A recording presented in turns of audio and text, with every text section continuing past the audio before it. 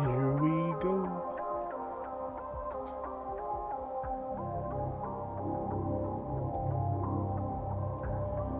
Hello, thank you.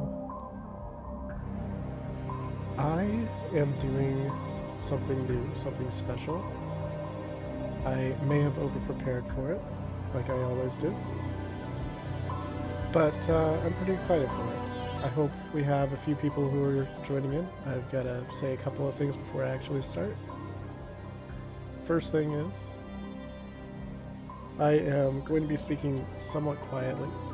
Unfortunately, I've got people sleeping. So, we're going to be a little quiet. That said, hopefully you guys can hear me. If there's any problems with the audio, let me know. I'll try to balance things. The other thing I'd like to say is that because there's people sleeping, we got light everywhere. Can't do a camera or anything, but I did come up with an option. I have this little guy to help me out. Let's see if I can get him to work. There we go. If you like it, let me know. If you think it's dumb, let me know. So, I want to just show you more or less what we're planning to do today. We have a Mass Effect Legendary Edition run that I'm going to start. Hopefully I can get a little bit of viewer participation as well. We've got a lot of mods here. I want to show you what I'm using. I've got a list of mods here from this particular mod guide, and it has a whole bunch of really interesting things in here. Of course, it has the community patch. The community patch has a whole bunch of general bug fixes, making things a lot better. It has trackers for the galaxy map. There's a lot of things here. I'm not going to go through everything, but there's a few that are pretty important. I want to add elements of comparative weaponry. This one, it changes the way we look at our weapons. Instead of the 3 stats that the game normally has, it has 3 slightly different stats. And I think they do a much better job of actually telling you what's going on with the weapons to compare them together. We have most of these don't really affect gameplay. However, there's a couple of small things like an easier persuasion check, which is one of the hardest checks in the game. That can be done super early on, which makes it essentially impossible to make it work. But then there's a few other just minor things. Storm improvements lets you sprint almost forever. And a bunch of really nice HUD enhancements. The really important thing, though, is we have the Pinnacle Station DLC. This DLC was removed from the game, and a handful of modders brought it back. There's a whole story about that. It's really cool. And we also have things like casual hubs, which has the ability to add casual outfits on hub worlds, such as the Citadel. And one of my favorite things here, if I can see it real quick, is the diversification project. It allows so many really interesting things, such as different NPCs in the Citadel and so on. I'm super excited to show this out, so I hope you guys are half as excited. Without any further ado, I'm going to hit the play button. It might take just a minute for this to kick in.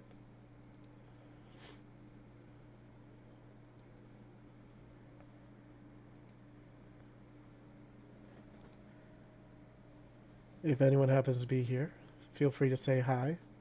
There's a whole bunch of different commands that we have as options. Things such as gamble and heist with different loyalty points. A lot of really interesting things going on there. One second, I am tossing a link in so someone else can join in. There we go. And we're about to start. I've got a character right now almost completely finished with the game. I've called her Medalia. I've been doing that for some of my modded characters, just so I know which ones are modded, which ones are vanilla. But we're going to start fresh from Mass Effect 1. Hey George, I see you there. Also, hi Faye. I will be actually having you guys give me some input on how to create my character, including male or female, including the background. I can hear you, George, loud and clear. If only.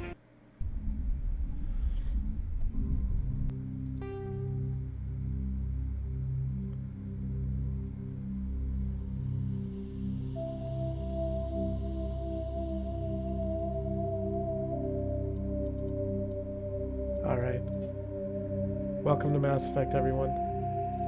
There's a couple of things that we are going to do. Welcome to Alliance Military Database. Classified information requested. Establishing secure connection. Secure connection confirmed. The first thing that we're going to do, as I said in my intro video, this is going to be an insanity run, and because of that, I'm going to be making most of the combat-related decisions myself. If I don't do that, I'm probably going to die a lot more than I need to. So, I'll be handling the combat decisions. However, some of the other things I'm going to have you guys help out with. I might have you guys help with things like I mentioned, we're going to have a custom character that you guys are going to help with, including the background, including whether it's male or female Shepard. And we're going to be doing a whole bunch of really cool things here. I'm going to have you guys decide Paragon or Renegade. You need my mic a little louder. Let me pump that up. Or I will drop the game audio down a little. My mic's as loud as it can go. Unfortunately, I can't talk any louder because I'll wake people up. But is that a little better balance, maybe? We might have to check this a few times throughout the game because once the guns start going, it's going to get super loud. Yeah, so we're going to do a new ID. Alright, so here's the first question. Is this going to be a male or female Shepard? So I'm going to start a poll here. You guys can vote M or F. Exclamation point vote M or F, male or female. And let me know what you guys want. I know what one person's vote is already. I do not have a spin wheel. I could have put one in. I'm going to try to stay mostly Paragon or Renegade. And the reason for that is because there's some really hard checks later on that kind of you need to be mostly one or the other. But yeah, go ahead and toss in your votes, exclamation point vote, and then M or F. And we are going to close the poll in about 4 minutes time. How are you guys doing tonight? Oh, by the way, all those points that George has in his channel, all the highest and all those other things. Yeah, I have your vote, it is right here. And so far, male is winning.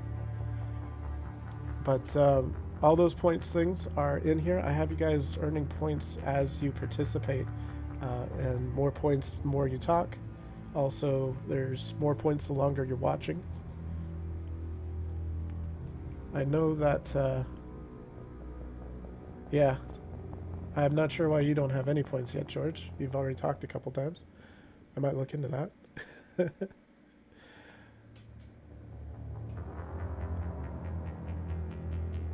I am not actually seeing you show up here yet. That's funny. Maybe it doesn't like you, George, for some reason. Let's see, I'm sure I can give points. Let's see. Give points.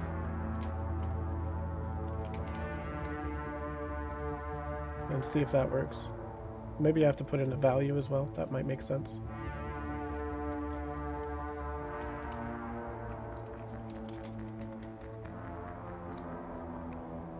Does that work? I think maybe it does not work. We'll find out.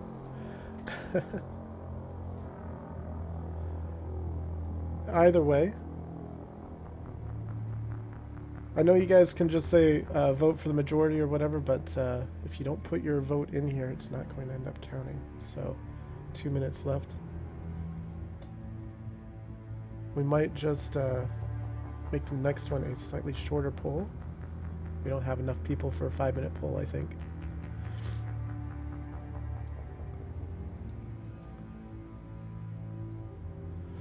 But yeah, I'm excited about this. We've got a lot of really cool things going on. All right, just do a exclamation point vote and then M or F. You get to put in your vote for that. I'm gonna be contrarian. I'm gonna do a vote for female.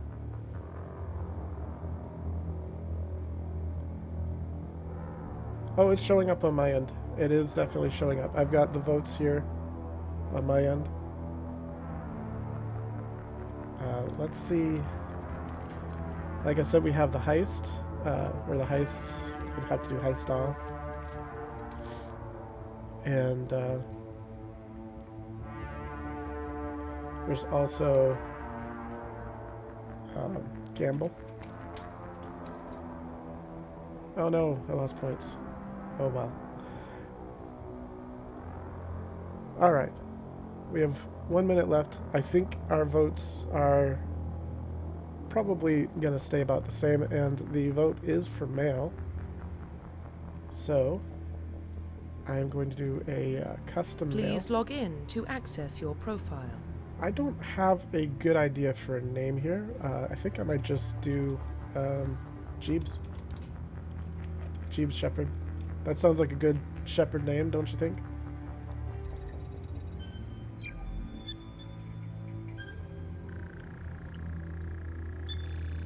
Warning, data corruption detected. Already? Please reconstruct profile.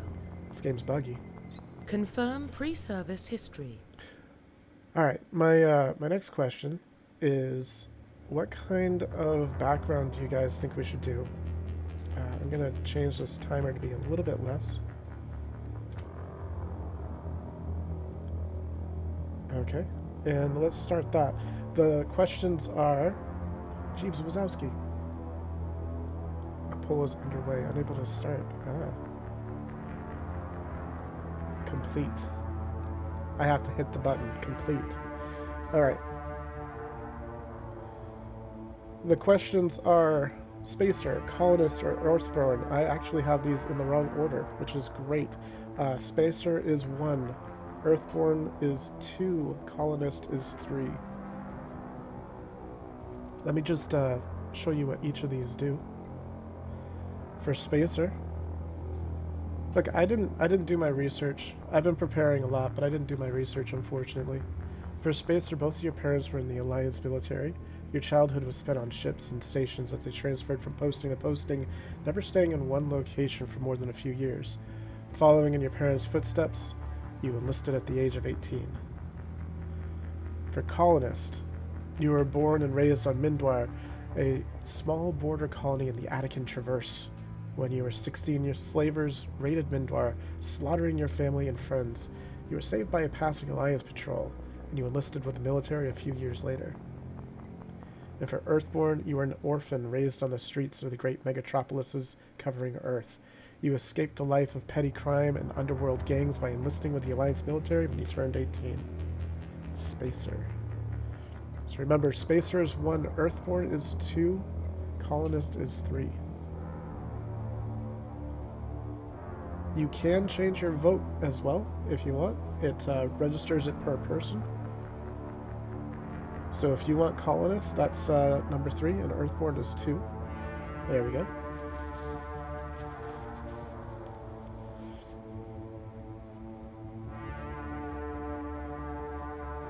We have about a minute and a half left on this poll.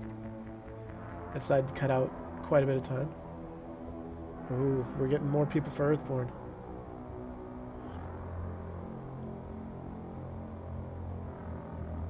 I believe my last run I was a spacer, which is interesting.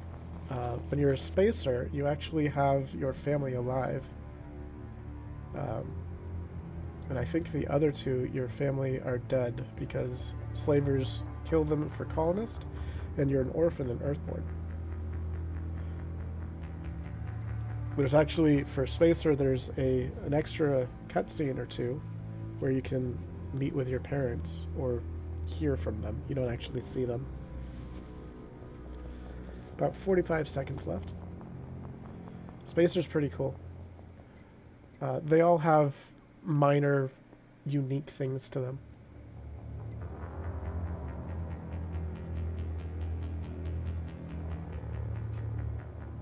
Alright, I'm going to close the poll with 30 seconds left. And we have the winner's number 2, which is Earthborn, not Colonist. So Earthborn wins. Confirm psychological profile. Alright, so for this one, I need to update this. We have Soul Survivor. We have War Hero. And we have Ruthless.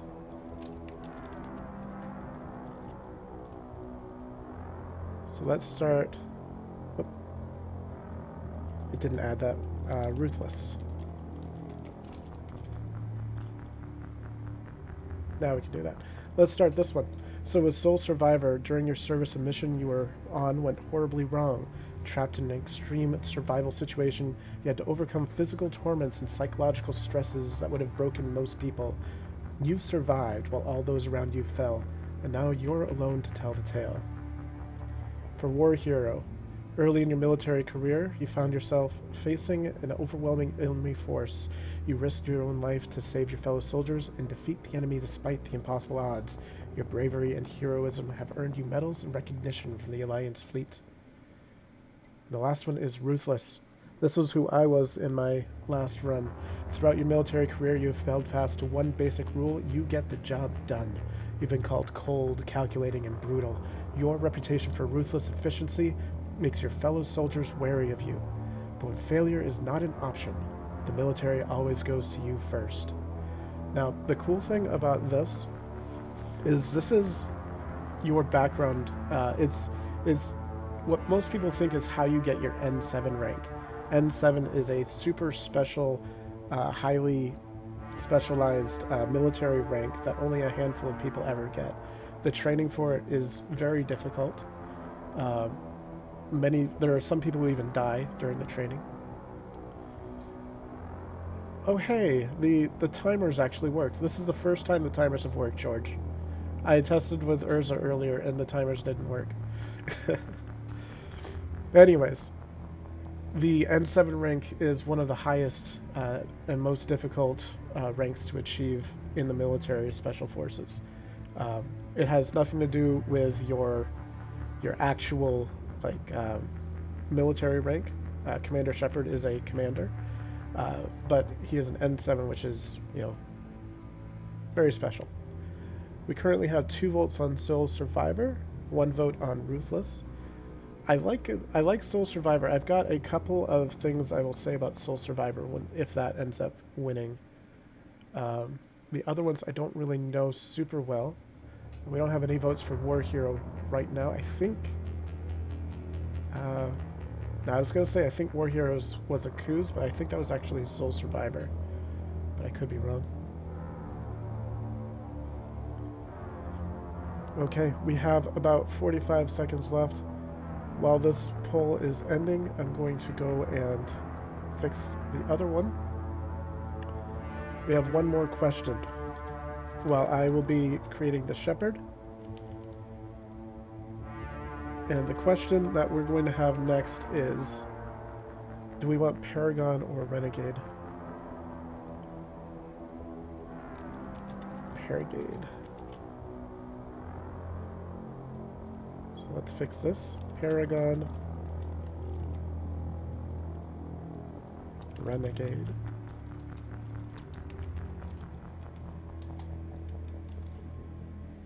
I can spell.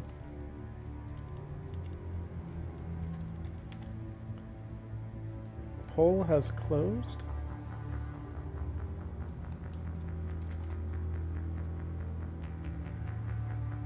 Okay.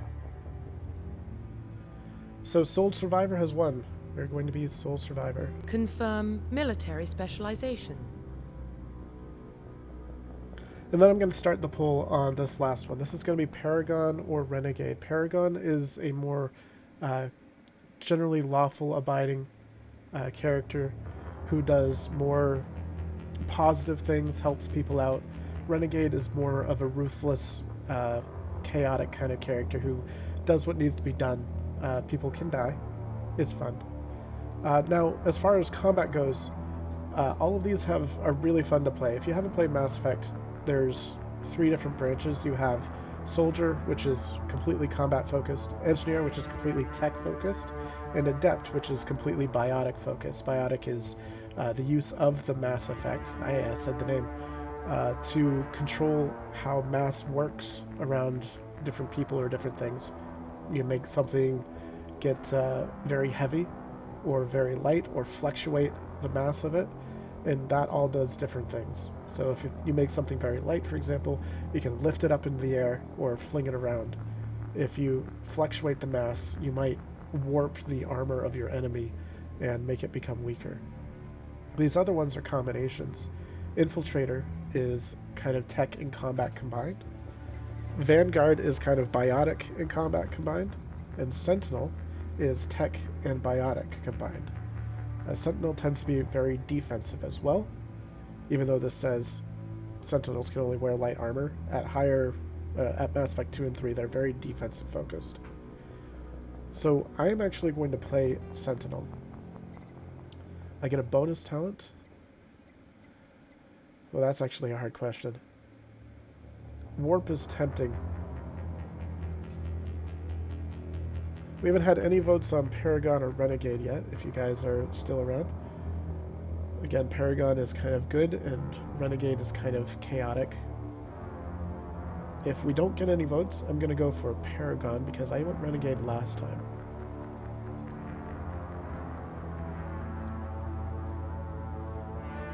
One of the cool things about having a male shepherd instead of a female shepherd is I get to see a whole bunch of new romance options that I normally don't get to see. Maybe we'll look into that later. I think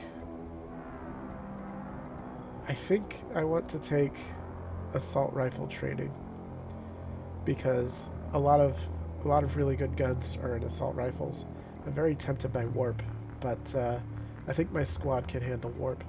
So I'm going to take assault rifles. Confirm facial identification.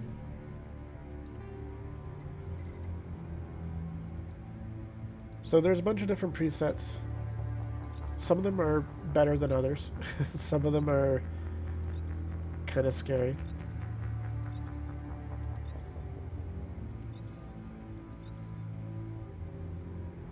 All right. So, we're going to go with Paragon for our Shepherd's reputation, I suppose. You know what? I'm going to just hit this Cycle Presets button a bunch.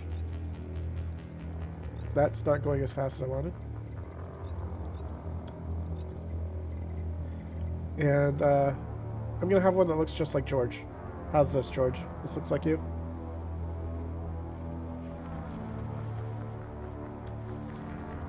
I'm kidding, of course. All right.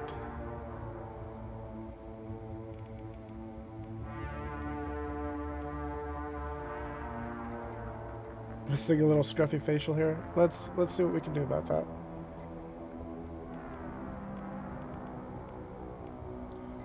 How's that?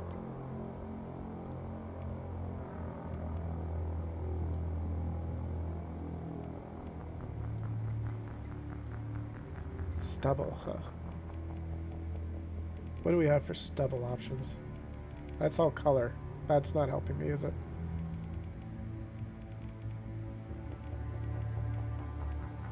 Who's this?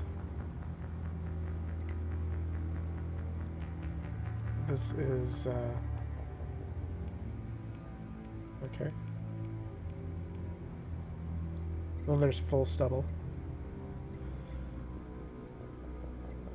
All right, let's do this. I could spend forever here, but you know, I feel like Profile reconstruction complete. getting into the game is going to be the best option. So let's do it. Let's get into the game. Identification confirmed. Insanity difficulty. I have not done this before. But what I will say is after the initial start, which was a little rocky, trying to get used to the controls again, I had 0 issues with the combat difficulty. I was steamrolling everything. So I'm hoping that I have a little more difficulty, but not enough to make it frustrating. So let's go. Welcome to Mass Effect.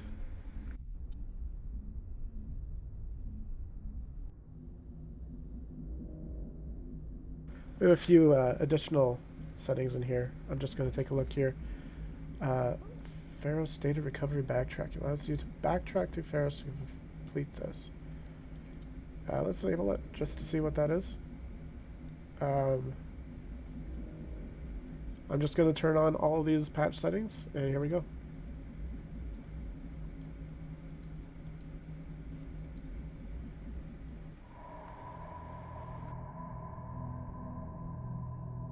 Well, what about Shepard? Earthborn, but no record of his family. Doesn't have one. He was raised on the streets, learned to look out for himself. He saw his whole unit die on a cruise. He could have some serious emotional scars. Every soldier has scars. Shepard's a survivor. Is that the kind of person we want protecting the galaxy? That's the only kind of person who can protect the galaxy. I'll make the call.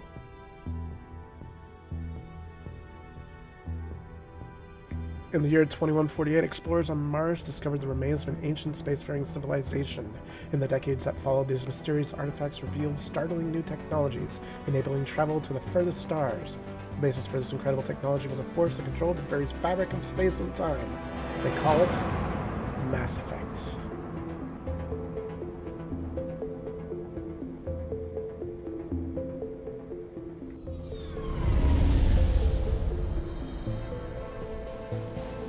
The Arcturus Prime relay is in range. Initiating transmission sequence. Commander?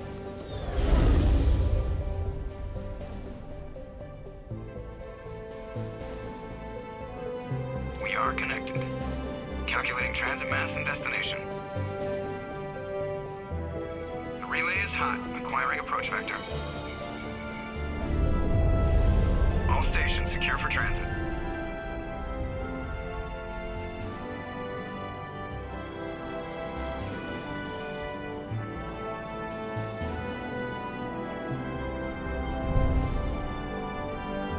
Board is green. Approach run has begun.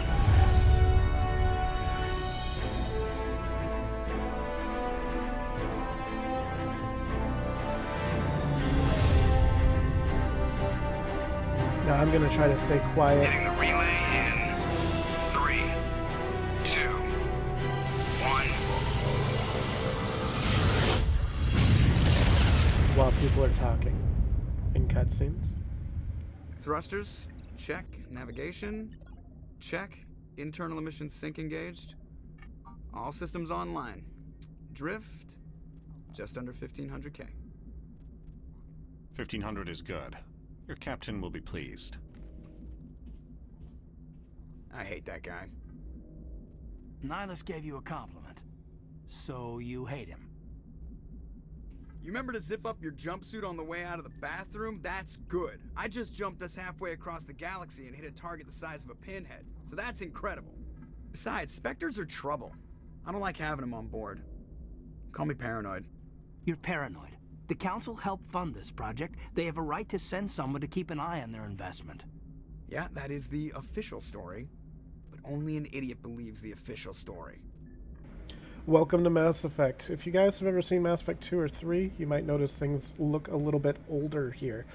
Mass Effect 1 was obviously the first in the series, but it is it aged a little bit poorly, I would say, in terms of... Yes, thank you. I know how to move the mouse.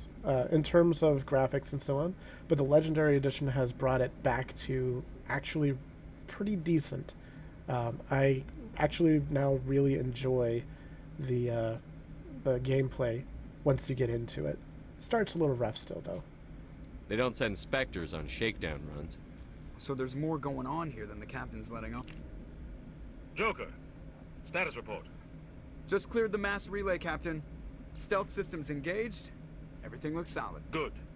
Find a comm buoy and link us into the network. I want mission reports relayed back to Alliance Brass before we reach Eden Prime. Aye, aye, Captain. Better brace yourself, sir. I think Nihilus is headed your way. He's already here, Lieutenant.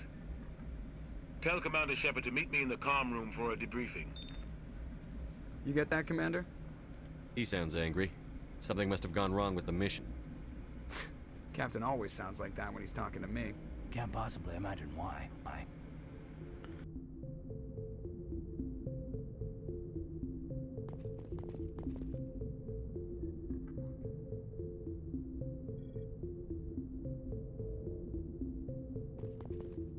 You probably don't want to keep the captain waiting, Commander. The captain's waiting for you in the comm room, Commander.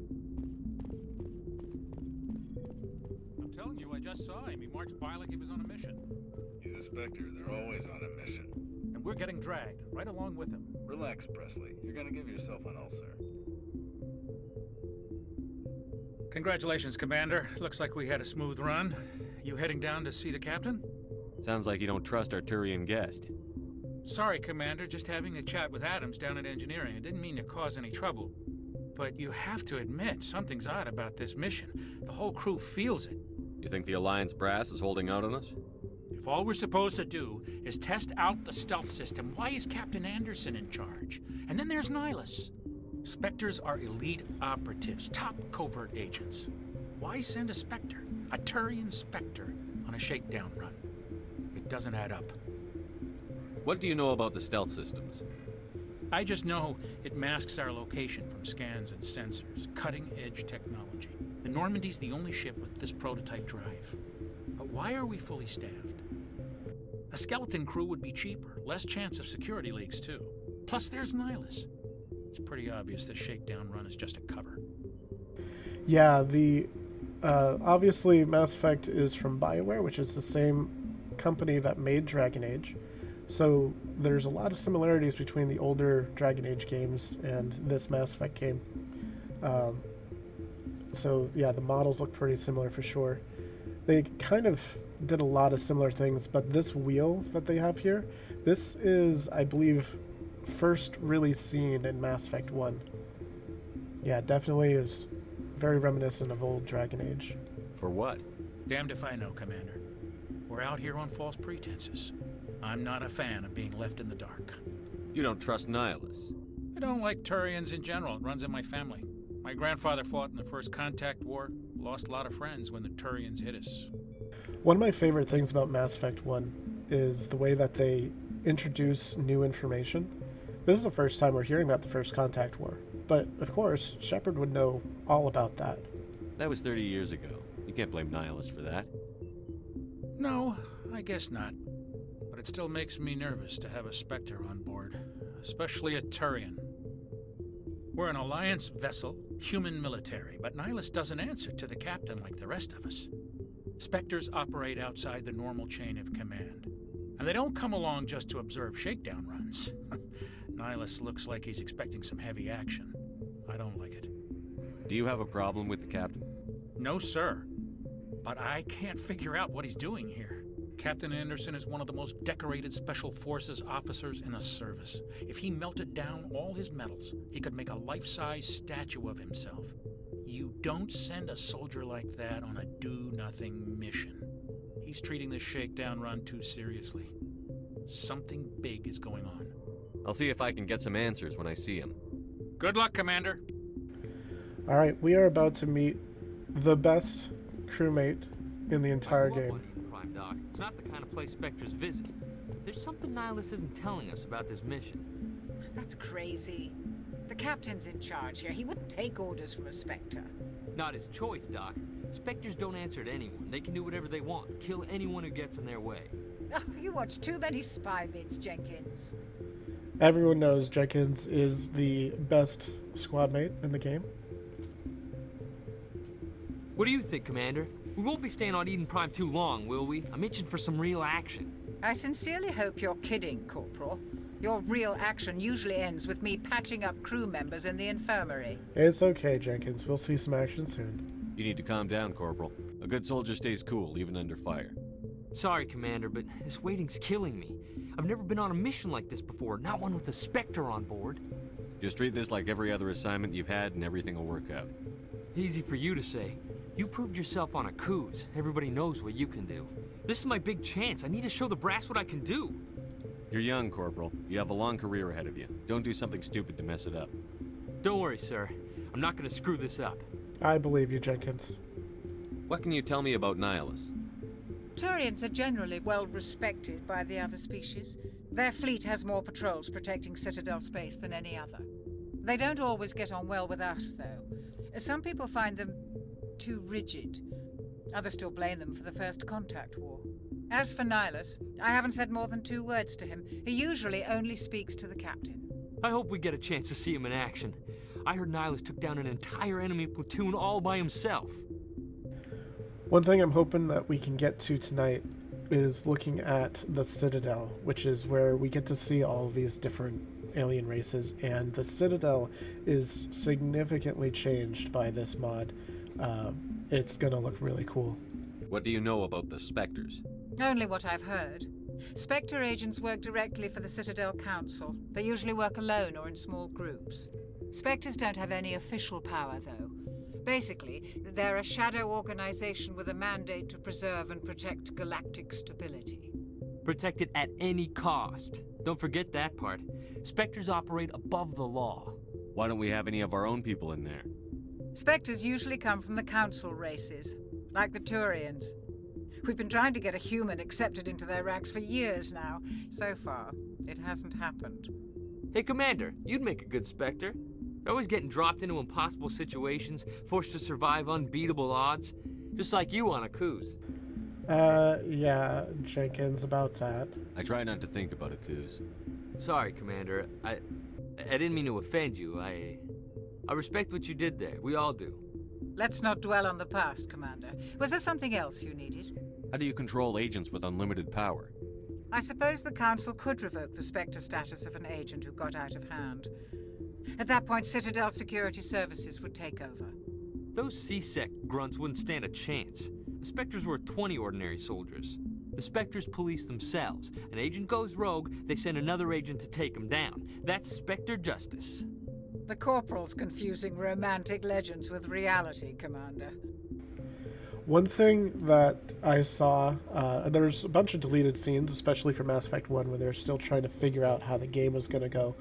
But the opening has a really interesting deleted scene where all of this conversation, the introductions to Caden, to Jenkins, to Chakwas, all that happens downstairs.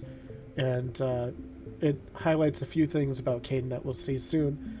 And it really gives an interesting look into their different personalities. Kind of sad that it got deleted, but if you're really looking for it, you can search for some deleted scenes. It's not part of this mod.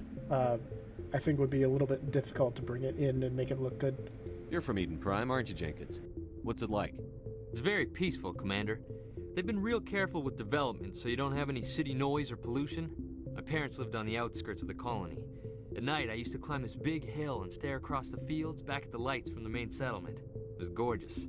But when I got older, I realized it was a little too calm and quiet for me. That's why I joined the Alliance. Even Paradise gets boring after a while. Any idea why Eden Prime was chosen as our destination? Not really sure, Commander. Eden Prime's one of our most stable colonies. Good place to take the Normandy for a shakedown run, I guess. No real danger there. There's gotta be something else going on. We've got a Spectre on board. That's why I'm so wound up. I can't wait for the real mission to start. The captain's waiting for me. Goodbye, Commander. Alright, here we go. See, we can't even go downstairs. That's where you would have accessed that mission. Head on downstairs. But we're going to talk with Nihilus. Commander, Commander Shepard. I was hoping you'd get here first. It will give us a chance to talk. The captain said he'd meet me here. He's on his way. I'm interested in this world we're going to, Eden Prime. I've heard it's quite beautiful. They say it's a paradise. Yes, a paradise. Serene, tranquil, safe. Eden Prime has become something of a symbol for your people, hasn't it? Proof that humanity can not only establish colonies across the galaxy, but also protect them. But how safe is it really? Something they're trying to establish this early on is the relationship between Turians and humans. Turians and humans don't really trust each other because of the First Contact War, which was when the humans first contacted the Turians and saw them as a threatening alien species, and combat happened. Do you know something? Your people are still newcomers, Shepard. The galaxy can be a very dangerous place. Is the Alliance truly ready for this? I think it's about time we told the commander what's really going on. This mission is far more than a simple shakedown run. This is one of the first places you'll see the effects of the mods. Anderson's uniform is something that you'll see a lot more of in the later series, in Mass Effect 3 especially, and they've ported it into Mass Effect 1 to just make it look more consistent. I figured there was something you weren't telling us. We're making a covert pickup on Eden Prime. That's why we needed the stealth systems operational. There must be a reason you didn't tell me about this, sir. This comes down from the top, Commander. Information strictly on a need-to-know basis. A research team on Eden Prime unearthed some kind of beacon during an excavation. It was Prothean. I thought the Protheans vanished 50,000 years ago. Their legacy still remains. The mass relays, the Citadel, our ship drives. It's all based on Prothean technology. This is big, Shepard. The last time humanity made a discovery like this, it jumped our technology forward 200 years. But Eden Prime doesn't have the facilities to handle something like this. We need to bring the beacon back to the Citadel for proper study. Obviously, this goes beyond mere human interests, Commander. This discovery could affect every species in Council space. Why didn't we keep the beacon for ourselves? You humans don't have the best reputation. Some species see you as selfish, too unpredictable, too independent, even dangerous. Sharing that beacon will improve relations with the Council. Plus, we need their scientific expertise. They know more about the Protheans than we do. The beacon's not the only reason I'm here, Shepard. Nihilus wants to see you in action, Commander. He's here to evaluate you. Evaluate us, huh? Guess that explains why I bump into him every time I turn around. The Alliance has been pushing for this for a long time. Humanity wants a larger role in shaping interstellar policy. We want more say with the Citadel Council. The Spectres represent the Council's power and authority. If they accept a human into their ranks, it shows how far the Alliance has come. Not many could have survived what you went through on Akuz. You showed a remarkable will to live, a particularly useful talent. That's why I put your name forward as a candidate for the Spectres. Why would a Turian want a human in the Spectres? Not all Turians resent humanity. Some of us see the potential of your species. We see what you have to offer to the rest of the galaxy, and to the Spectres. We are an elite group. It's rare to find an individual with the skills we seek. I don't care that you're human, Shepard. I only care that you can do the job. Well, that sounds like a ringing endorsement so far. I assume this is good for the Alliance. Earth needs this, Shepard. We're counting on you. I need to see your skills for myself, Commander. Eden Prime will be the first of several missions together. You'll be in charge of the ground team. Secure the beacon and get it onto the ship ASAP. Nihilus will accompany you to observe the mission. Be cool to have a Turian on board.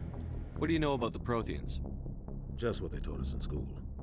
They were a technologically advanced species that ruled the galaxy 50,000 years ago. Then they vanished. Nobody really knows how or why, though I've heard plenty of theories. But everyone agrees galactic civilization wouldn't exist without them.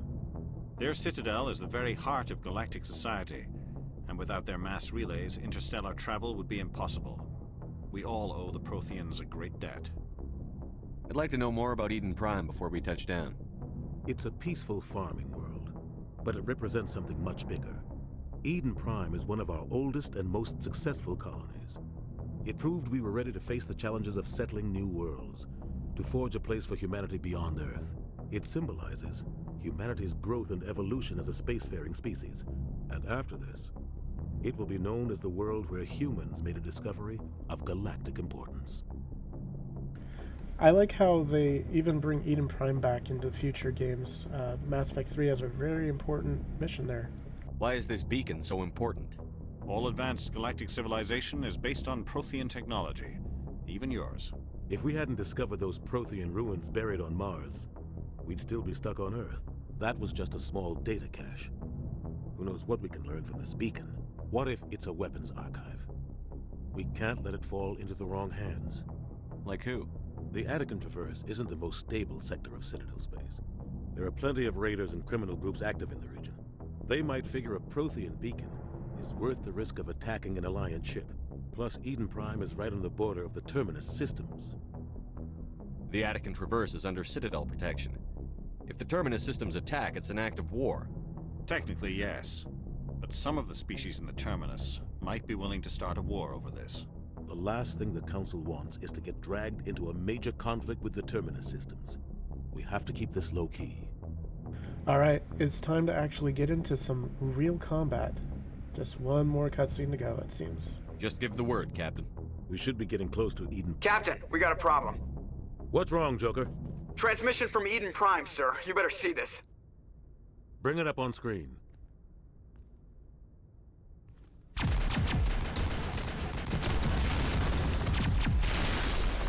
Get down!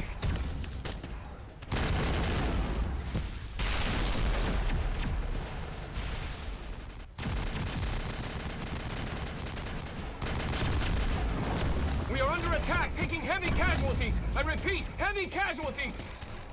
We can't get evac. They came out of nowhere. We need...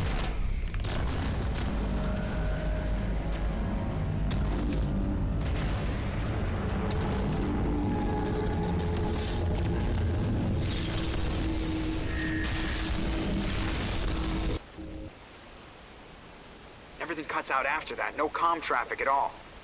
Just goes dead. There's nothing. Reverse and hold at 38.5.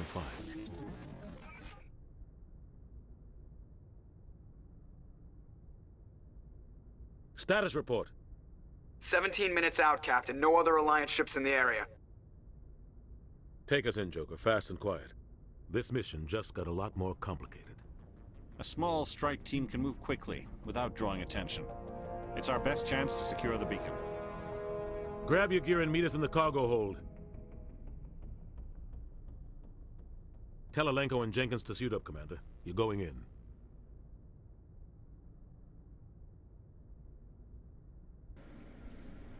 I wonder what that could be. Engaging stealth systems. Somebody was doing some serious digging here, Captain. Your team's the muscle in this operation, Commander. Go in heavy and head straight for the dig site. What about survivors, Captain? Helping survivors is a secondary objective. The beacon's your top priority. Approaching drop point 1. Nihilus, you're coming with us? I move faster on my own. Nihilus will scout out ahead. He'll feed you status reports throughout the mission. Otherwise, I want radio silence. We've got his back, Captain. The mission's yours now, Shepard. Good luck! We are approaching drop point 2. The Normandy. Ship perimeter secure, Commander. No sign of Nihilus. Damn, he's fast. Alright. Smells like smoke and death. Oh God, what happened here? We have Caden and Jenkins. And we are going to first check out our squad. We get to assign level up points. We have a whole bunch of abilities. If you have a circle, that means you're unlocking something. A triangle means you're upgrading this ability. So before we get much further, I want to just make sure I have my important things unlocked. So barrier, first aid, and overkill for assault rifles. For Caden, we have 2 points, so barrier. And I don't think he needs first aid at the moment. We'll see about that. I'm going to try to just give him an overall status boost. And for Jenkins, he's got 2 points. I'm going to give him overkill and maybe a point in soldier. Give him a little more survivability.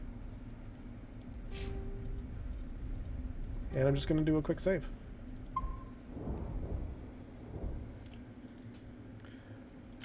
Behold, combat.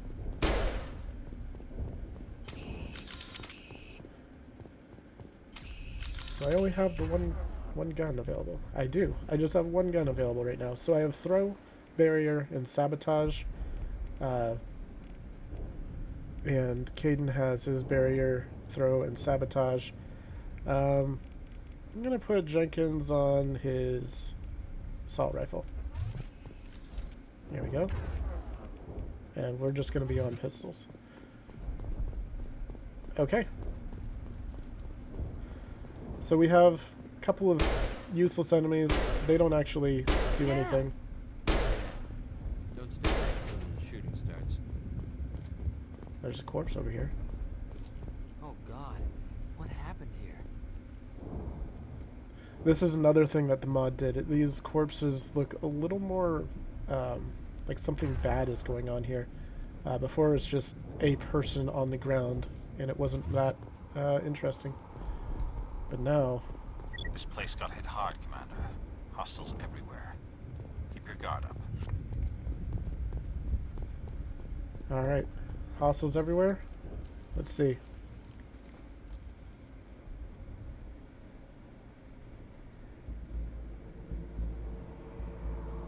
Jenkins, take point.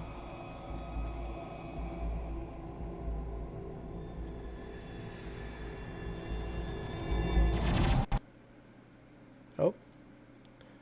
Are we getting our first death of the game?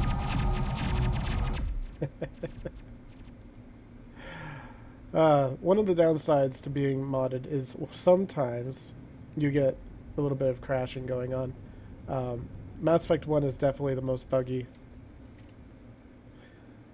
Good thing I did save though, so 1 second. I'm gonna just try to restart it. I have not seen a crash at that point yet, so that's interesting.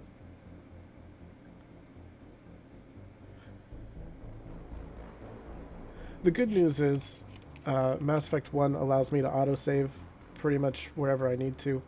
With Mass Effect 2 and 3, I can't use a quick save feature for some reason. One of the mods breaks it, so I have to rely on the game's autosaves and my manual saves. But I might just let you guys see this menu real quick because I kind of skipped past it last time.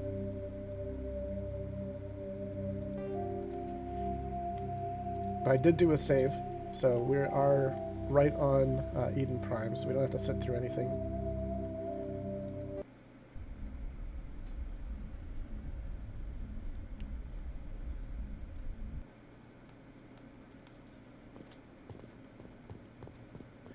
Alright. Yeah, the menu is so cool. Gas bags. This place got hit hard, Commander. Hostiles everywhere. Keep your guard up.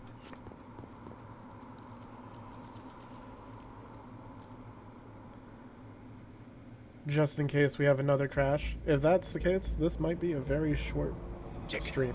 Take point. And that would kind of suck. Come on, Jenkins, take him out.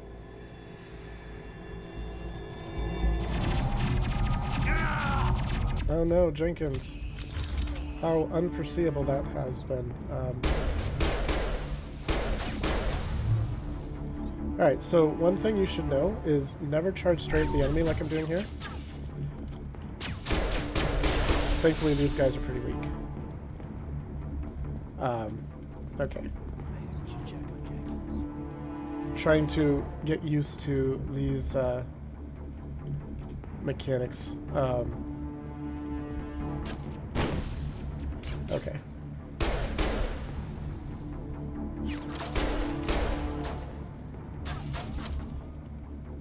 please. Thank you. Also, I can actually check some burned on out Jenkins. buildings here, That might be a good idea. A lot of bodies. I'm gonna check it out. I'll try to catch up with you at the dig site. Ripped right through his shields. We're at a chance. We'll see that he receives a proper service once the mission is complete. But I need you to stay focused. Aye, aye, sir. Alright. Squad is all leveled up.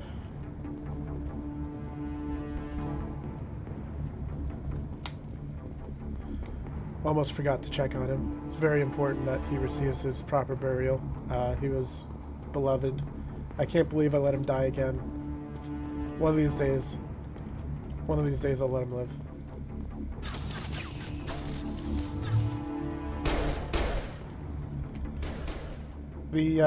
I'm hitting the reload button all the time because I'm used to it from Mass Effect 2 and 3. There's no actual ammo in here. What you can see is...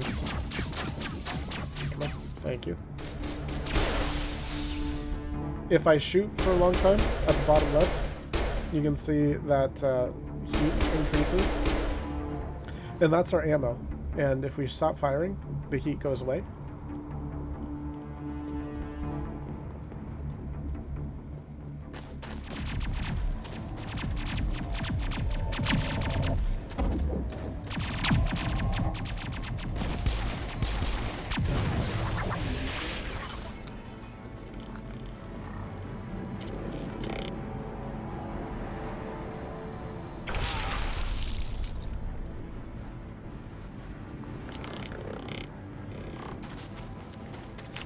Actually, George, in 2 and 3 they have an ammo system. It's the same principle of how the guns work in Universe, but instead of having it discharge slowly over time, the heat...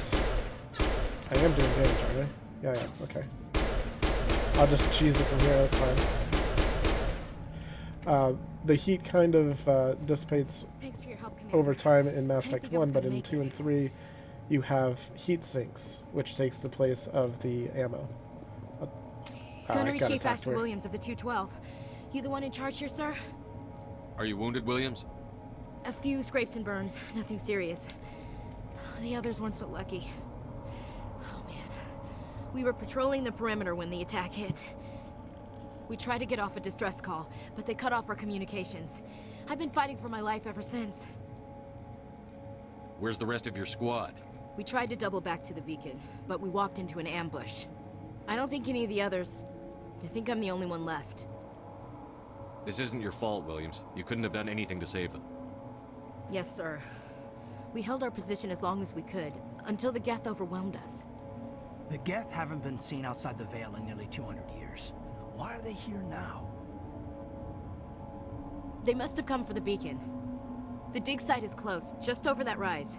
It might still be there. I like the use of the guns Shepard's definitely holding on to. We could use your help, Williams. Aye, aye, sir. It's time for payback. Let's see if it'll show a wide shot. What else again. do you know about the Geth? Just what I remember from history class back in school. They're synthetics, non-organic life forms with limited AI programming, created by the Quarians a few centuries ago. They were supposed to be a source of cheap labor, but ended up turning on the Quarians and drove them into exile. Well, after that, they just kind of disappeared behind the Perseus Veil. Nobody's really heard much from them since. You know, George, I'm not entirely sure. I'm thinking for another 2 hours or so. Depends on how I'm feeling. I'm a little bit sick at the moment. My throat's starting to hurt a bit, so I might cut it off early if things don't go well. But I think I'm going to try to get a couple hours in and really get to finish this mission, get to the Citadel, and see what's going on. Yeah, it's all your fault, Urza. All your fault. I'm blaming you. Tell me everything you know about the beacon. They were doing some digging out here to extend the monorail and expand the colony. A few weeks ago, they unearthed some Prothean ruins, and the beacon.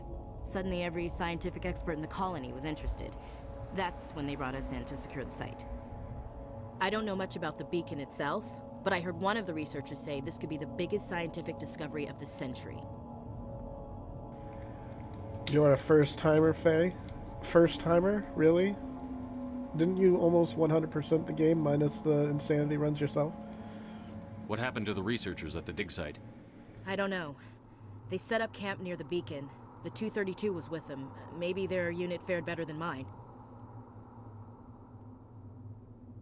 Describe what happened leading up to the attack. We were sent out a couple of nights ago from the main colony to secure the area. Seemed like a routine patrol, until the Geth hit us. We never knew they were coming. What happened to the researchers at the See you, dig site? George? I don't know. They set up camp near the beacon. The 232 was with them. Maybe their unit fared better than mine. Have you seen a Turian Spectre around here? There aren't any Turians on Eden Prime. None that I've ever met. Not sure I'd be able to tell if one was a Spectre anyway. If you saw this guy, you'd know. Carries enough firepower to wipe out a whole platoon. Luckily, he's on our side. Sorry. Like I said, no Turians. Move out. Alright. Let's escape to level up Ashley. Ashley Williams, our new squad member. We thought this world was safe until the Geth showed up. Smells like smoke and death. Now, another mod that we have here is when we pick up items, we just get our inventory note on the side here. You know what? Speaking of, I'm going to make a slight adjustment here. I'm going to move you up here. And I think that'll be better. That way it's not blocking the map. And it's not blocking my inventory either. So this is one thing about the mods I'm not a big fan of. I don't like how it just says equipment or inventory. Because now I've got to actually go into my inventory and take a look at everything I have. But here's what I have. I am missing a lot of things. I need to get some guns. I have weak armor. But this is an upgrade, the Scorpion. So we have damage protection, shields, tech, and biotic protection. That's the same as what we had in the original Mass Effect. And then we have our unique kind of outfits that everyone gets. Unfortunately, they kind of all look a little bit janky. But they could be worse. Here is kind of showing you what the different weapon layout looks like. This has DPS burst, DPS sustained, and accuracy rating. Before it had something like damage, number of clips or number of shots before overheat, and accuracy rating. And it didn't really give you a good picture of what your DPS was. Alright, Caden. You have the Onyx equipped. Ashley, your weapon, or your armor is better. I think you've got medium armor equipped right now. So let's level up Ashley. She has 2 points. We're going to give her Overkill. Going to give her Soldier for a little more survivability because Jenkins wasn't cutting it. So always good to do a quick save after you level up. Let's see what this is. That man was still alive when they stuck him on the spike. Impaling victims instead of just shooting them. There must be some reason behind it. Classic psychological warfare. They're using terror as a weapon. Killing us isn't enough. The Geth want us to suffer.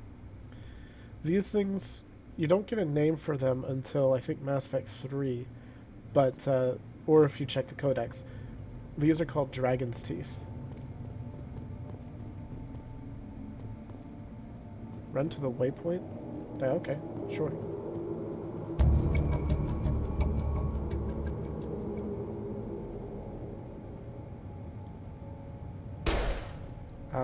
I'm doing it. Tutorials.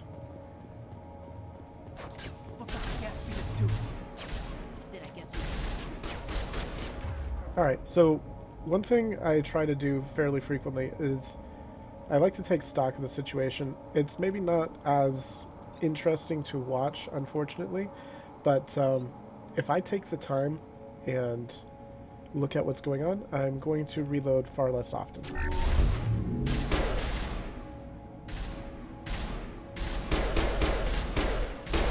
Can't hardly see him. Alright, there's one. We got a level up.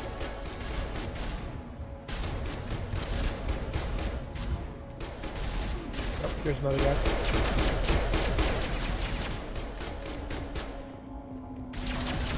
Oh, he died. Okay.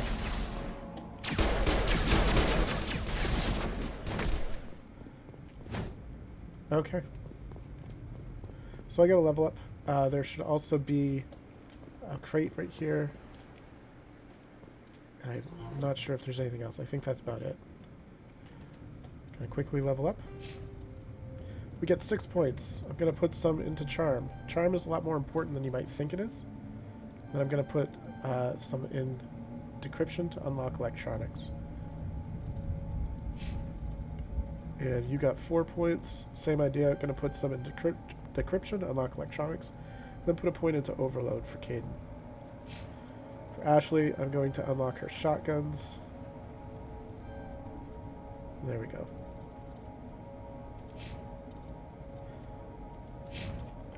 The game will auto-level you up if you wanted to, but with Insanity runs, that's not really a great idea. This is the dig site. The beacon was right here. It must have been moved. By who? Our side or the Geth? Hard to say. Maybe we'll know more after we check out the research camp. You think anyone got out of here alive? If they were lucky. Maybe hiding up in the camp. It's just on the top of this ridge, up the ramps. Alright. Change of plans, Shepard.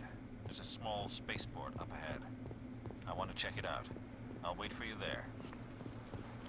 I'm going to try not to run forward too much during conversations. I ended up skipping a whole lot in my solo run earlier because I was running. Looks like they hit the camp hard. Like that? It's a good place for an ambush. Keep your guard up. Ugh. Oh god, they're still alive. What did the Geth do to them?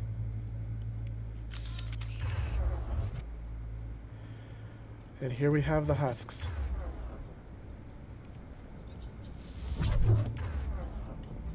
Okay, that just missed. That's fine. Can you grab it again? Oh, this is not good if it takes this long. I need some better gear and quick.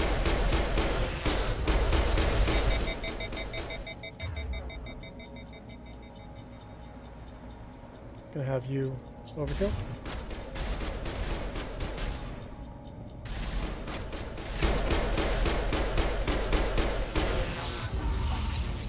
Turning our own dead against us. It must take a few hours for the spikes to turn people into husks. Yeah, so the husks are the classic rush enemies that try to get you out of cover. Yeah, combat feels so slow, doesn't it? We've both been playing Vanguards in Mass Effect 3, and combat is so fast in Vanguards. That door, it's closed. Security lock's engaged. Some locked objects require decryption or electronics, which is why I put some points into both. So one thing this game, the mods do, is it removes the need for these minigames. I kind of like them, even though I'm not especially good at them while trying to talk. Humans, thank the Maker. Hurry, close the door before they come back. Hi, Dr. Manuel. It's been a while. Don't worry, we'll protect you. Thank you. I think we'll be okay now. It looks like everyone's gone. You're Dr. Warren, the one in charge of the excavation. Do you know what happened to the beacon? It was moved to the spaceport this morning. Manuel and I stayed behind to help pack up the camp. When the attack came, the Marines held them off long enough for us to hide. They gave their lives to save us. No one is saved. The age of humanity is ended. Soon, only ruin and corpses will remain. What's wrong with your assistant? Manuel has a brilliant mind, but he's always been a bit unstable. Genius and madness are two sides of the same coin. Is it madness to see the future? To see the destruction rushing towards us? To understand there is no escape? No hope? No. I am not mad. I'm the only sane one left. I gave him an extra dose of his meds after the attack. Here's a classic renegade option. I'm going to do it just to show you what it is, but I'm going to mostly be avoiding Renegade options when I have multiple options available. When it's just one option and no Paragon, then maybe I'll do a couple of the Renegade options. Say goodnight, Manuel. You cannot silence the truth. My voice must be heard. Oh my god! What did you do? That might have been a little extreme, Commander. You can't just go around whacking people in the head. It was only a matter of time until he did something crazy and dangerous. I suppose you're right. By the time he wakes up, the meds will have kicked in. What else can you tell me about the attack? It all happened so fast. 1 second we were gathering up our equipment. The next we were hiding in the shed while the Geth swarmed over the camp. We could hear the battle outside. Gunfire, screams. I thought it would never end. Then everything went quiet. We just sat there, too afraid to move, until you came along. Did you notice a Turian in the area? No, I'm sorry. We haven't left the shed since the attack. Can you tell me anything about the beacon? It's some type of data module from a galaxy-wide communications network. Remarkably well preserved. It could be the greatest scientific discovery of our lifetime. Who knows what secrets are locked inside? Miraculous new technologies? Groundbreaking medical advances? The possibilities are endless. Williams, take us to the spaceport. Good luck, Commander.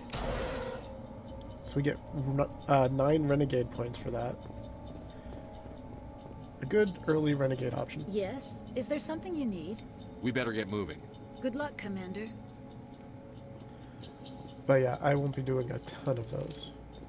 Just, you know, the occasional smacking people over the head.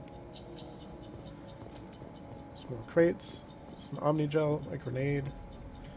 Let me see if we have anything good. Nothing in equipment yet. We have some Quarian and Turian armor. That's interesting. We got a shotgun. So here's how you can compare these two items.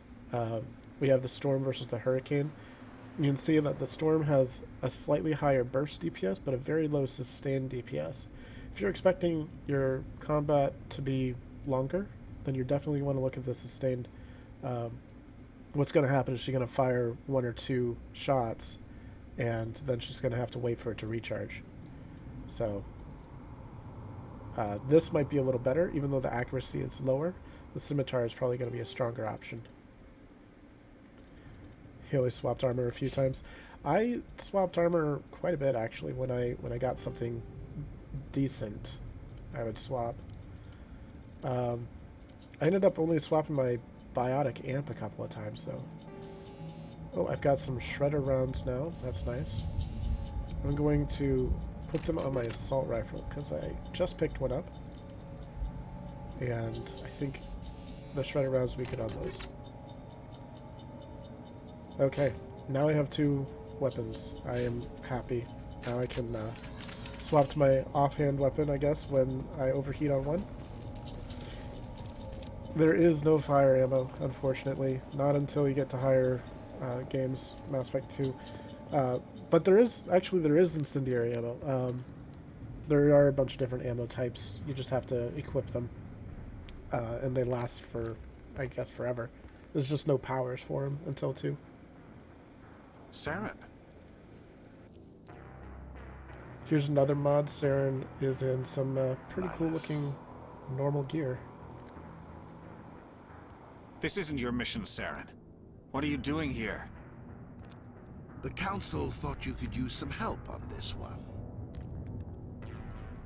I wasn't expecting to find the Geth here. The situation's bad. Don't worry. I've got it under control.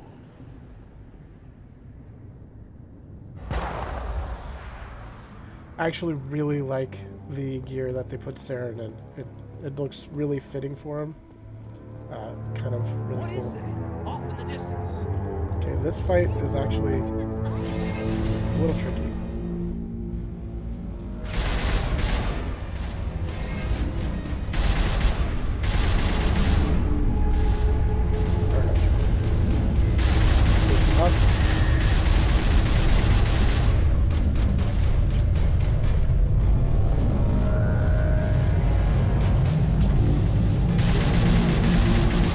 I even hitting him?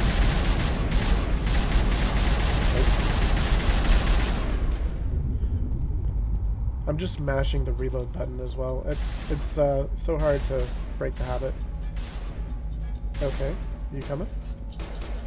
You got it. Alright. I think that's everyone. Once your squad stops shooting at everything, you tend to know it's empty. See some enemies, see some people in here. So what the mods did to remove these minigames is they let you... Everybody stay calm out there. We're coming out, we're not armed. Is it safe? Are they gone? They let you use Medigel on any of these for free. You're okay now. Nobody's gonna hurt you. Those things were crawling all around the shed. They would have found us for sure. We owe you our lives. I still can't believe it. When we saw that ship, I thought it was all over. It showed up right before the attack. Knew it was trouble the second I saw it, so we made a break for the sheds. But I kind of like the minigames, so I'm probably going to keep doing them, even though I don't need to. Tell me everything you remember about the attack. The three of us were working the crops when that ship showed up. We just saw it and ran. I don't know what happened to the rest of the crew. They were by the garage, over near the spaceport, right where that ship came down. No way they survived. You don't know that. We survived. If they made it to the garage, they could have had a fighting chance. Do you know anything about the Prothean beacon they dug up? We're just farmers. We heard they found something out there, but it never really mattered to us. Not until now. What else can you tell me about the ship you saw? I was too busy running to get a clear look at it. I think it landed over near the spaceport. Tell them about the noise, Cole. That awful noise. It was emitting some kind of signal as it descended. It sounded like the shriek of the damned. Only it was coming from inside your own head. It was probably trying to block communications. Whatever it was, felt like it was tearing right through my skull. Almost made it impossible to think. I have to go. Hey, Cole, we're just a bunch of farmers. These guys are soldiers. Maybe we should give them the stuff. Jeez, Blake, you gotta learn when to shut up. You have something to tell me, Cole?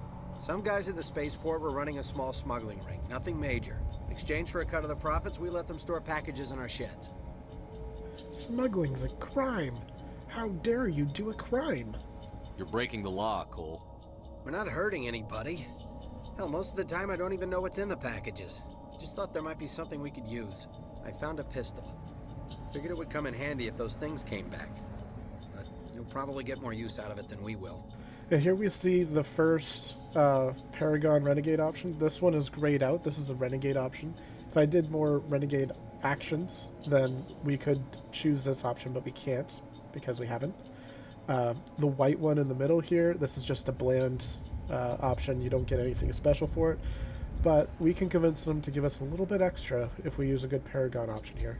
We're risking our lives to save this colony. You sure there's nothing else in here that could help us out? Yeah, there's one more thing. I was gonna sell it after this was over, but you probably deserve it more than I do. Who's your contact at the spaceport, Cole? What's his name? He's not a bad guy. I don't want to get him in trouble. Besides, I'm not a snitch. Another Paragon option. He might have something to do with this whole attack, Cole. We need his name. It's important. Yeah, okay, you're right. His name's Powell. Works the docks at the spaceport if he's still alive. I have to go. Good luck. Okay. And normally doing those Paragon Renegade options gives you more Paragon or Renegade points. So you get better by doing more of them. We're just a small farming colony. Why did they attack us? Why indeed. You need something? I think I'm done with you. I have to go. Good luck. I came here to get away from the stress of living on Earth. Yeah. Anything else in here? Got a locker?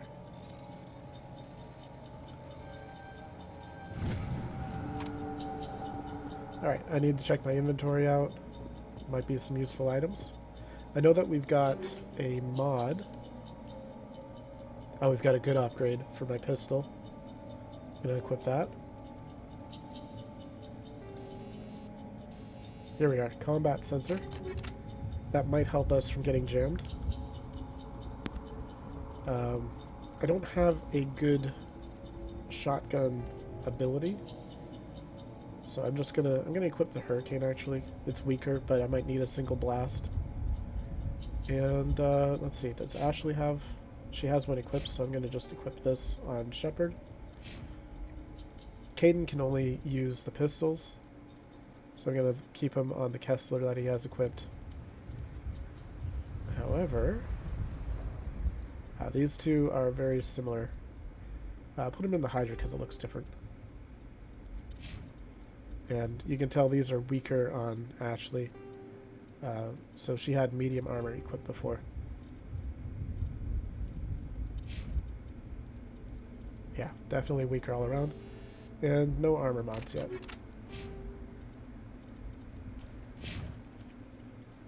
Okay.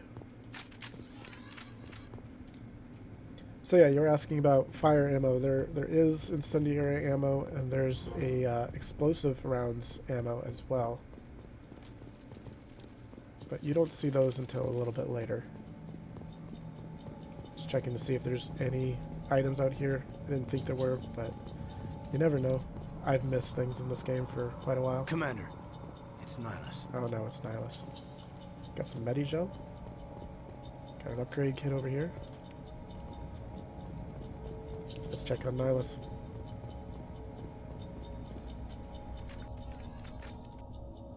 Be right back while this cutscene goes. A Turian? You know him? He's a Spectre. He was with us under normal. Something's moving over behind those crates. Wait! Don't shoot! I'm one of you! I'm human!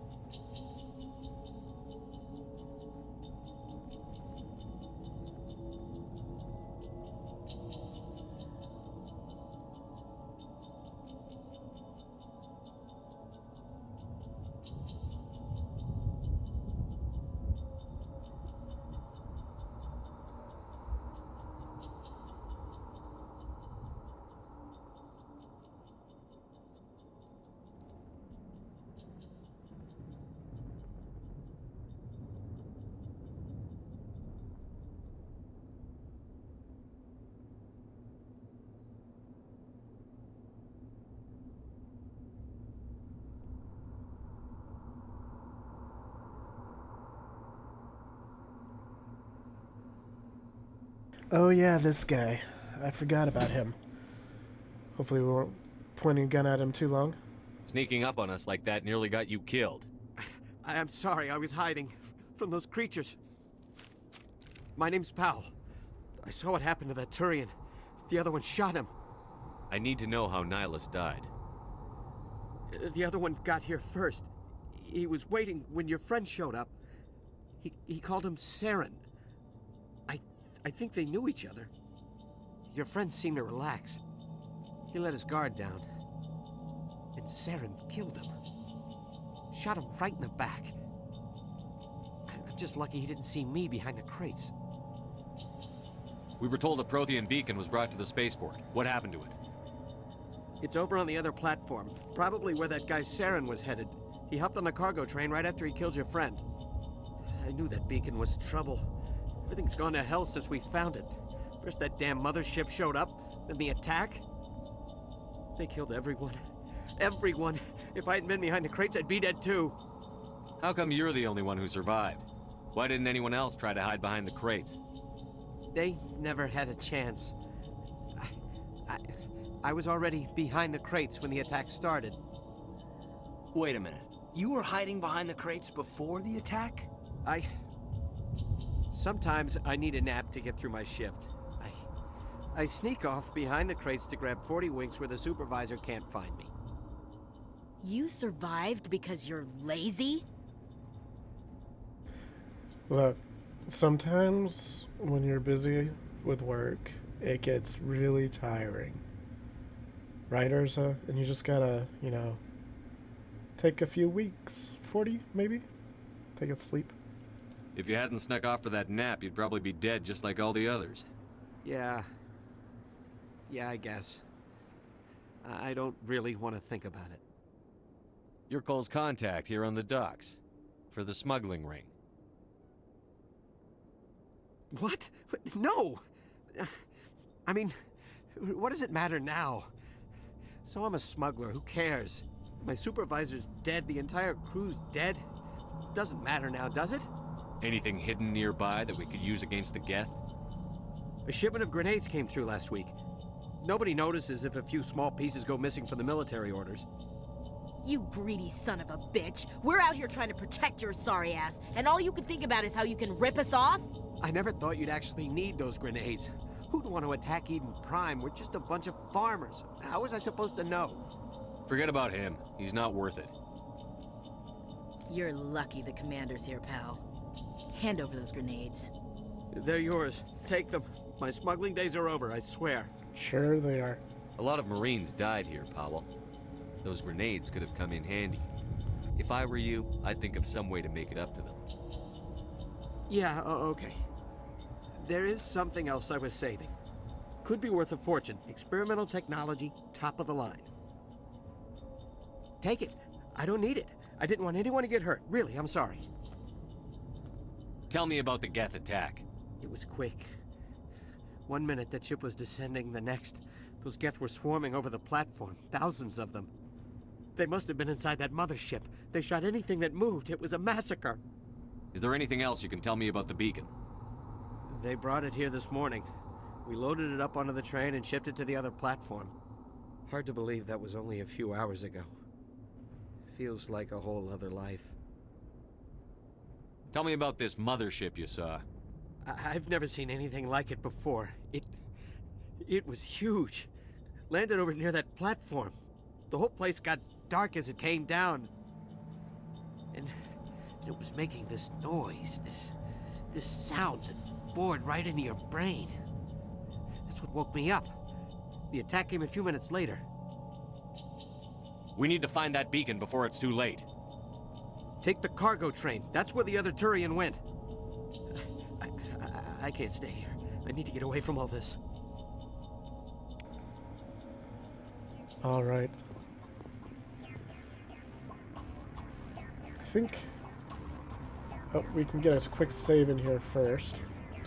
I see enemies on my map. Usually that means I can't save. But we got a quick moment to get some upgrades going on here. Let me just check what we've got. I'm pretty sure that there was a mod of some sort. Okay, shredder runs, armor piercing, radioactive. Minus 15% cooldown reduction. I don't think that's going to help me right now. But armor piercing rounds, we got a whole bunch of Geth, so I'm going to swap for armor piercing rounds. And in my pistol, I'm going to put those synthetic rounds.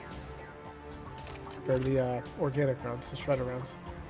I'm going to check Caden's gear. He doesn't need anything. But maybe I can give him the radioactive rounds so something's happening. Putting it in Caden instead of Ashley because he's going to be more likely to use the same weapon the whole time.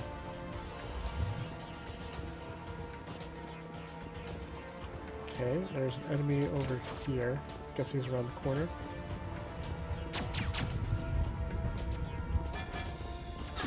Yep. Alright. So, one of the reasons why I am rerunning this is to get some achievements. Oh, this guy's charging.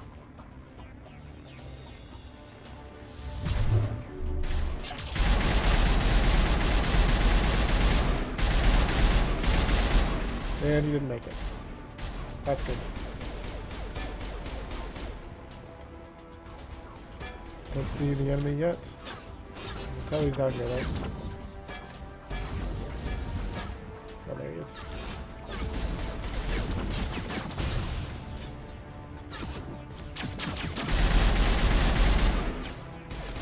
Alright, so some of these achievements include using different abilities a certain number of times. So if you see me just kind of spamming some abilities, that's why.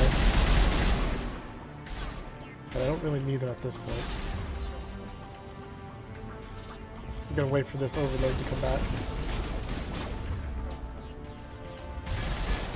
Yes, go ahead and shoot the cover a million times, Williams. That'll certainly help.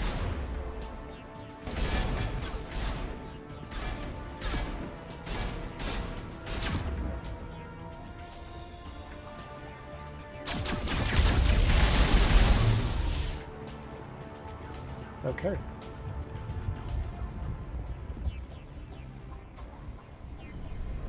I remember my first time playing this. I was having such a hard time with those controls. I ended up dying to that fight. Set the charges. Destroy the entire colony. Leave no evidence that we were here. Now I'm doing insanity mode and I'm just running through it with no issues. I used to be really bad at shooters. Still not great, but I'm a bit better. What's he doing with my beacon?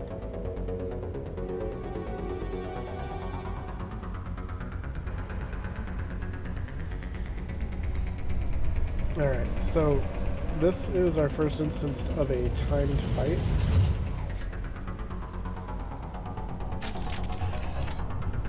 We have a few things that we need to do right here. Demolition charges. The Geth must have planted them. Hurry! We need to find them all and shut them down. We only have 5 minutes, and it's not super tight, but the Geth here are going to make it as difficult as they can.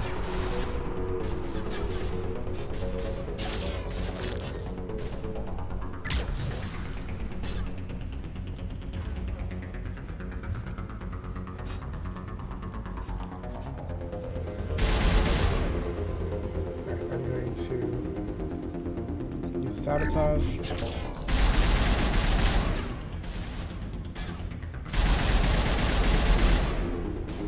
See a sniper over there.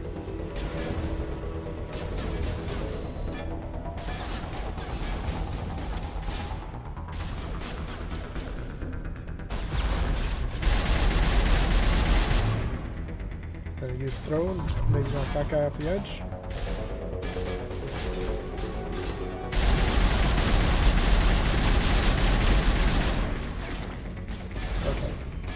Here's one here. I'm going to just get into a slightly more safe position because I can't even move my camera when I'm doing this.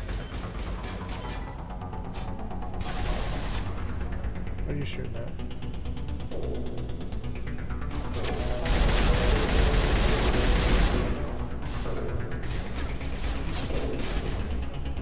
Honestly, oh, there he is.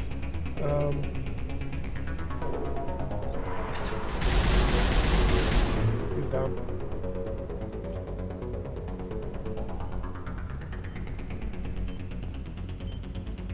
Two charges remaining.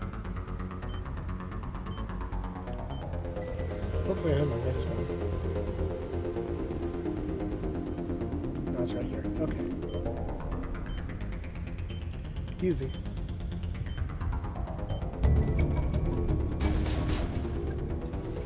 Still have another enemy up though.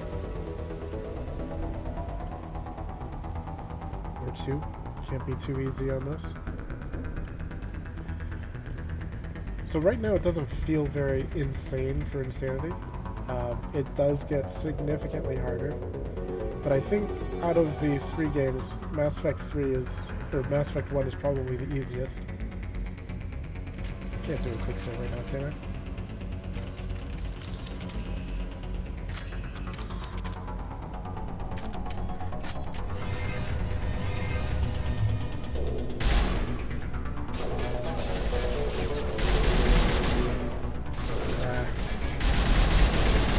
I don't like having to fight in this angle. I'm gonna get to higher ground, see what I can do. Got a much better angle. That's what I wanted to prevent.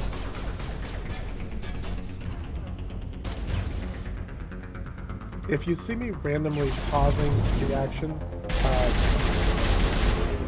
my game has this annoying habit of trying to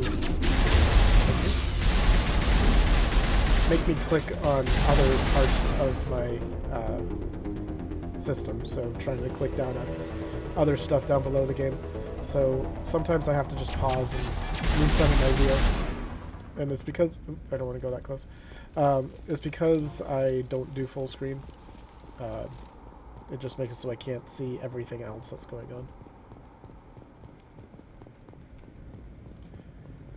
A lot of people don't know there's extra stuff around here. They just run straight towards that beacon like I almost did. If you get too close, it triggers a cutscene.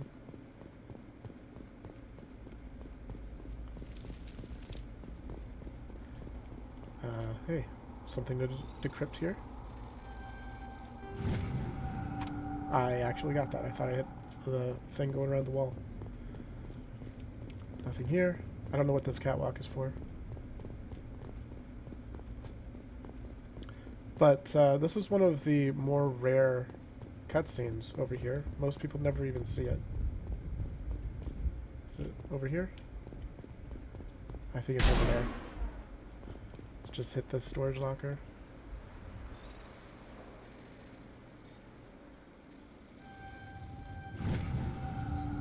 I'll check my inventory in a bit.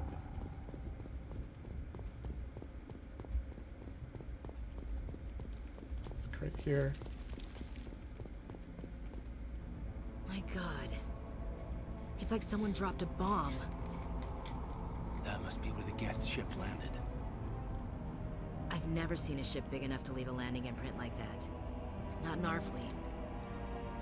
Or anyone else's. Most people don't even know that cutscene exists. Alright, before I move on, I want to check out our equipment one more time. We seem to be all set here. I think the edge is decent, but it has lower sustained DPS. And it's not, the other stats aren't enough to help out. Banshee 2 has better sustained DPS by quite a bit. It might be worth it. The accuracy is a little worse, but at this point I don't think that matters too much. That means I can give an Avenger probably to Ashley. An Omni Tool bonus. We have a tech cooldown bonus. Let's see. For Caden.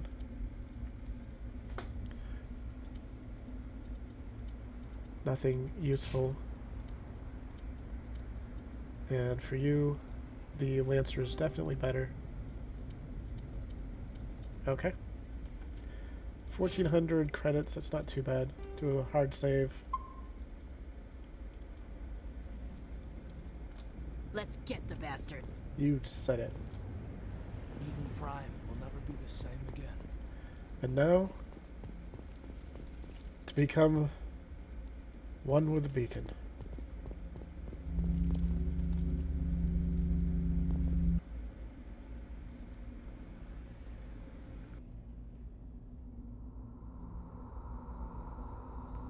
Normandy, the beacon is secure. This is Request amazing. immediate Actual working Prothean technology. Unbelievable. It wasn't doing anything like that when they dug it up. Something must have activated it. Roger, Normandy. Standing by.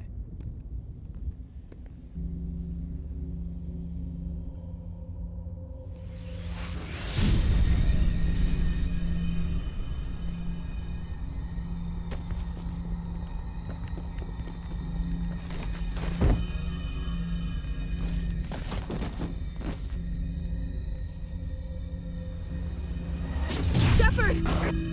No, don't touch it. Too dangerous.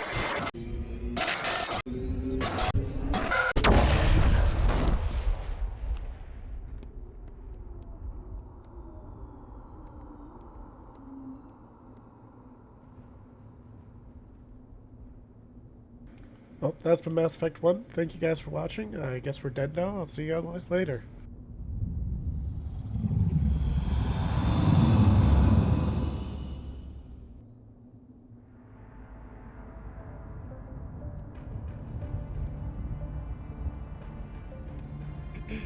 We identified the ship that touched down on Eden Prime.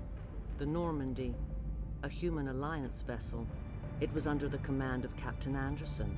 They managed to save the colony. And the beacon. One of the humans may have used it.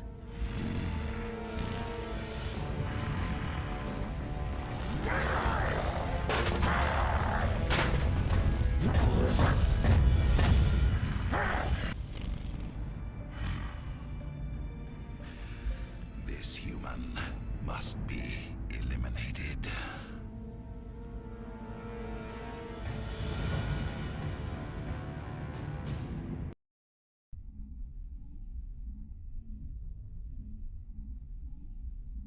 Saren seems like a nice guy.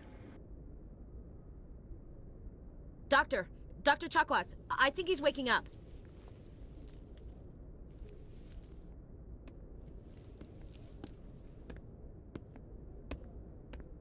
You had us worried there, Shepard. How are you feeling?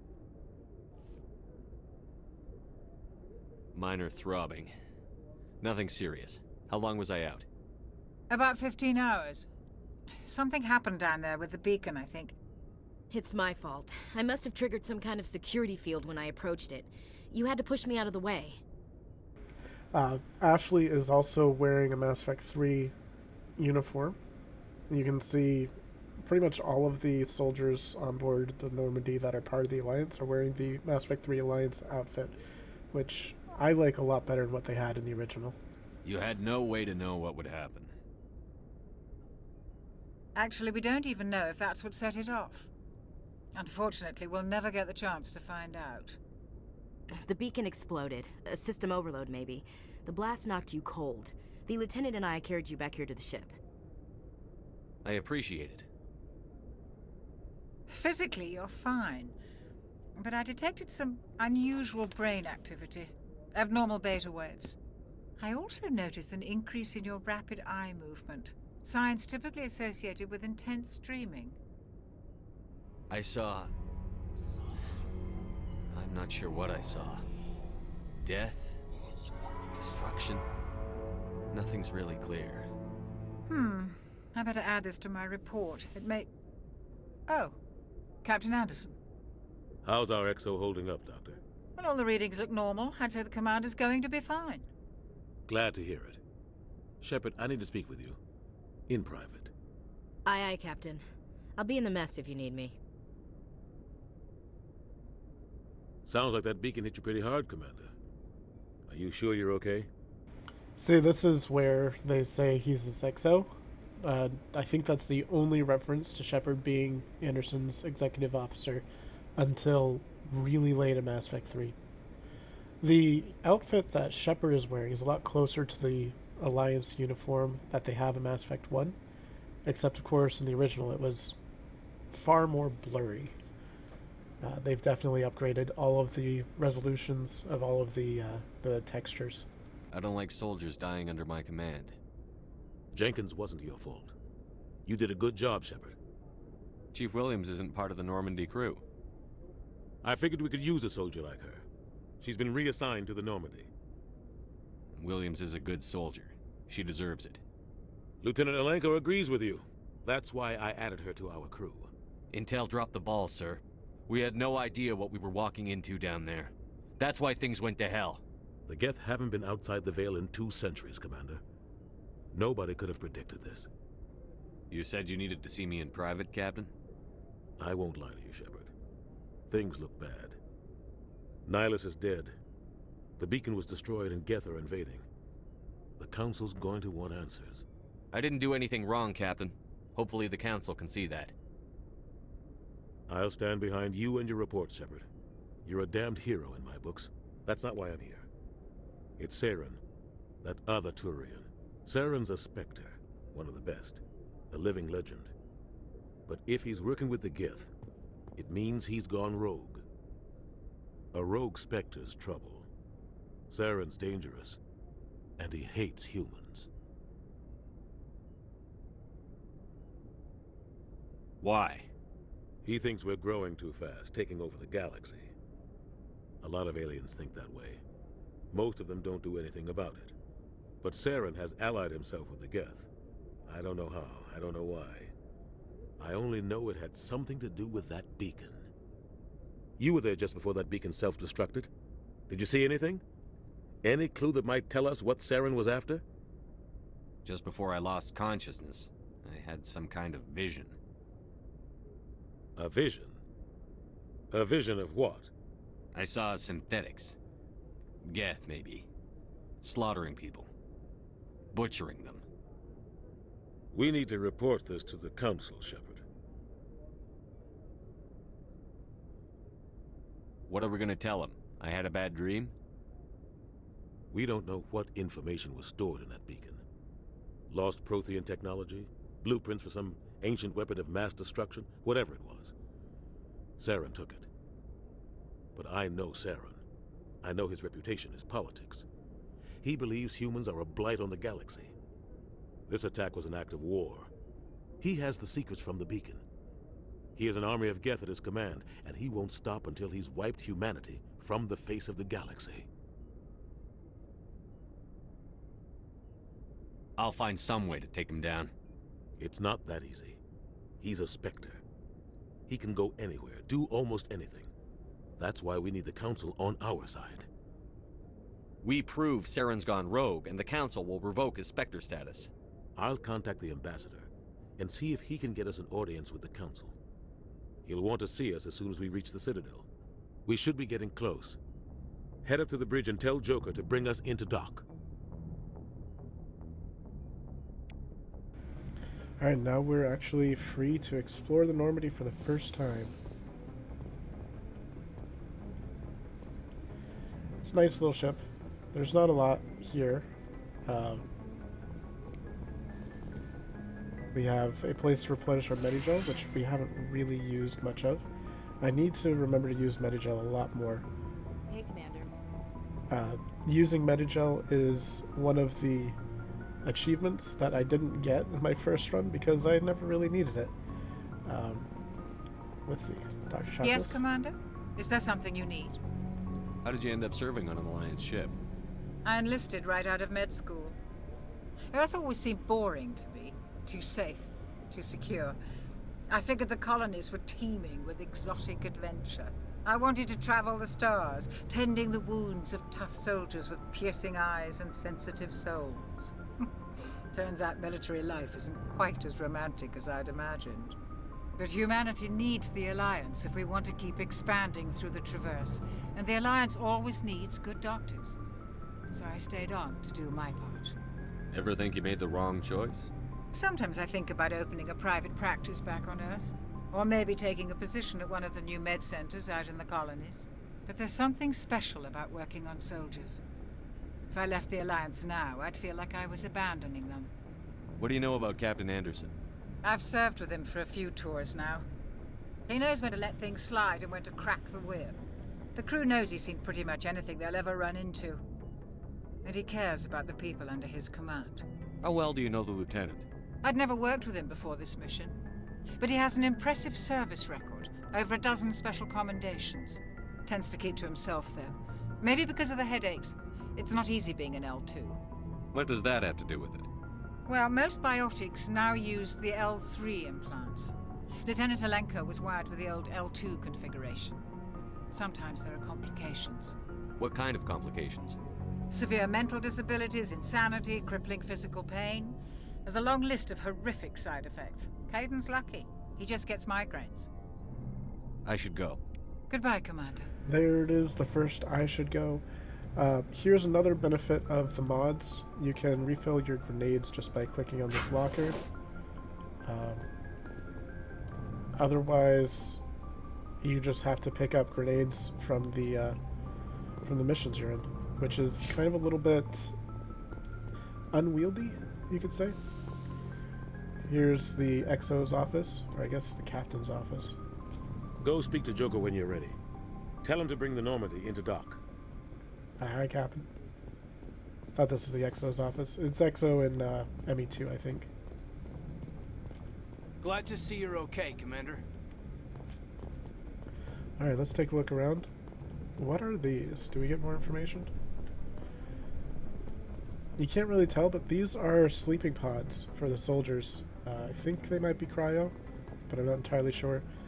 But yeah, they sleep in these. They don't really have bunks the way that you would expect.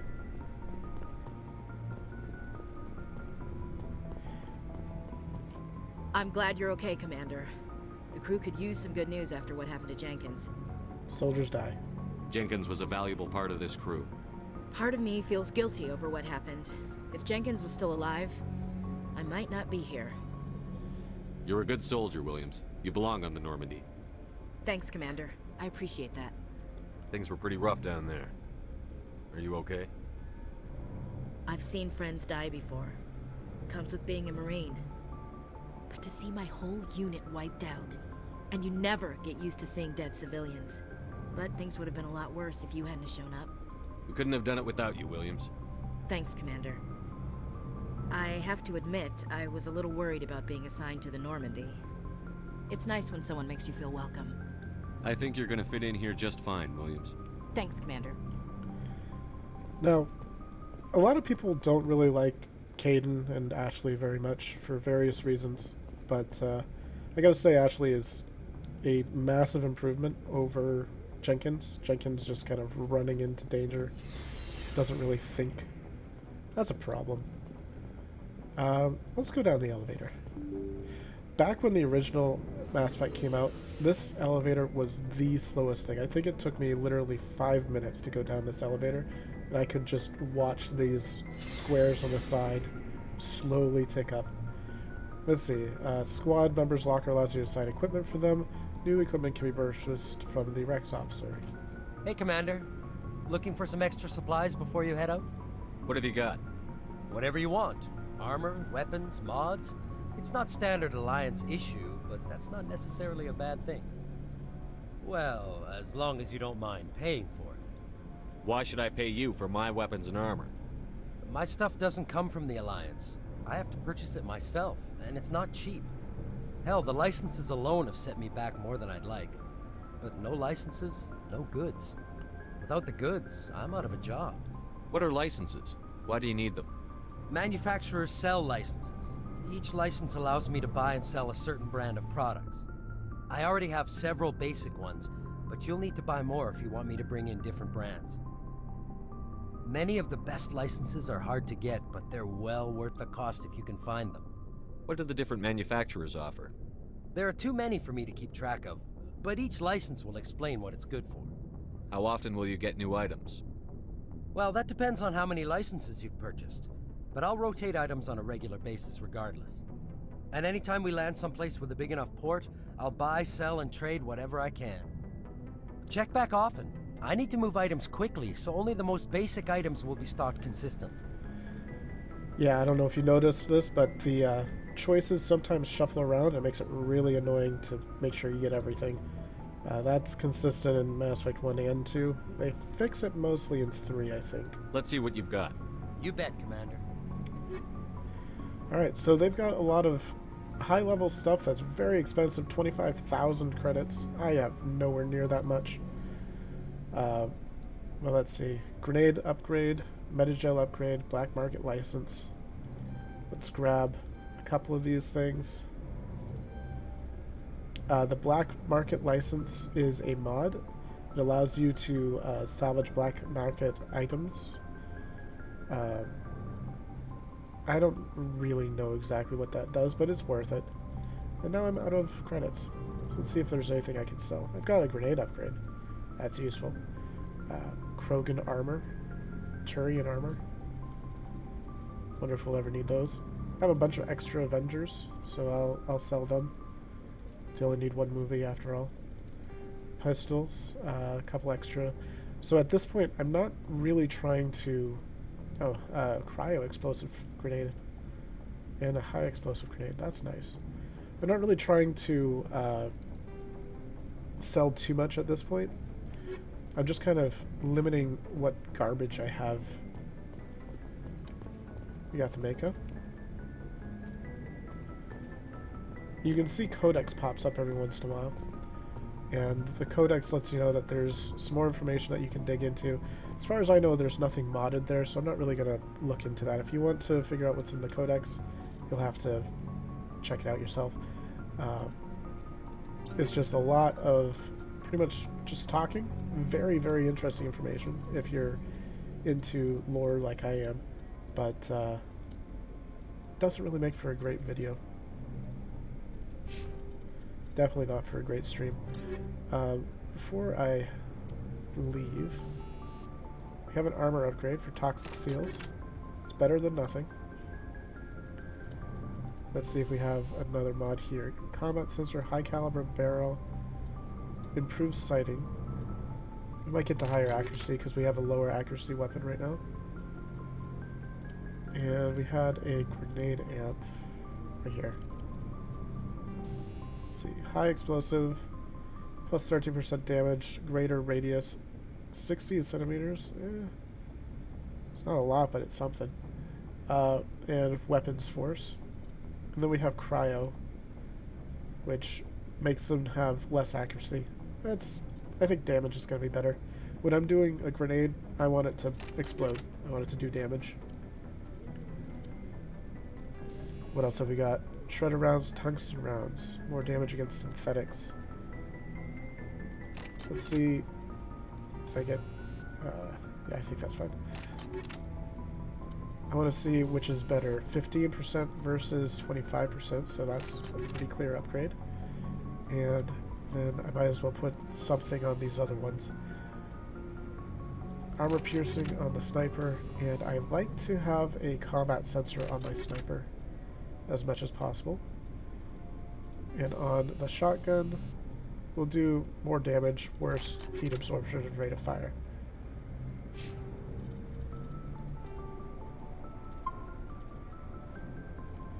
Alright, I'm not going to bother upgrading their stuff right now.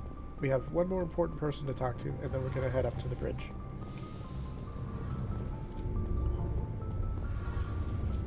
We got a codex entry.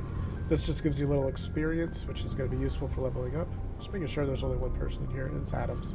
Shame about Jenkins, Commander. Shame about Jenkins, Commander. That's it. Okay, fine.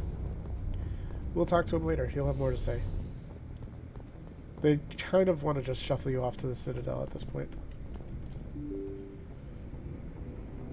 But yeah, it doesn't look like it, but it still surprises me how quickly this elevator is actually moving. Yeah, it goes up 5 feet, and it takes 10 seconds, but it was extraordinarily slow before.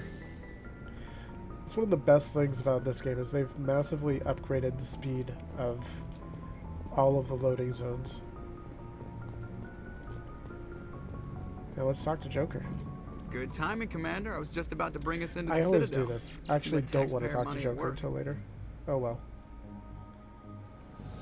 We'll talk to everyone as we get to him.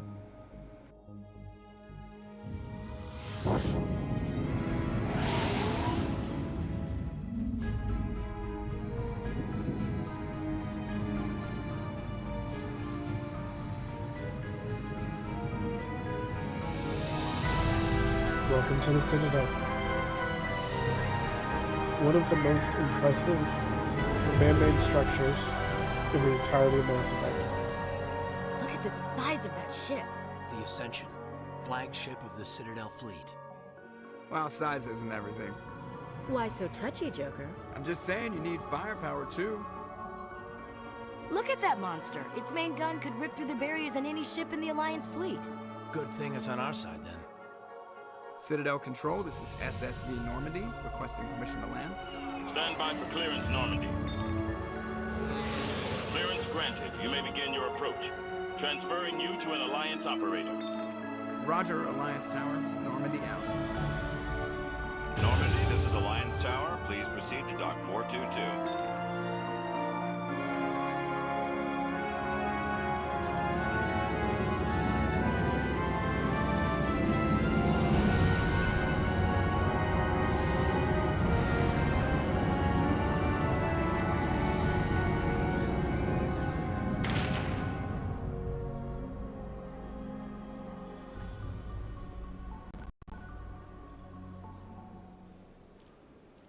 Some of these old cutscenes are still breathtaking, even after so many years.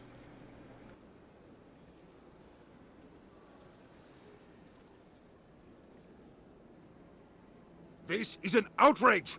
The Council would step in if the Geth attacked a Turian colony? The Turians don't found colonies on the borders of the Terminus systems, Ambassador. Humanity was well aware of the risks when you went into the Traverse. What about Saren? You can't just ignore a rogue Spectre. I demand action! You don't get to make demands of the Council, Ambassador. Citadel Security is investigating your charges against Saren. We will discuss the CSEC findings at the hearing, not before. Captain Anderson, I see you brought half your crew with you. Just the ground team from Eden Prime, in case you had any questions. I have the mission reports. I assume they're accurate? They are. Sounds like you convinced the Council to give us an audience. They were not happy about it. Saren's their top agent. They don't like him being accused of treason. Saren's a threat to every human colony out there. He needs to be stopped. The Council has to listen to us. Settle down, Commander. You've already done more than enough to jeopardize your candidacy for the Spectres. The mission on Eden Prime was a chance to prove you could get the job done. Instead, Nihilus ended up dead and the beacon was destroyed. That's Saren's fault, not his. Then we better hope the CSEC investigation turns up evidence to support our accusations. Otherwise, the Council might use this as an excuse to keep you out of the Spectres. Come with me, Captain. I want to go over a few things before the hearing. Shepard, you and the others can meet us at the Citadel Tower, top level. I'll make sure you have clearance to get in. And that's why I hate politicians. Alright, we are here on the Citadel. You know what they say about the Citadel? Big place. Exactly. I can't tell the aliens from the animals. Ashley, you ruin everything.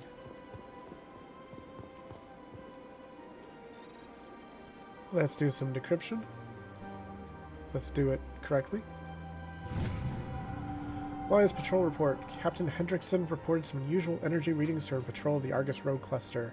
She had a particular concern about the Hydra system, but was recalled before her team could investigate further. No patrols are scheduled for that sector. Do we want to send in a recon team? I guess that will be us. We see something say journal popping up on the lower right. That means it's added to our quest log. So, what the diversification mod has done is added a whole bunch of stuff to the Citadel. You can't quite see it all yet, but this lady is not normally here. All of these seats are usually empty. I believe this chair is usually empty. Everything here is almost completely barren. And they've added a whole bunch of NPCs everywhere. And they're actual NPCs. There's collision. You can't talk to most of them. But it's really interesting what they've done. They've tried to add in a lot of diversity too. Like, you've got humans here because this is the human embassy. But there's a lot of people. So let's take a look around. Got an Asari. I understand what you're saying, but these allegations are very serious. I can't just... This is serious. My reputation is at stake. I spoke with the consort in confidence, and her alone, and she betrayed that confidence. All right. I will look into it for you. In the meantime, do not do anything rash. And some of my other favorite races. We've got the Volus. There's a Tyrion here. And, of course, the Alcor. Hello there, human. Sincere apology, but I am here on business and cannot be distracted right now. You seem distressed. Is there something I can do to help? Alarmed response. You overheard that, did you? This is all going so wrong. And it is the Asari consort's fault. She's the one who started all this. Who's this Asari consort? Curious, you have not heard. You must be new to the Citadel. Everyone knows Sha'ira, the consort. I cannot speak more about this problem. It is too sensitive. Suffice it to say, she has compromised my authority as a diplomat. Where can I find this Asari consort? She is across the bridge from here. Her offices are easy enough to spot. Good day, human. I think my favorite thing in general about Mass Effect 1 is that they have such a wide variety of aliens. There's a Solarian just in this room. Obviously, this isn't all part of the original. Just in this room, we have a Solarian. This, I believe, is a female Solarian, which you don't see until Mass Effect 3 normally. Human, Turian, Volus, Elcor, Asari over there. The Alcor and the Volus are some super interesting and creative species, and there's a ton of information about them. EarthClan, you are in the wrong place, I think.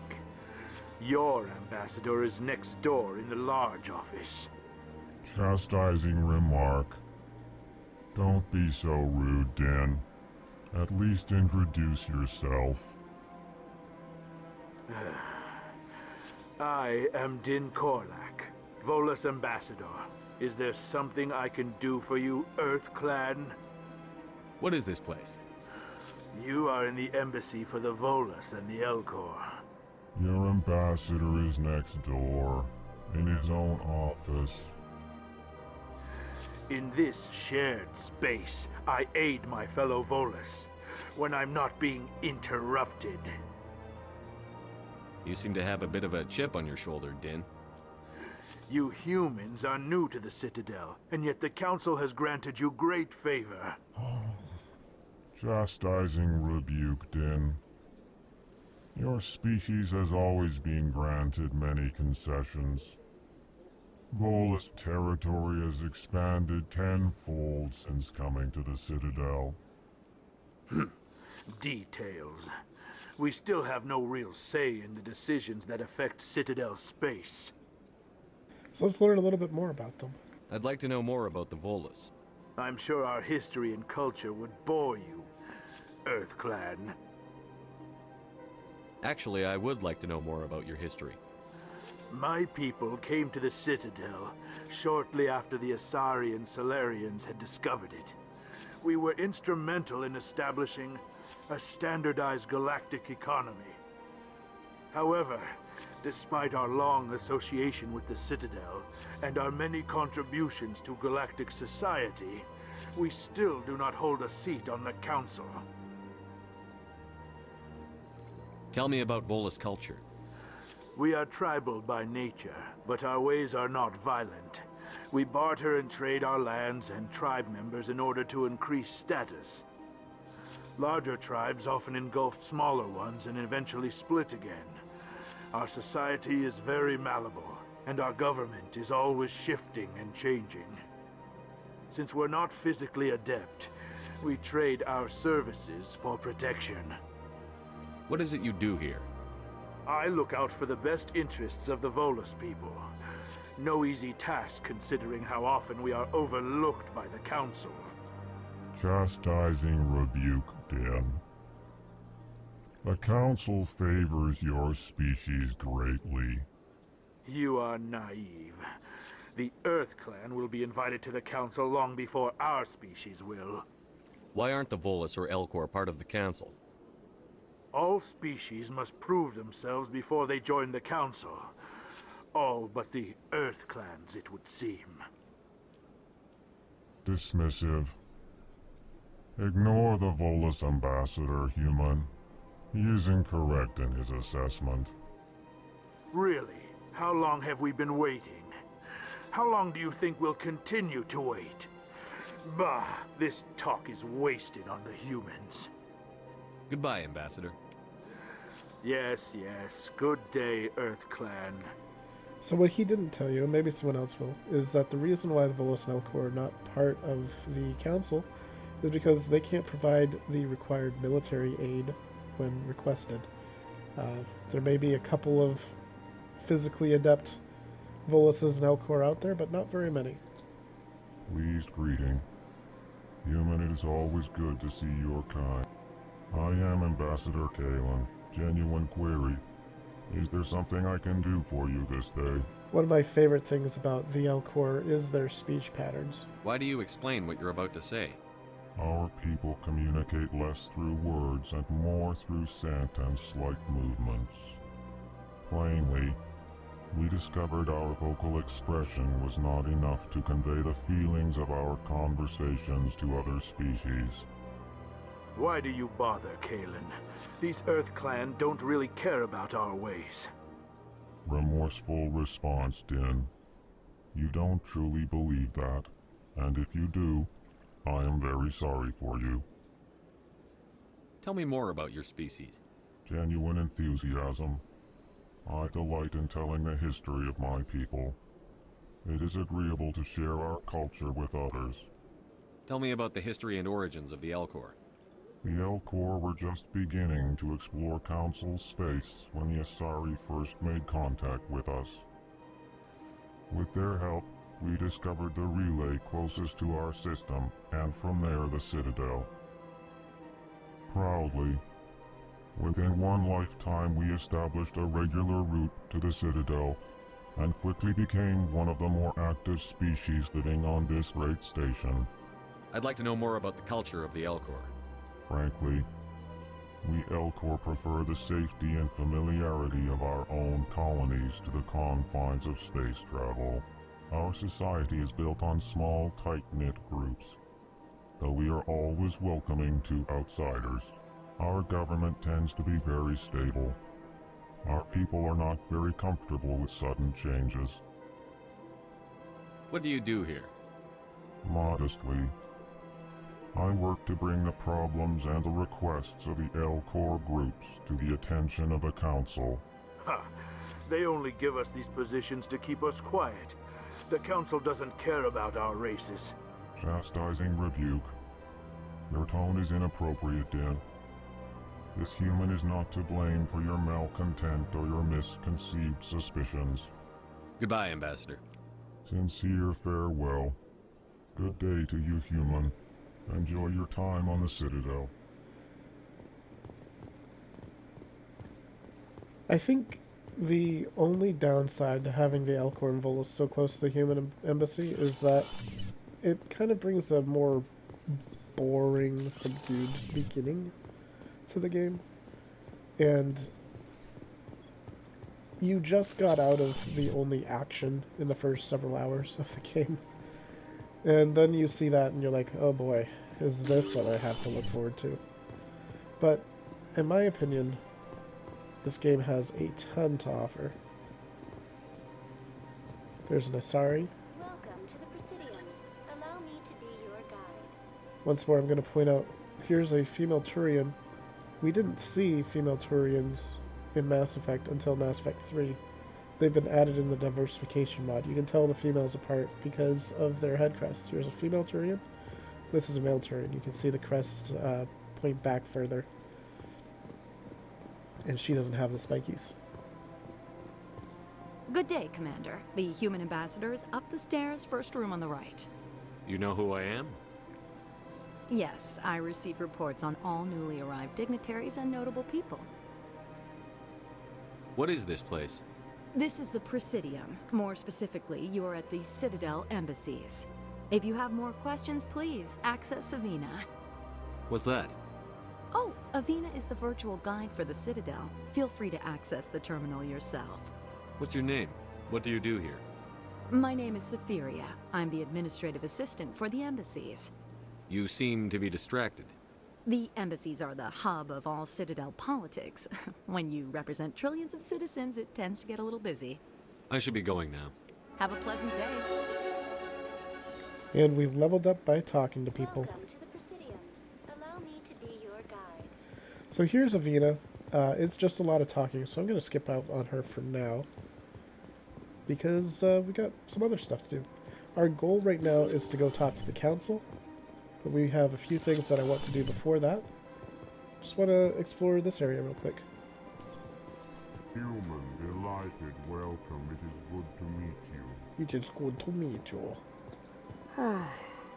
I've got 3 days of paperwork to finish by the end of my shift today.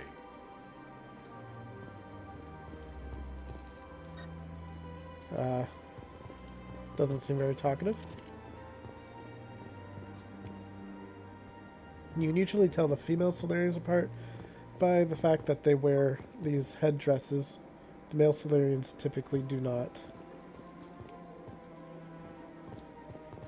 I can't believe I landed a job here. This place is fantastic. And we haven't seen one of them yet. They are Hanar.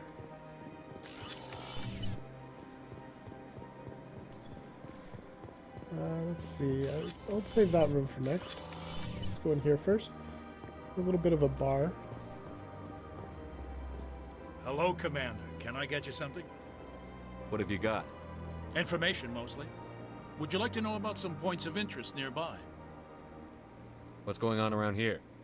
Well, you found the embassies, not much going on here. Across the bridge, you'll find the bank, the Emporium, and Shaira's. If you haven't heard of her, you soon will. If you need supplies, you can try the markets one level below. For entertainment, I'd try Flux or Cora's Den. What is Shaira's? The consort, she entertains clients who can afford her services. Most of the diplomats and ambassadors have visited her at one time or another. She's a very powerful woman, but also very respected. Tell me about Flux and Cora's Den. Well, Flux has gambling and dancing, certainly more lively than this place. Cora's Den, on the other hand, well, let's just say it's livelier and deadlier, all at the same time. Goodbye. So long, Commander. Have a pleasant day. I just love looking at all of the different people that they've added in here. Like these two, who are just kind of sharing a moment across a balcony. Diplomatic advisory warning. The following message was transmitted from an untraceable account to multiple recipients across the extranet. Further monitoring of the situation is warranted. My fellow biotic, you have been selected to receive this transmission because of our shared plight. Few understand us, fewer tolerate us. We must stand together. We must build our own new world. Come, join us in the Hawking Eta cluster. Only as one body can we right the wrongs done to our kind. I suppose. Besides, That doesn't sound good. Consort's nothing like the girls back on the colonies. She's... You don't have to do it with her. You can just talk to her if you want. Is that all you did, Jazz? Just talk? I didn't say that. Ha! I bet you did too. What do you want? Oh, Commander. Is there something I can do for you? Relax, Private. This isn't an inspection. Right, sorry. What can I do for you, Commander? What can you tell me about the Asari consort? Well, she's an Asari who works here as... That is, she helps people with things. You never went to see her, did you, Fredericks? No, I never did. I couldn't afford it. It costs half a year's credits just to go in and talk to her. Can you at least tell me where I can find her? Sure. She's across the bridge from the embassies. Thanks, kid. Have fun. Try not to get into too much trouble. I will. Have fun, that is. Yep. Getting stuck on chairs. I don't have time to talk now. I'm very busy. Okay, Nasana. Thank you. Another one of these things. I'm sure they're not important.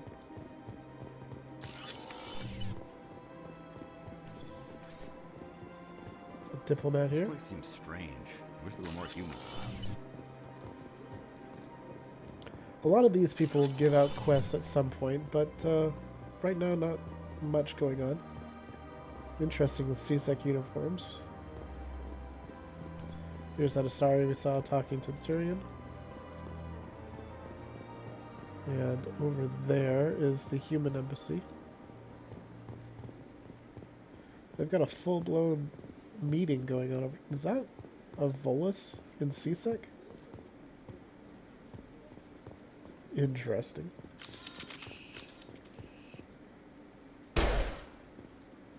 Okay. He had a grenade. Huh. Commander Shepard, I didn't expect to see you here. Did Ambassador Udina send you? Have we met before? Don't worry No, but I know you well enough. I'm Executor Palin, head of CSEC. It's my job to know when someone like you arrives on the Citadel. Was there something you needed, Commander? I get the feeling you're not too fond of humans. No, I just don't trust your kind. Not yet. You humans are eager to take all the power you can get, and you're being given a lot. If the Council wants to make humanity their new favorite pet, that's their business. But I don't have to like it. The Council treats us like second-class citizens. We have to fight for everything we get. Good. Then fight for it. But don't expect the rest of us to just sit back and let you take it. I'm a busy man, Commander. Are we done here? What do you know about the Spectres? They're the right hand of the Council, or so they like to be called. More like the underhanded side of the Council. What do you have against the Spectres?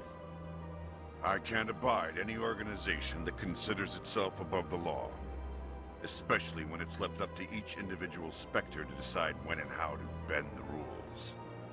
Sometimes you have to bend the law to keep people safe. I've been with CSEC for 30 years. I've never had to break the law to do my job, not once.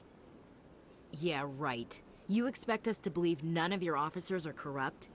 There are over 200,000 CSEC agents. Some of them are going to be bad. But we don't turn a blind eye to corruption like the Spectres do. We do our best to find and punish any officer who breaks the law. Spectres? They'll never come under that kind of scrutiny. The galaxy needs people like that. People who do the dirty jobs. I agree. But they need to be held to a higher standard. They need to be accountable. Saren's out of control. We both know that.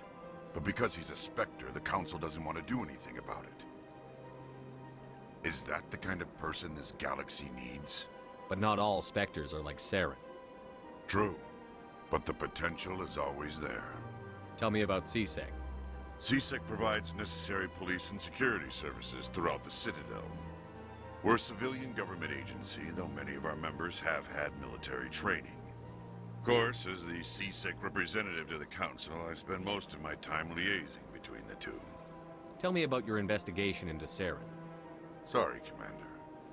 I don't make a habit of giving out details about ongoing investigations. I'll be going now. Goodbye, Commander.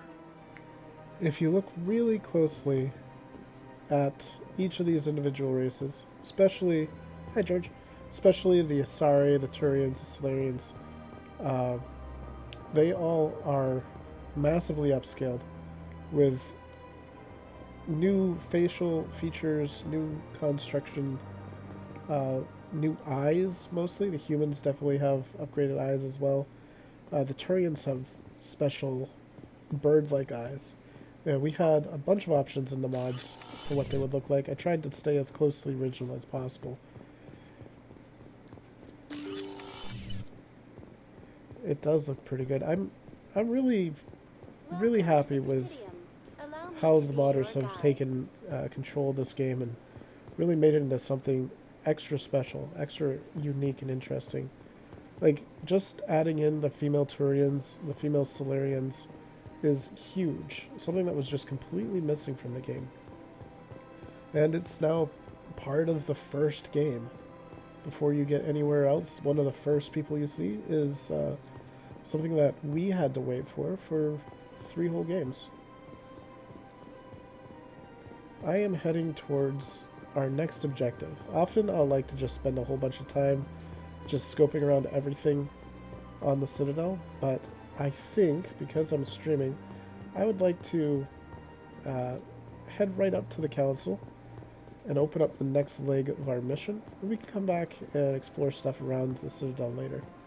Look at that bug thing over there. What's it doing? Please do not disturb the keepers. Please do not disturb the keepers.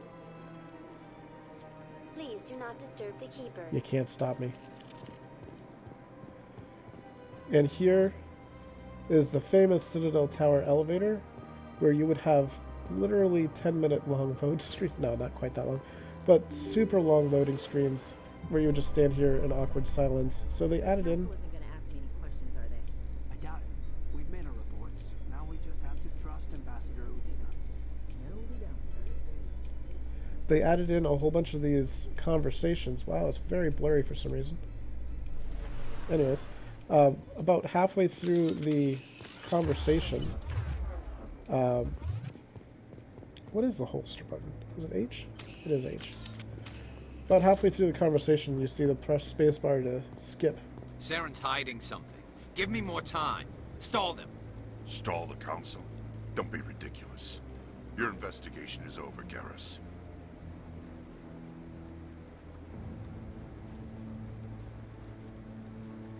Commander Shepard, Garrus Vicarian. I was the officer in charge of the CSEC investigation into Saren. Garrus Vicarian.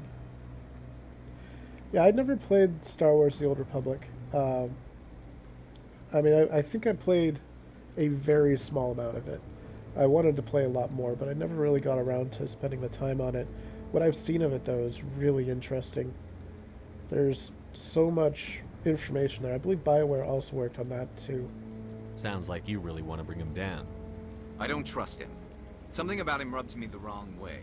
But he's a Spectre. Everything he touches is classified. I can't find any hard evidence. I think the Council's ready for us, Commander. Good luck, Shepard. Maybe they'll listen to you. Humans in the tower. Interesting. Okay.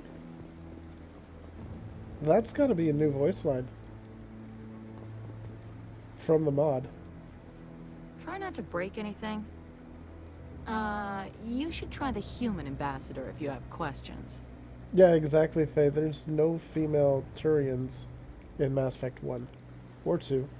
And there's only, like, 1 in Mass Effect 3. I'm a bit busy. Humans in the tower. Then she'll cycle. That's really cool. I didn't think they added any voice lines to the added NPCs. And here's a female Solarian. Also, you don't see very many of them until Mass Effect 3. There's a second female Turian. Aside from the multiplayer Turians, I'm not sure who the second one is.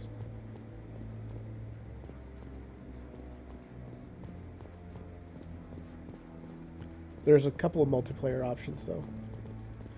But yeah, I really like how they've added in all these different NPCs just hanging about. Don't be ridiculous. The Volus won't be joining the Council for years. I'm not so sure. The humans are making a strong push, and you can bet the Volus will be right on their coattails if they succeed. Allowing the KOTOR, humans yeah. to join us is a sound strategic move. But the Volus? No. The Hanna are likely to be next, then the Elcor.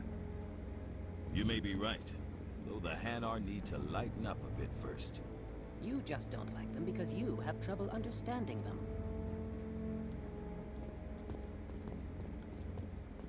But yeah, they have so many. Like, it's almost 50-50 between male and female Turians in the Citadel now, which is how it should be, in my opinion. Elcor booty.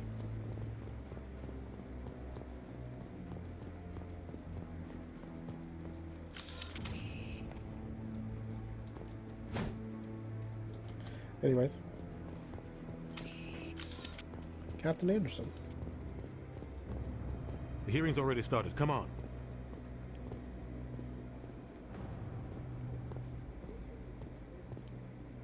The Geth attack is a matter of some concern, but there is nothing to indicate Saren was involved in any way. The investigation by Citadel Security turned up no evidence to support your charge of treason.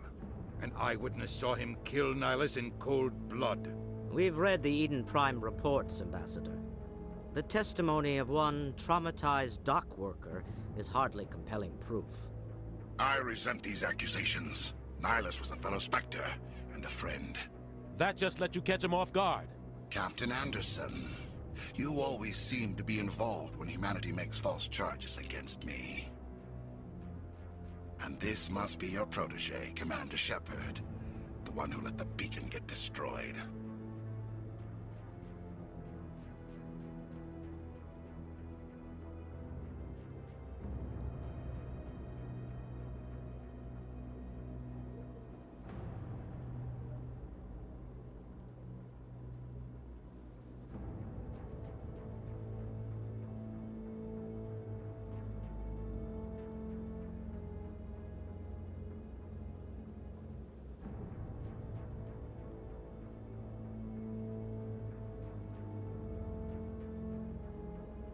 Sorry for disappearing. When you are sick, you need to drink a metric butt ton of water.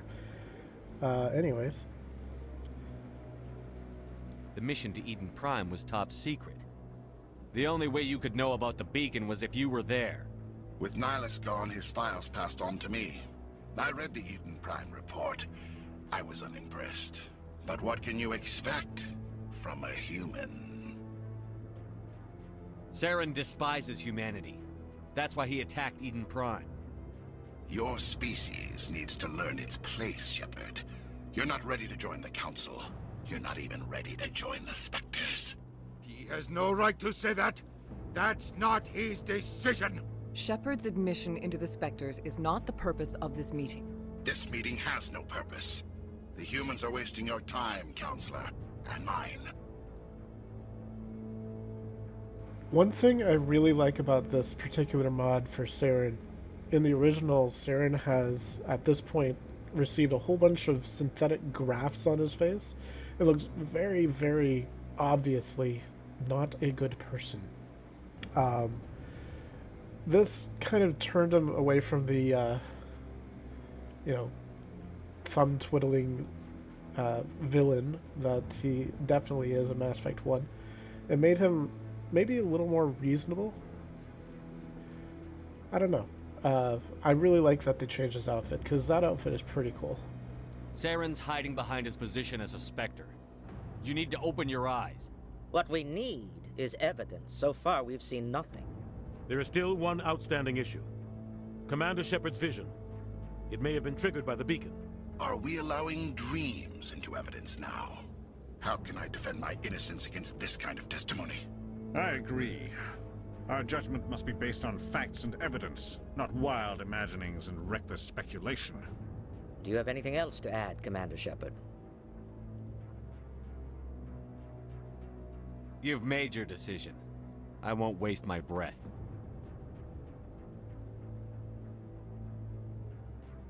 The Council has found no evidence of any connection between Saren and the Geth.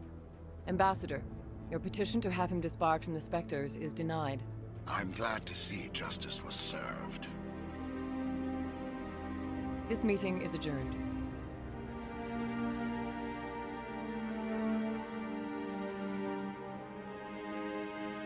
I gotta say, George, 126 gallons seems a slightly higher number than I expected. It was a mistake bringing you into that hearing, Captain. You and Saren have too much history. It made the Council question our motives. I know Saren. He's working with the Geth for one reason. To exterminate the entire human race. Every colony we have is at risk. Every world we control is in danger. Even Earth isn't safe. Tell me about this history between you and Saren. I worked with him on a mission a long time ago. Things went bad. Real bad. We shouldn't talk about this here. But I know what he's like. And he has to be stopped. What's our next step? As a Spectre, he's virtually untouchable. We need to find some way to expose him. What about Garrus, that CSEC investigator? We saw him arguing with the Executor. That's right. He was asking for more time to finish his report. Seems like he was close to finding something on Saren. Any idea where we could find him?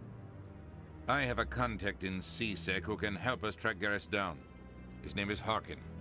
Forget it. They suspended Harkin last month, drinking on the job. I won't waste my time with that loser. You won't have to.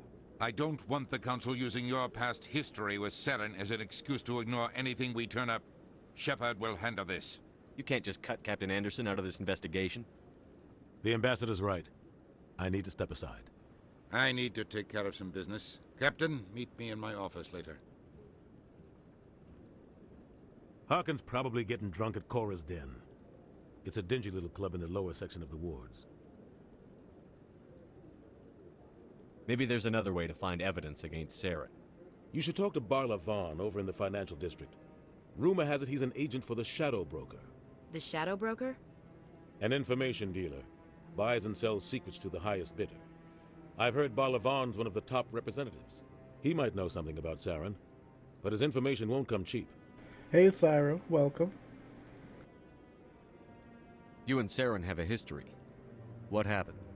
About 20 years ago, I was part of a mission in the Skillian Verge. I was working with Saren to find and remove a known terrorist threat. Saren eliminated his target, but a lot of people died along the way, innocent people. And the official records just covered it all up. But I saw how he operates. No conscience, no hesitation. He'd kill 1,000 innocent civilians to end a war without a second thought. I'm doing all right. I'm feeling a little on the sick side, unfortunately, so I've been drinking a ton of water just to keep my voice going. I'm glad, Urza, that you're feeling better too. It's been a rough last couple hours as far as talking goes, but I'm getting there. Killing innocents doesn't end wars, it causes them. I know how the world works, Commander. Sometimes you're forced to make unpleasant decisions, but only if there's no other way. Saren doesn't even look for another option. He's twisted, broken. He likes the violence, the killing. And he knows how to cover his tracks. Sometimes 1,000 people must die so 1,000,000 can live. But only if there's no other way. Saren doesn't even look for another option. He's twisted, broken. He likes the violence, the killing. And he knows how to cover his tracks. It takes a lot of effort out of me, George, to speak telepathically. Sometimes people don't listen, you know. This way, you're a captive audience. I can sit here for the next 3 hours, and you all have to listen to what I say. Or, you know, leave. So, maybe I'll just keep moving on the game. Tell me more about the Shadow Broker. He's a necessary evil of galactic politics. Buying and selling information is a part of the game. And the Shadow Broker just happens to be the best player on the field. Always sells to the highest bidder. Doesn't get involved in politics. Doesn't pick sides. A simple system, but it works. He's not a threat to anyone, not directly. He's just a resource we can use, or she is. Or maybe they are. Nobody really knows. You and Saren have a history. What happened? About 20 years ago, I was part of a mission in the Skillian Verge. I was working with Saren to find and remove a known terrorist threat. Saren eliminated his target, but a lot of people died along the way, innocent people. And the official records just covered it all up. But I saw how he operates. No conscience, no hesitation. He'd kill 1,000 innocent civilians to end a war without a second thought. Also, don't pay attention to the eyelashes clipping through the lower eyelids. That's normal. That happens to everyone, right? Our ambassador doesn't seem to get along with the Council. He's just frustrated. The Council's always preaching that we need to be part of the galactic community. But for them, it's a one-way street. They want us to expand and settle unstable regions like the Skillian Verge and the Attican Traverse. But when we run into trouble, they don't want to help us out. Everyone knows it's only a matter of time until we get a seat on the Council. The ambassador just thinks it should happen sooner rather than later. And I agree. If you guys want to see more, feel free to hit that subscribe button or follow, whatever it's called here on Twitch. I've definitely planned to do more of this. I'd like to say I'm doing it weekly or so, but I'm not sure I can completely guarantee it. I've played a lot of Mass Effect. Oh, thank you both of you for the follows. Very grateful for that. I've done a ton of Mass Effect, all 3 games. It's my favorite series. It's Mass Effect 1 is probably my least favorite of the trilogy, just because it's not quite as polished. Yes, I know, Urza. You followed me a long time ago. It's a little less polished, but a lot of, oh, please. A lot of people think Mass Effect 1 is the best of the trilogy, and other people would actually recommend you skip it. It just depends on who you're talking to. But it provides a ton of lore groundwork that grounds you for the entire rest of the trilogy. It's definitely a different feeling, though. You don't think much of Harkin. The guy joined CSEC about 20 years ago. He's been an embarrassment to our species ever since. Roughing up suspects in custody, bribery accusations, alcohol and drug use. The embassy used to step in when he got in trouble. But I guess enough was enough. The guy's a scumbag. He should have been cut loose a long time ago. He was one of the first human CSEC officers. Guess it would have looked bad if he got fired. A lot of backroom deals were worked out over the years to keep him on the force. Politics is a dirty business sometimes, but it looks like his time's run out. We've got enough humans in CSEC now to stop protecting him. I thought this embassy was supposed to help humans. Harkin may be human, but he's also an ass. He's had more than his share of chances. If the embassy wasn't protecting him, he would have been fired 15 years ago. CSEC is better off without him. I want to know more about the Spectres. They're not your typical government agency. They tend to work alone, behind the scenes. They take care of problems the Council can't. It's not easy preserving peace across an entire galaxy. The Council prefers to use diplomacy and negotiation. But sometimes more extreme measures are needed. How do they decide who becomes a Spectre? You can't just apply to join. There's no training program. Spectres aren't made. They're born. The Council's always looking for exceptional individuals. People who can get the job done, like you. They've been watching you for years. They see something in you. They want you on their side. Nihilus was supposed to give them a final recommendation, but with him gone, things are still up in the air. About that, Syra, this set of mods that I've got installed here has an interesting change to the ending of Mass Effect 3. I actually didn't mind the Mass Effect 3 ending. I saw it after the initial patch. The original had a lot of negativity around it. It felt rushed, to say the least. But with the patch that they added, free, I should add, to everybody immediately after the game came out, it felt a bit better. So I was okay with Mass Effect 3's ending. I also enjoyed Andromeda. It's a very different game than Mass Effect Trilogy, though. What's their command structure like? There is no command structure. Each Spectre answers directly to the Council. Sometimes they're sent on specific missions. Other times, they act on their own. They tend to operate outside the law, do whatever it takes to accomplish their goals. The Council just turns a blind eye. Spectres have a lot of power, Shepard. They sound like shadow operatives. Everything about them is classified. We don't even know how many there are. The latest Alliance estimate puts their numbers under 100. But the Council couldn't do its job without them. They're the Citadel's top agents, the last line of defense, the final option before open war. The entire galaxy respects and fears them. If a Spectre shows up, you know something big is about to happen. What happens when a Spectre goes rogue, like Saren? It doesn't happen often. The Council is careful when they select their candidates. But when something does go wrong, there's usually only one solution. Send another Spectre to bring the rogue agent down. So this mod has what's called the Happy Ending mod, HEM, in it, which is just for Mass Effect 3. And it changes the standard ending into something a little more positive. I'm not going to get into all the details because, you know, some people here haven't even gotten into what the game's about yet. But I initially didn't even want to install the mod, but I figured, hey, I'll give it a chance, see what it's like. And after doing so, I'm pretty happy that I did. It's a very, very good adjustment. Tell me about Barlavon. He specializes in moving large sums of money without leaving a paper trail. A financial genius, doesn't do anything illegal, but he knows all the loopholes. He's got an impressive client list. Ambassadors, diplomats, Spectres. That's probably why the Shadow Broker uses him. So I was supposed to actually talk to Barlavon at some point. I kind of skipped over that.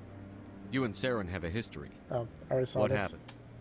But I saw it. But Yep. only if there's All no right. other I should way. go. Good luck, Shepard. I should go. I'll be over in the ambassador's office if you need anything else.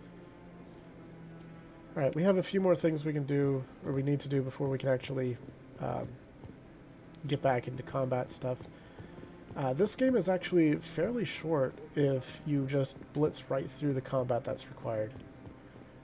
But we're not really blitzing. Wards access? My intent is to play every major mission and major side mission. There's a few that are important. That said, this is Insanity, and some of the side missions are not super interesting. There's a few missions that are literally just go random places, collect random things. Not necessarily in light of the most recent interesting attack thing to on stream. Eden Prime, many colonial investors are pulling their support for future projects. Proponents of expanded human colonization insist that Eden Prime was an isolated case. Nevertheless, colonist enrollment has dropped sharply.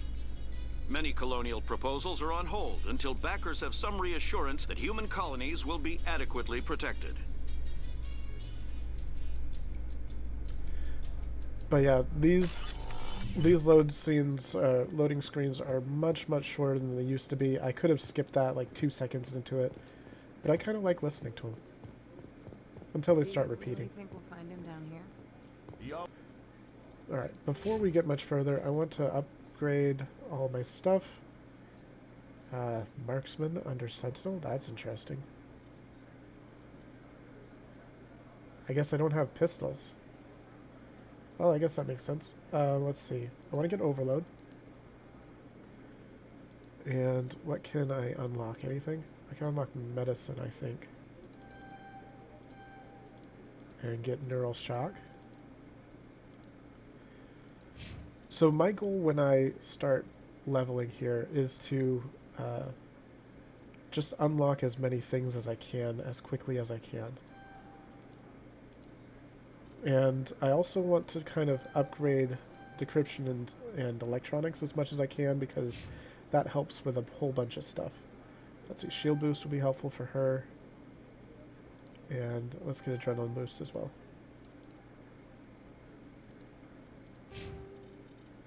Always stops in for a few games of Quasar before he makes his drop.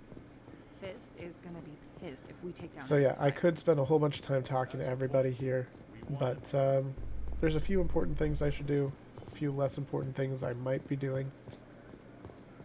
And in general, I'm just going to try to A Solarian excavation team has run into an unexpected problem after unearthing a Prothean dig site. Hanar protesters have blockaded the dig site, claiming that artifacts of the Enkindlers, as the Hanar call them, should not be disturbed. The excavation team has appealed to Hanar representatives on the Citadel to reach a diplomatic solution. You're absolutely right. I kind of hate going the direction I'm supposed to go. I like to see everything I can first. We've got just a random Elcor here. Look at that view, though.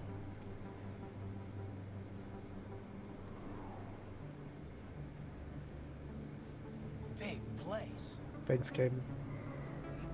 That your professional opinion, sir? This isn't a station. It's a city. There must be millions here.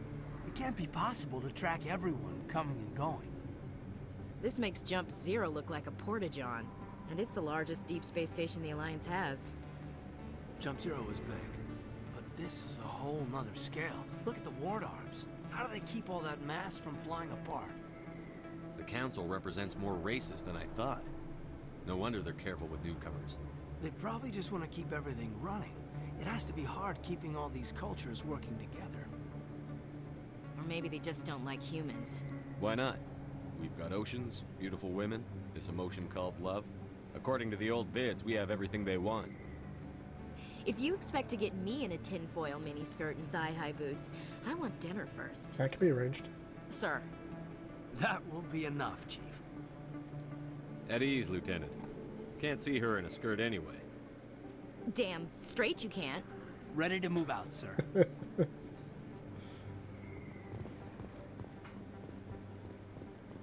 Yeah, exactly, Syra. You pay for the game, better play the game. This game really rewards exploration. Well, it encourages exploration. Reward is relative. Well, let's get some more Medi-Gel. Hello there, Commander. I'm Hello. Dr. Claude Michel. Is there something I can do for you? Let me take a look at what you have for sale. Of course. Right to business. I just want to make sure I get this. The first aid interface lets you heal over time, which is just so useful. Alright. Yes, Commander. Is there something I can do for you? You're a doctor. How did you end up here on the Citadel? My parents brought me here when I was young. My father was a medic with the Alliance. I chose to keep the medical tradition alive, but not the military. Fixing up wounded soldiers isn't my idea of fun. Hey, I'm Kilimanjaro. I'll be going now. Goodbye, Commander. Nice talking to you. Ah, there we go. Okay, looks like I could shoot that. That's what that orange thing means. I'll just leave that alone for now.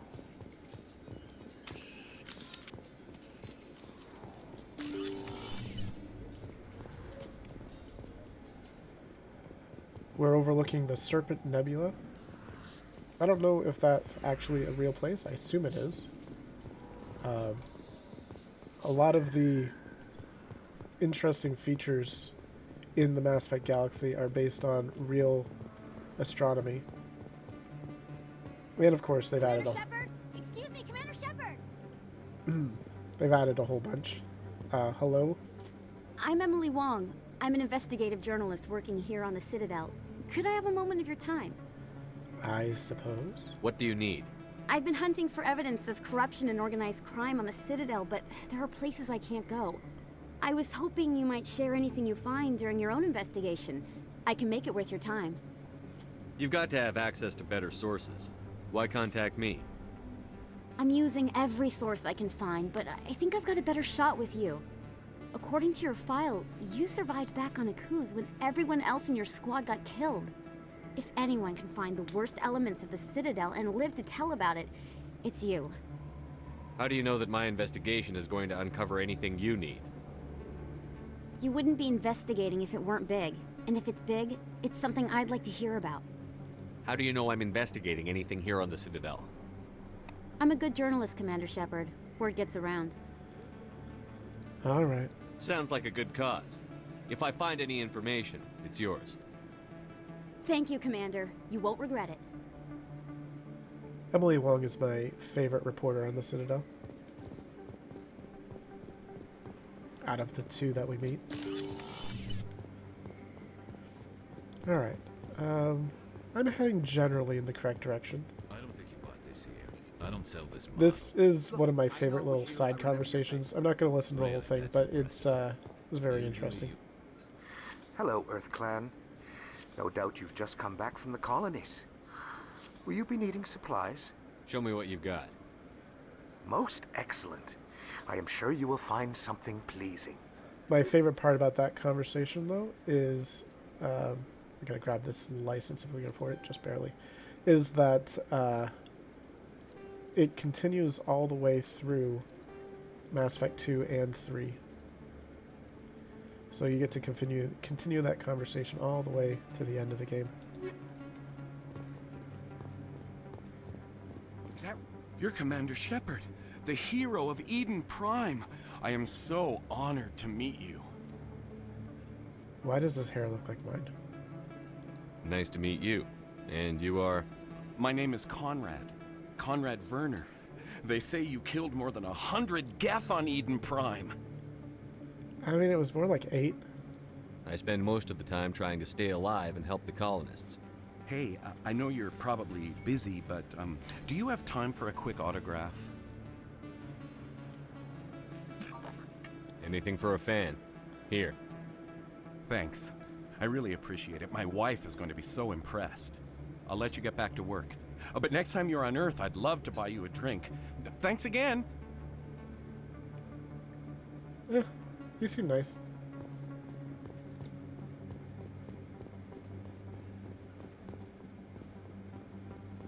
Alright. We are basically out of money, but here's Hello another there. Welcome vendor. to Moorland's famous shop. You want many... Let me see what you have. Oh, you will be pleased, I think. Very... Here's another mod, Iconic Armors. So we can't afford any of these yet, but these are special armors. I have 50 credits. That's so many. Hello there. Welcome to Moorland's famous shop. You want many good supplies, yes? Many Let me good see what you have. supplies. Oh, you will be... Standard items. I need to grab this, so eventually I will get together the credits for that. And alright, this is our actual destination. That's him. Uh-oh. It says assassin. That can't be good.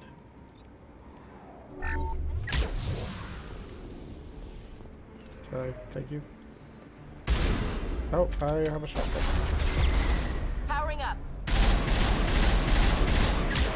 They should slow him down. Okay.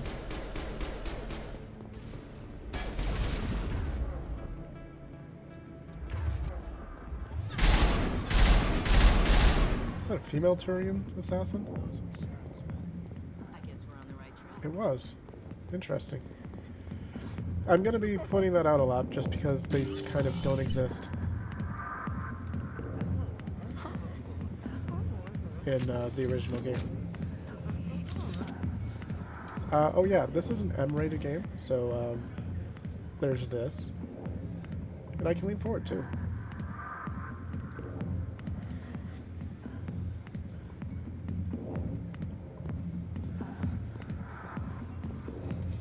I got business here, but not with you. Okay, fine. Go away. I'm not interested in talking. Okay, everyone likes me. Not now. I'm watching the show. Female Turian dancer, I suppose. I don't think we have ever seen a female Turian booty, just saying. Back off, Rex. Fist told us to take you down if you showed up. What are you waiting for? I'm standing right here. This is Fist's only chance. If he's smart, he'll take it. He's not coming out, Rex. End of story. This story is just beginning. Out of my way, humans. I have no quarrel with you. What was that all about? Who knows? Let's just try not to get caught in the middle. Okay. Interesting. The back rooms are private, reserved for Fist and his friends. You know what, Faye? I also don't remember meeting Rex here. I must have bypassed where you initially meet him. Who's Fist? He owns this club, but the customers have to stay out front. What did that other Krogan want? Rex? Personal matter. Not real chatty, is he? Goodbye. Enjoy the club. Okay. Well, we're here to find Harkin, and here he is. Alliance military. I could have been a Marine, you know. Instead, I joined the goddamn Citadel security. Biggest mistake of my life. I gotta say, the music for the nightclubs is probably the best part of the Mass Effect soundtrack. There's a lot of good parts about the Mass Effect soundtrack, but they have some really good nightclub music. This one, maybe the weakest of them all. Harkin, right? I was told you could help me find someone. A Turian CSEC officer named Garrus. Garrus? You must be one of Captain Anderson's crew. Poor bastard, still trying to bring Saren down, eh? I know where Garrus is, but you gotta tell me something first. Did the captain let you in on his big secret? No. Is there something I should know about the captain? The captain used to be a Spectre. Didn't know that, did you? It was all very hush-hush. The first human ever given that honor, and then he blew it. Screwed up his mission so bad they kicked him out. Of course, he blames Saren. Says the Turians set him up. I'm not sure I believe him, but I'll be nice to him. Play along. Why'd they kick him out? Have to ask him. I never heard any of the details. Bet it's a good story, though. The heroes fall. Classic tragedy. You said they covered all this up. How'd you hear about it? I spent 20 years working cases here on the Citadel. People on this station love to talk. Secrets are like herpes. If you got them, you might as well spread them around. I'm not sure I agree with that. You're a pig. Just noticed that now, did you? Just tell me where Garrus went. Garrus was sniffing around Dr. Michelle's office. She runs the med clinic on the other side of the wards. Last I heard, he was going back there. What do you know about Garrus? Damn hothead is what he is. Still figures he can save the world. Always bucking heads with the Executor. He'll pay for it soon enough. The Executor loves to put us lowly field agents in our place. Just look what happened to me. You need to look in a mirror. Sober up and take some responsibility for yourself. Save your sermons. This ain't no church. That's for sure. What's it like working for CSEC? You mean, what was it like? The Executor suspended me without pay. Recurring violations. CSEC was keeping a file on me. Can you believe that? Every mistake I ever made went into the books. Get a little rough with a suspect, note in the file. Have a couple of drinks on duty, note in the file. Skim a couple of credits off a drug bust, note in the file. It's a goddamn witch hunt. Yeah, that's what the file's for. You got off easy, if you ask me. What the hell do you know? Working for CSEC isn't like being a Marine. People get pissed off if we shoot somebody. Investigations, inquiries, rules, regulations. Every day I plow through enough red tape to choke a rhino. That's how you gotta be to do this job. So don't talk to me about right and wrong. You soldiers got it easy. I think I already saw this, but I'm not sure. How well do you know Captain Anderson? No, I don't think so. Met him a few times over the years. One of those hardcore military guys. Yes, sir. No, sir. Can't have any fun with a stick up your ass, sir. That's probably why he climbed the Alliance ranks so fast. The military loves brown-nosers. The captain's a good soldier. Sure, whatever. Dress him in a fancy suit, pin some shiny medals on his chest, and call him a hero. Everybody else does. But if he's so great, why'd the Spectres kick him out? Why'd you go ask him about that? I'm out of here. Yeah, good. Go. Let me drink in peace. I'm not sure I like him much. But yeah, here's Cora's done. It's a place. And talk to Jenna. Sorry, I'll get to you when I can. She seems busy. Okay. Nothing for us here, I guess. Why didn't Captain Anderson tell us he used to be a Spectre? Maybe it's not true. Nope. I ran too fast. I'm just used to running. This game normally has a limited sprint option. Where am I supposed to go? They got a map. It's super useful. Med clinic, okay. I gotta go see Bar Levon as well. And of course, investigate CERN. Yeah, sorry. I don't often know what's too fast until I've done it. We'll just pass through here. I've got an exclamation point on my map, though. But here's another keeper. I'll be back here later.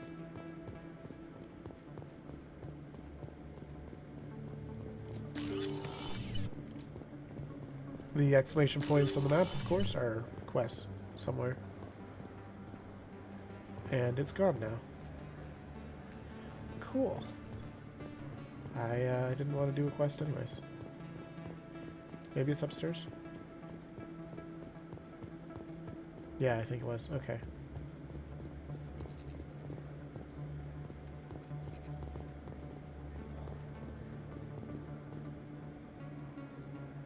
Huh. Okay, whatever. So we need to go to the med clinic.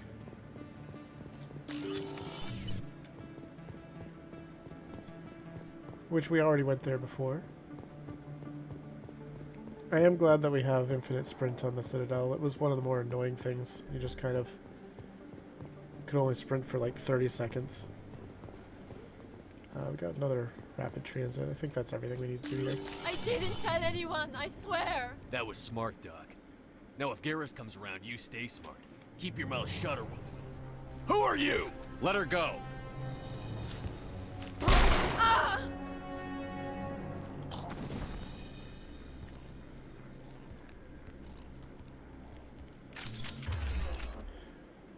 Everyone seems to have shields in this game.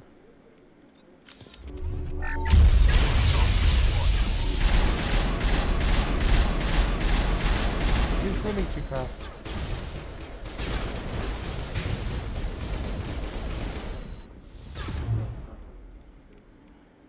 Let's see, neural shock. You go ahead and do that. Did I kill him already? Oh. Yeah. And that's why that's fine. Perimeter clear. I need to use this more often. It's not gonna let me use it. Oh well. Perfect timing, Shepard. Gave me a clear shot at that bastard. Did armor exist? Yes and no. Armor is built into their, armor. but it's not a visible stat like it is in later games. Barriers definitely are visible though, and they're basically like really tanky shields.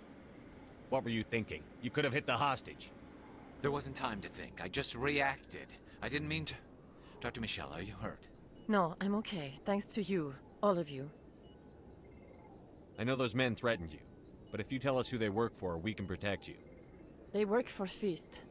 They wanted to shut me up, keep me from telling Garrus about the Quarian. Does this have anything to do with the investigation into Saren? I think it might. Dr. Michelle, tell us what happened. A few days ago, a Quarian came by my office. She'd been shot, but she wouldn't tell me who did it. I could tell she was scared, probably on the run. She asked me about the Shadow Broker. She wanted to trade information in exchange for a safe place to hide. Where is she now? I put her in contact with Fist. He's an agent for the Shadow Broker. Not anymore. Now he works for Saren. And the Shadow Broker isn't too happy about it. Fist betrayed the Shadow Broker? That's stupid even for him. Saren must have made him quite the offer. That Quarian must have something Saren wants. Something worth crossing the Shadow Broker to get. What else can you tell me about the Quarian? I'm not sure. Like I said, she wanted to trade information for a place to hide. She didn't... Wait a minute. Geth. Her information had something to do with the Geth. She must be able to link Saren to the Geth. There is no way the Council can ignore this. Time we paid Fist a visit. This is your show, Shepard. But I want to bring Saren down as much as you do. I'm coming with you. You're a Turian. Why do you want to bring him down? I couldn't find the proof I needed in my investigation, but I knew what was really going on. Saren is a traitor to the Council and a disgrace to my people. I think you can refuse to let Garrus join you. But I'm not gonna. Welcome aboard, Garrus. You know, we aren't the only ones going after Fist. The Shadow Broker hired a Krogan bounty hunter named Rex to take him out. Yeah, we saw him in the bar. A Krogan might come in handy. Last I heard, he was at the CSEC Academy. What's he doing there? Fist accused him of making threats. We brought Rex in for a little talk. If you hurry, you can catch him at the Academy before he leaves. Move out. We can always use a Krogan. So, you'll notice we have current squad here. If I do this, Caden and Ashley, I have a balanced squad. They have equal biotic tech and combat strength. I'm going to mostly be going for balanced builds as much as I can.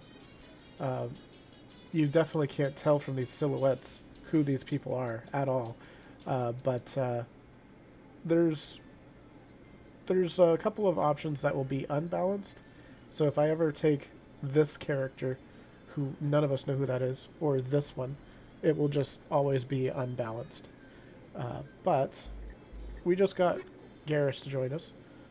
So I can either take some additional biotic power or some more combat strength. I think having more biotics is good. So let's do this.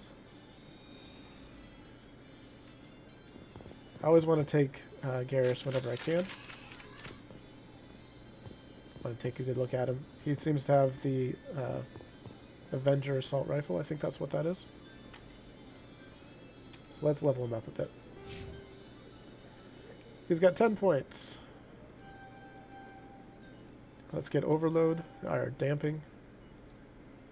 Thought I was going to get Overload. Get Overkill. Not sure if I want to dump everything into that one. 2, 3, 4, 5. That would be everything. Let's get him Shield Boost.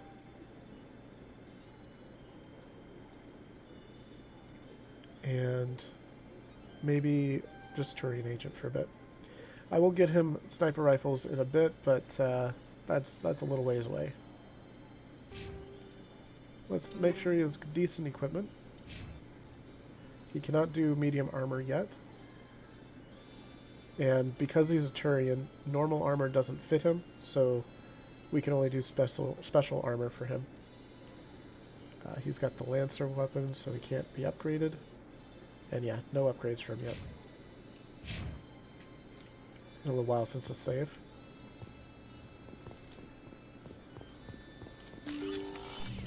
Okay. So we're going to head to CSEC. And I think it's in the wards. We're going to have to walk there.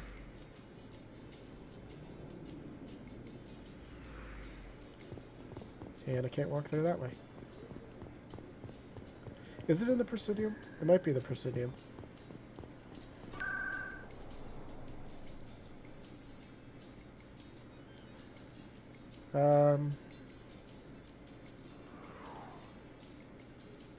I think it's Wards Axis is the closest place to get to it.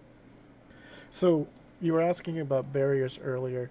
The barriers show up in a very special way in Mass Effect 1. It's when the shields look to be kind of highlighted in white. Like I said, it's very tanky, sort of. So this is barrier here. And you can see my shield is highlighted here. It's a very tanky shield.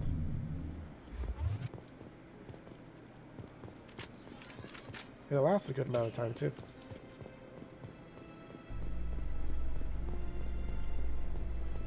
That door... Oh, it is opening. Okay.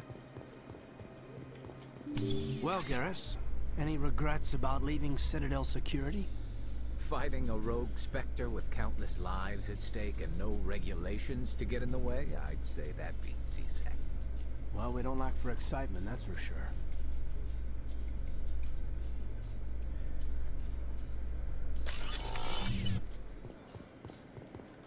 I think CSEC should be right around here someplace. I must have missed the turn for it earlier. Because meeting Rex is basically right along the way. Your biotics are impressive, Lieutenant. I'm surprised that humans stop using the L2 configuration with results like yours. My headaches can be pretty bad, and I'm one of the lucky L2 implants. The L3s are safer. Humanity will be judged by the sacrifices its people are willing to make, Lieutenant. The Turians would have kept the L2 implants.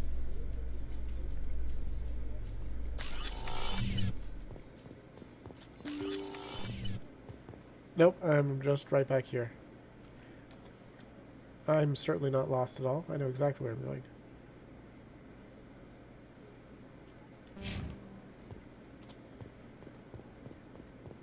Ah, man, I don't want to head to Cora's Den. I know that that's not the right way.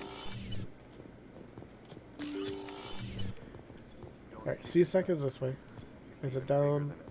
Thank you, loading. It's down here. Okay. I was right next to it. I'm just a derp. What are these keepers? Hey, I know you. You're Shepard, right? I saw the monument at Akuz. They got a whole section about you there. It's a miracle you survived. Looks like you have a fan.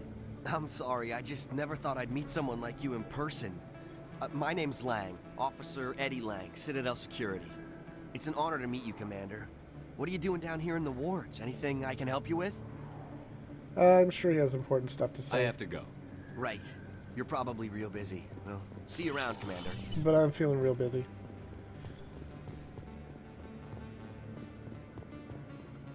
All of these wonderful loading screens.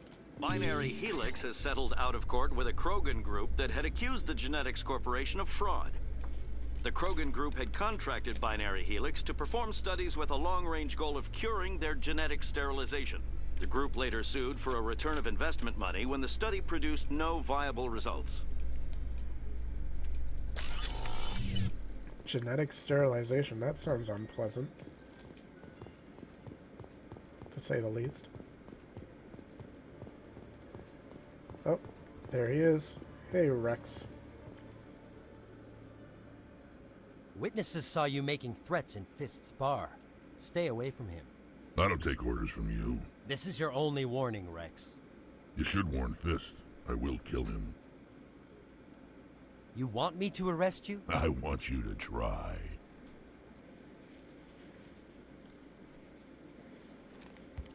Go on.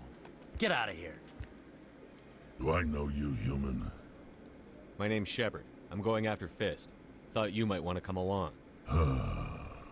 Shepard. Commander Shepard. I've heard a lot about you. We're both warriors, Shepard. Out of respect, I'll give you fair warning. I'm going to kill Fist. Fist knows you're coming. We'll have a better chance if we all work together. My people have a saying. Seek the enemy of your enemy, and you will find a friend. Glad to have you on the team, Rex. Let's go. I hate to keep Fist waiting. Yeah, we're going to bring Garrus and Rex. Because I'm a Sentinel, they are a perfect team that perfectly complement my abilities. So I'm probably going to be using them together quite a bit. And now we'll level up Rex a bit. Again, 10 points. Gonna get him overkill first of all. Tempted to just go straight to unlocking shotguns. That's 4 points. I think I can spare it. Let's see. Combat armor. And get him some regen. Yeah, there's a reason I have the helmets off. Okay, and his equipment. He can't use heavy armor at the moment. I think I'll give him the Hurricane for the higher burst damage. That's kind of what I'm looking for with him. Lancer is the same, and we don't have any amps for him.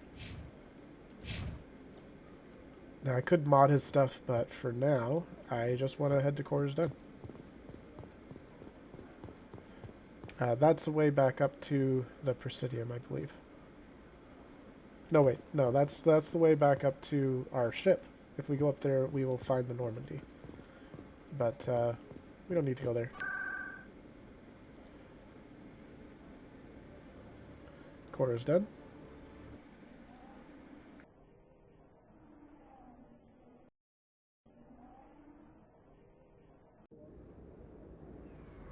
We have arrived at a gentleman's club. What could possibly go wrong? We have 2 people who want to murder someone, and I have my gun out. I'm sure everything is perfectly fine. You know, speaking of, I said we didn't really need to do anything here, but just making sure. I don't really have any more ammo mods, so oh well.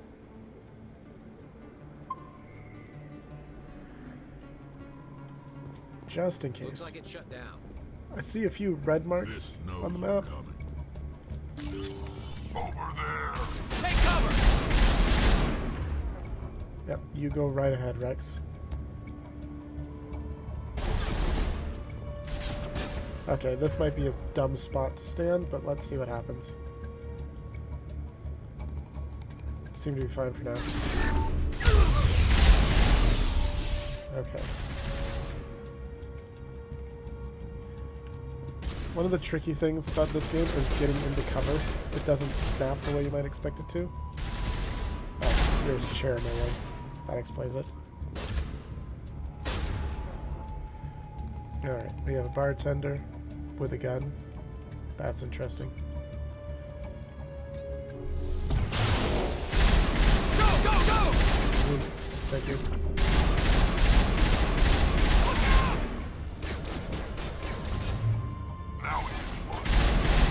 So you can see his shields are just very tanky.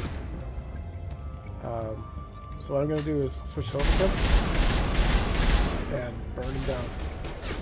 I will destroy you. That's one. Can I get in cover? Thank you. Oh, he's gone? Okay. Am I really on insanity? This does not feel that difficult.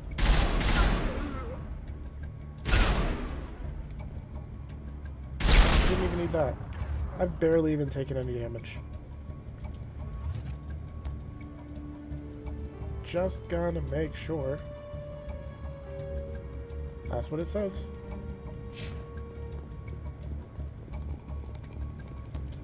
Got a quick save in. Stop right there. Don't come any closer. Warehouse workers. All the real guards must be dead.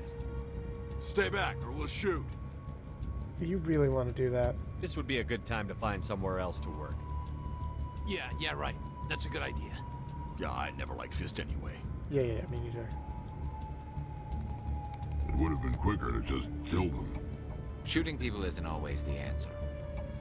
Sometimes is, though.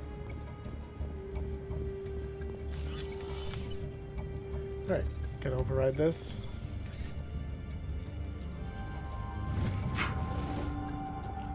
Before I go in, I'm very curious what that is. Light armor human, don't care. Striker 2. Still not better than what I have. They can't even use a pistol. Hurricane 2, that is better. Gotta transfer the mods over. That's not better. Okay. I think that's what it was. I can tell them to go stand places. Whether they go there or not is, you know... Okay, Garrus, you can stand right there, that's fine. Time to die, little soldiers.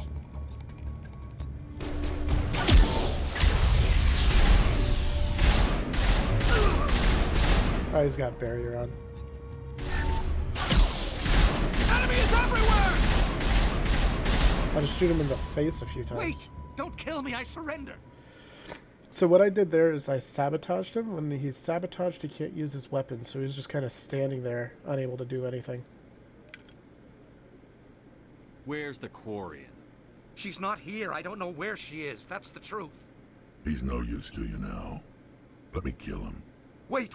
I don't know where the Quarian is, but I know where you can find her. The Quarian isn't here. Said she'd only deal with the Shadow Broker himself. Face to face? Impossible. Even I was hired through an agent. Nobody meets the Shadow Broker, ever. Even I don't know his true identity. But she didn't know that. I told her I'd set a meeting up. But when she shows up, it'll be Saren's men waiting for her. I'm not sure I like Fist. Give me the location. Now. Here on the wards, the back alley by the markets. She's supposed to meet them right now. You can make it if you hurry.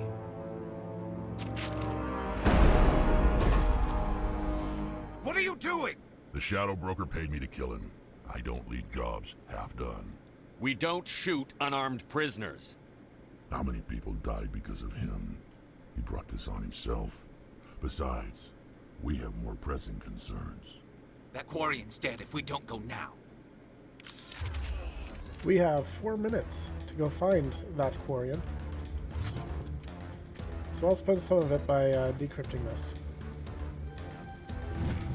Excellent. And we'll just walk along slowly. We'll get there. Oh, no, there's enemies in the way. I forgot about that.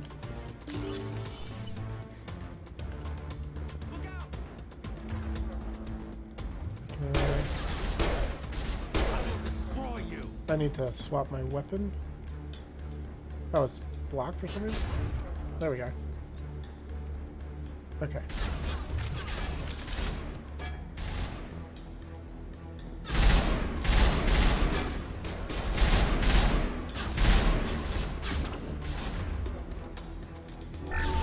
I missed. Don't worry about it.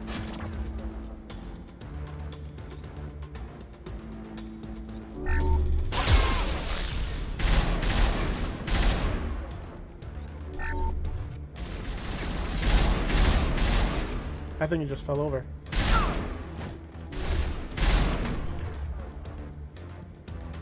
There he is.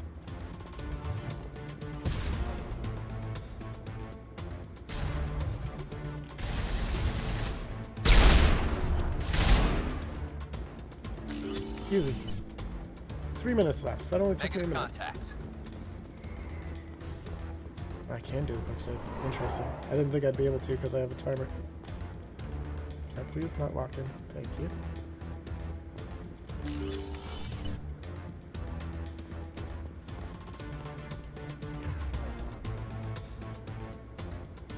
Talizora Naraya? Assassin? Did you bring it? Where's the Shadow Broker? Where's Fist?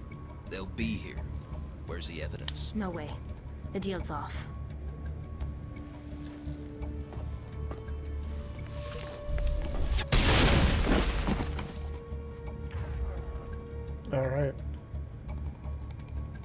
We have found the Quarian.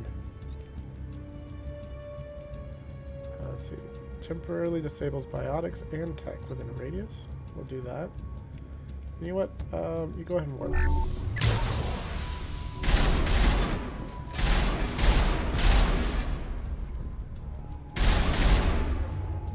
And let's do a narrow shock on him. Really? Just set me up. I knew I couldn't trust him. It just seems so easy. I've died to that fight on easy mode before. They just fell. I don't even think they shot me. Were you hurt in the fight? I know how to look after myself. Not that I don't appreciate the help. Who are you? My name's Shepard. I'm looking for evidence to prove Saren's a traitor. Then I have a chance to repay you for saving my life. But not here. We need to go somewhere safe. We could take her to the human embassy. Your ambassador will want to see this anyway. If you're thinking the mods are doing it, they're not. Most of these mods do almost nothing for balance. At least not this early. You're not making my life easy, Shepard. Firefights in the wards, an all-out assault on Korra's den. Do you know how many... Who's this? A Quarian? What are you up to, Shepard? Shut up and I'll tell you. Making your day, Ambassador. She has information linking Saren to the Geth. Really? Maybe you better start at the beginning, Miss... My name is Tali. Tali Zora Naraya. We don't see many Quarians here. Why did you leave the flotilla? I was on my pilgrimage. My rite of passage into adulthood. I absolutely love Tali's outfit.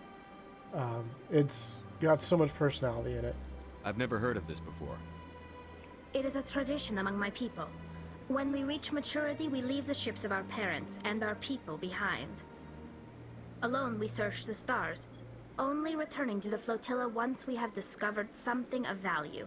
In this way, we prove ourselves worthy of adulthood. What kinds of things do you look for? It could be resources like food or fuel, or some type of useful technology, or even knowledge that will make life easier on the flotilla. Through our pilgrimage, we prove that we will contribute to the community, rather than being a burden on our limited resources. Tell us what you found. During my travels, I began hearing reports of Geth.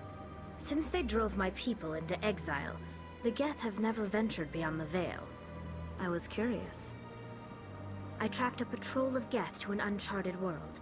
I waited for one to become separated from its unit. Then I disabled it and removed its memory core. I thought the Geth fried their memory cores when they died. Some kind of defense mechanism. How did you manage to preserve the memory core? My people created the Geth. If you're quick, careful, and lucky, small caches of data can sometimes be saved. Most of the core was wiped clean, but I salvaged something from its audio banks. Eden Prime was a major victory. The beacon has brought us one step closer to finding the conduit. That's Saren's voice. This proves he was involved in the attack. He said Eden Prime brought him one step closer to finding the conduit. Any idea what that means? The conduit must have something to do with the beacon. Maybe it's some kind of Prothean technology. Like a weapon. Wait, there's more. Saren wasn't working alone. Eden Prime was a major victory. The beacon has brought us one step closer to finding the conduit. And one step closer to the return of the Reapers. I don't recognize that other voice, the one talking about Reapers. I would also point out that orange glowy thing, gauntlet thing on Tali's arm. That's called an Omni tool. We've seen it on a couple of people. The Omni tool is kind of the all-around tech device that people use. It has a lot of things from recorders to scanners to weapons if you're in the military. It's very, very useful.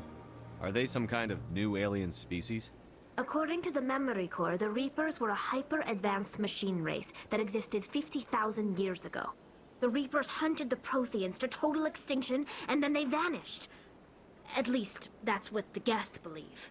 Sounds a little far-fetched. A little. The vision on Eden Prime. I understand it now. I saw the Protheans being wiped out by the Reapers. The Geth revere the Reapers as gods, the pinnacle of non-organic life. And they believe Saren knows how to bring the Reapers back. The Council is just going to love this. The Reapers are a threat to every species in Citadel space. We have to tell them. No matter what they think about the rest of this, those audio files prove Saren's a traitor. The Captain's right. We need to present this to the Council right away. What about her? The Quarian? My name is Tali. You saw me in the alley, Commander. You know what I can do. Let me come with you. Honestly, I didn't see her do anything. They just kind of fell down. I thought you were on your pilgrimage. The pilgrimage proves we are willing to give of ourselves for the greater good. What does it say about me if I turn my back on this? Saren is a danger to the entire galaxy. My pilgrimage can wait. I'll take all the help I can get. Thanks. You won't regret this. Anderson and I will go ahead to get things ready with the Council. Take a few minutes to collect yourself, then meet us in the tower. But yeah, we now have Tali on our team. She's full tech, so just like Ashley is full combat. So it's a little difficult to justify her always coming with us.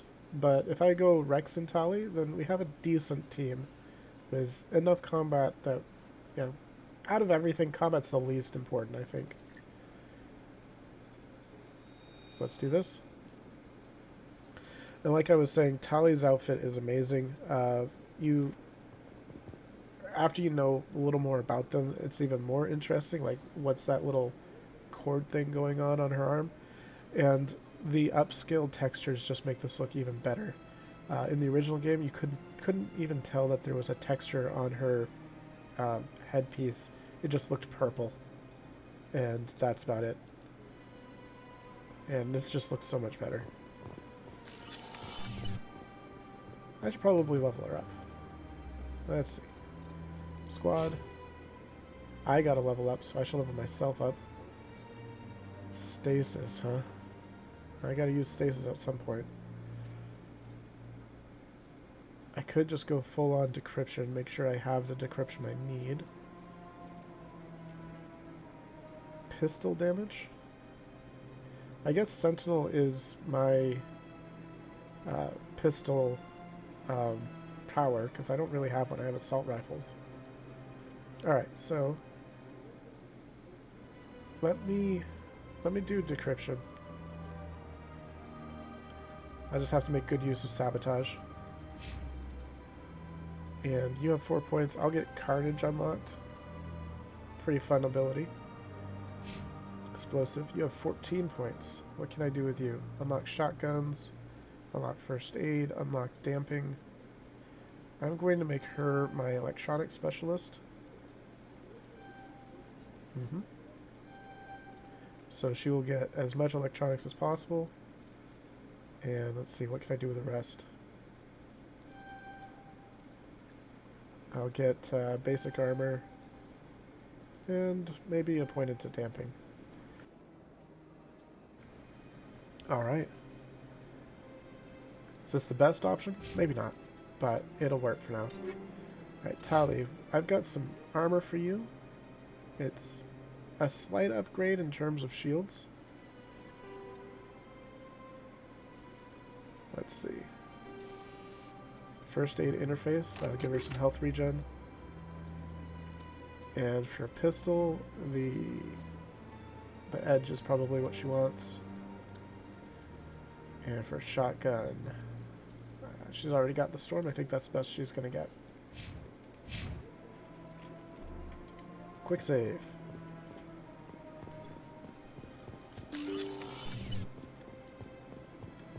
Samesh Bhatia. Excuse me, Commander Shepard.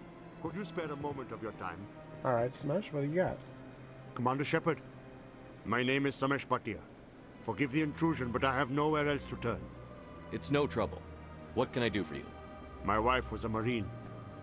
She was in the 212 on Eden Prime. I've requested that my wife's body be returned to me for cremation, but the military has refused my request. Why did they refuse your request? There's got to be some reason. I don't know. All I know is that they have declared it impossible for my wife to be returned to me. There's no reason for your wife's body to be held like this. Just wait here. The man in charge of my case is Mr. Bosker. When I last saw him, he was in the expensive bar over there. Thank you for your time. I just want to give my wife a proper funeral, and the respect she deserves. Alright, well, we can take a little detour. So yeah, there's a ton of side quests. This is a full-on RPG, basically, with some shooter elements. That's how I like to think of this. Asana, do you have a quest for me yet? I don't have time to talk now. I'm very busy. I guess not. My goodness, you're Commander Shepard. Your activities made for quite a briefing in the diplomatic corps. Is there something I can do to assist you? Stop stealing corpses. Yes. A man named Samesh Bhatia is having some trouble claiming his wife's body. Ah, Mr. Bhatia. A good man in an understandably frustrating position. I wish I could help him. Serviceman Nirali Bhatia died on Eden Prime, as Mr. Bhatia no doubt told you. Her wounds are inconsistent with any type of weapon damage we've seen before. That is why her body is being held. She's toxic? You think her body might be dangerous or contaminated? No, Commander. Nirali Bhatia is not dangerous. Her body is in fact extremely valuable to the Alliance. The tests we're conducting may lead to better defenses against Geth attacks. Respectfully, Serviceman Bhatia may save more lives in death than she did in life. How long do you think the research is going to take? This is a long-term study. I wouldn't expect the bodies to be released for a year or longer. That's a long time. You've got to have a lot of bodies. Can't you release one? Very few bodies had this new type of weapon damage, and very few were in good enough condition to study. Beyond that, Commander, we need as many bodies as we can to get a reasonable sample size. When will this research result in actual new technology? If we're lucky, we'll actually realize usable technology from this study in a few years. So let's get this straight. You are keeping a body without permission for an undetermined amount of time for a benefit that might come in a few years? I don't think so. I understand what you're trying to do, but holding the body is wrong. Commander, you of all people should understand how far we must go to protect humanity. I do, and you're wrong. Not if we lose our humanity in the process. I'm out there fighting to stop crap like this. All right, Commander. You win. It was hard enough refusing Mr. Bhatia. I'm not going to risk an incident by refusing you. Tell Samesh that the body is being shipped back to Earth. I'll go now to see to it myself. Okay. Got a big bunch of Paragon for that. Alright, I think... Can I not do that? Okay. Trying to figure out how to move this around, but it is being annoying to me. It says I can drag map, but then it's just clicking on it. Alright, so I gotta go back to Bhatia. Okay, I think I know what was going on.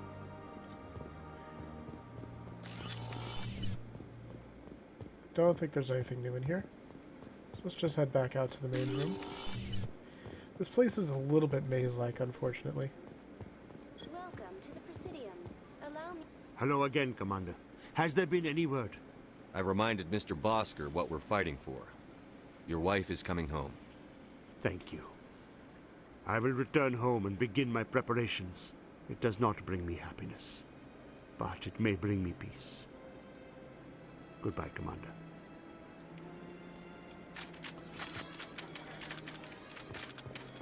That will only happen about 1 trillion times.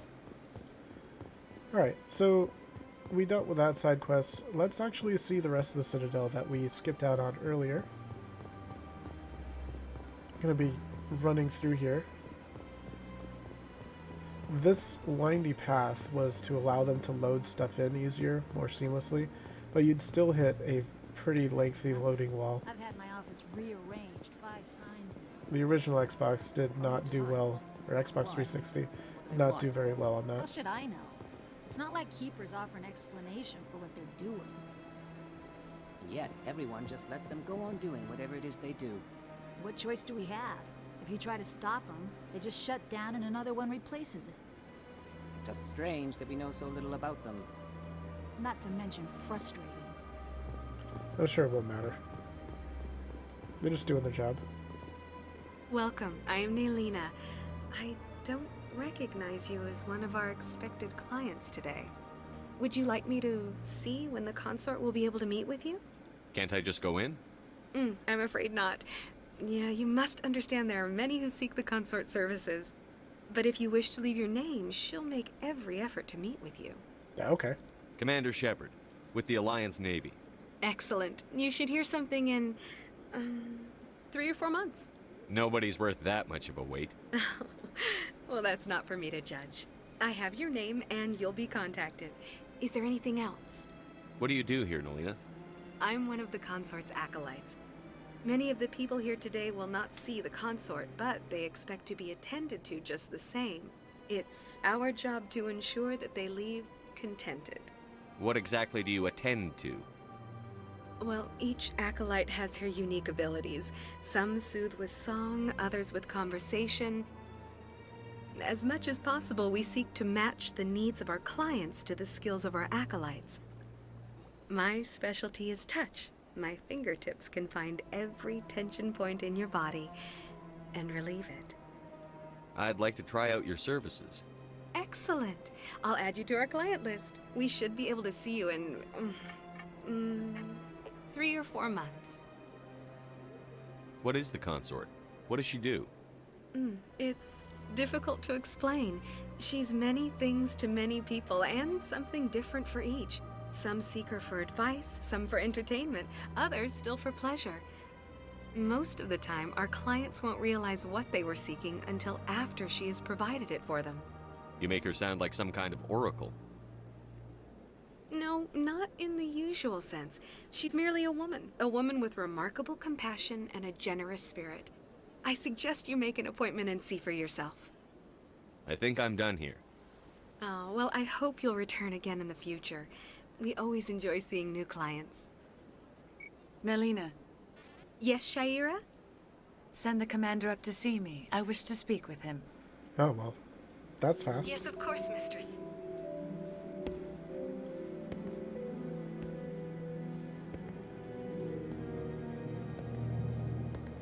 Huh. It appears the consort has taken notice of you. She'd like to meet with you now. Sure. Where do I go? Just head upstairs. She'll be waiting for you. I have a hard time trusting people with such a obviously fake positive personality as Nelina. Yeah, well, you see... This is my first time. I can't believe I didn't come sooner. Welcome. It is a pleasure to see you. I'm sure it is. You're with the Alliance? My brother's a private back on Earth. Alright, well, let's go talk to Shaira.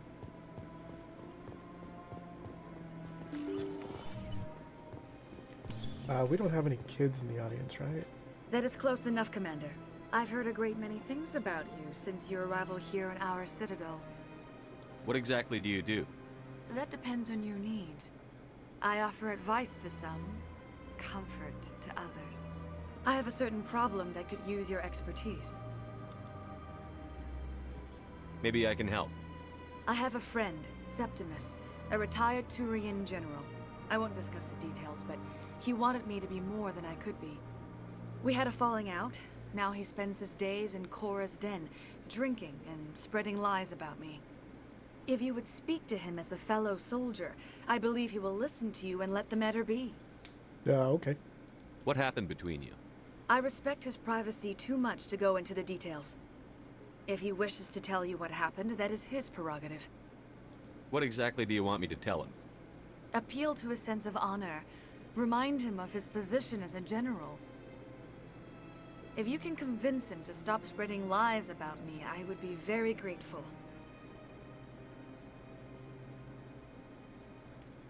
Now I must ask you to take your leave. I have many clients waiting to see me. Grateful, huh? Please, Commander.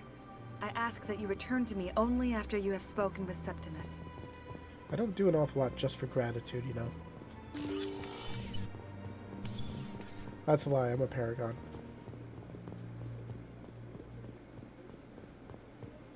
Okay. We know exactly where Septimus was. We actually talked to him earlier. But before I deal with that, I want to see what else is over here. I'm always just amazed at the number of random NPC characters they toss around in here.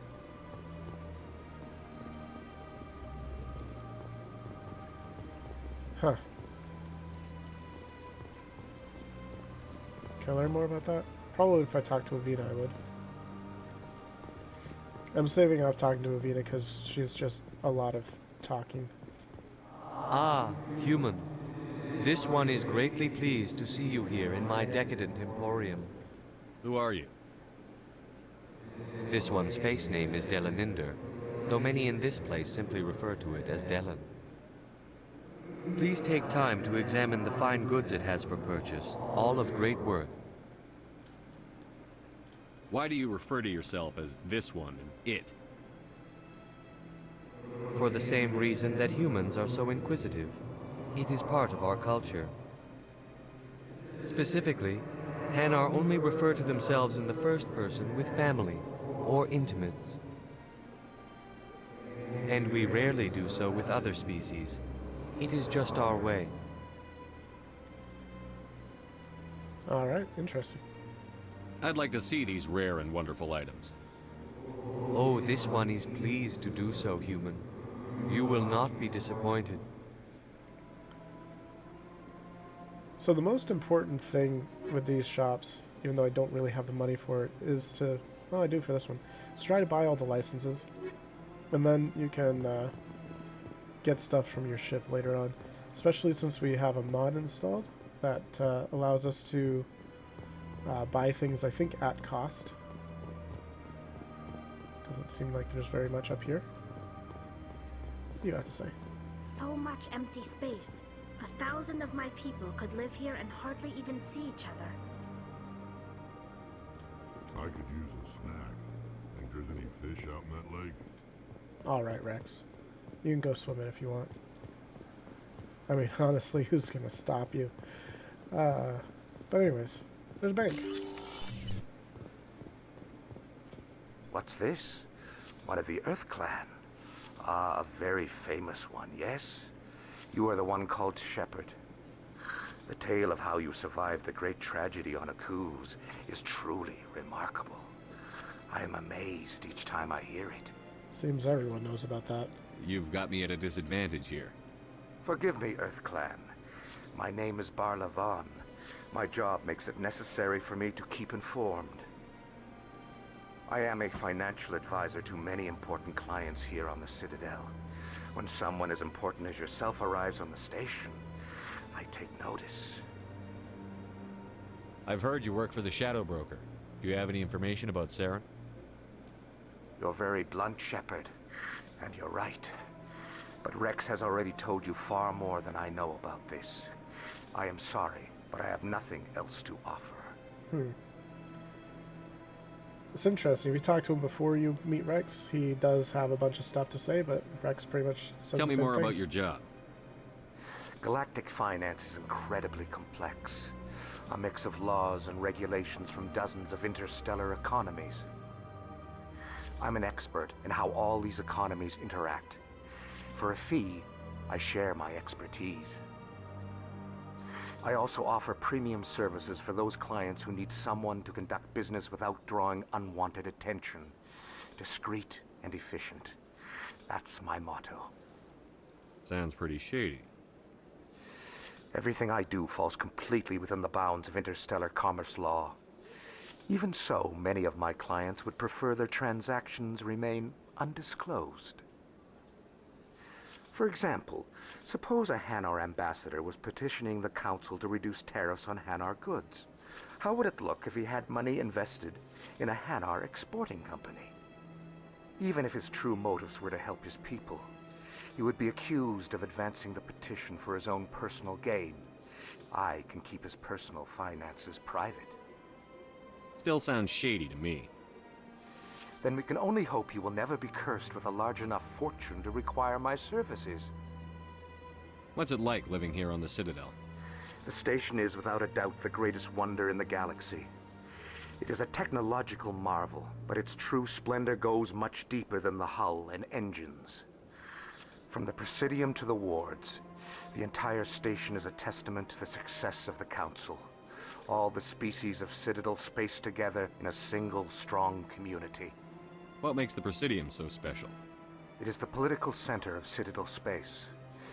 80% of all intelligent species in the known galaxy acknowledge the Council's authority on interstellar matters. But only the most powerful and influential species have embassies here on the Presidium. This level of the station is reserved for the elite, Shepard. People like us. What are the wards like? The cultural heart of the galaxy. They pulse with the lifeblood of millions of citizens from dozens of different species. You never know what you'll find down in the wards, Commander. It's always full of surprises. Fortunately, most of them are pleasant. Tell me more about the Shadow Broker. Most people think I deal in finances, but my real currency is knowledge. I trade information, and it has made me very wealthy. But the Shadow Broker is the true master. Every day he buys and sells secrets that could topple governments, always giving them to the highest bidder. Yet somehow he never seems to upset the natural balance of power. All those secrets being passed around seem to even out. Nobody ends up with an advantage in the end. Any guess what his identity might be? I don't know. Nobody does. The Shadow Broker could be any race, any gender. I have a theory that it's actually an entire group working under one identity. How else could they juggle so many contacts at the same time? How else could they keep all that information from getting crossed? But they've got the perfect setup. Every government is forced to play their game so they don't get behind. But no matter how long you play, no matter how many secrets you buy, you can never win. I thought you'd know more about the man you work for. From time to time, I come across information I sell to the Shadow Broker. That's my only involvement. I like it that way. The more you know, the more dangerous the game becomes. I don't like danger, Commander. I'll leave that to you. I'm sure the Shadow Broker won't come up again. I should go. Goodbye, Commander. It's got some mechs here as well. Interesting. I guess a bank does need some security. You might be wondering what those suits are for. Voluses breathe a special kind of atmosphere. What kind of atmosphere is it? Chlorine, I think. And if they get... And they also have, I think, a really high pressure atmosphere where they're from.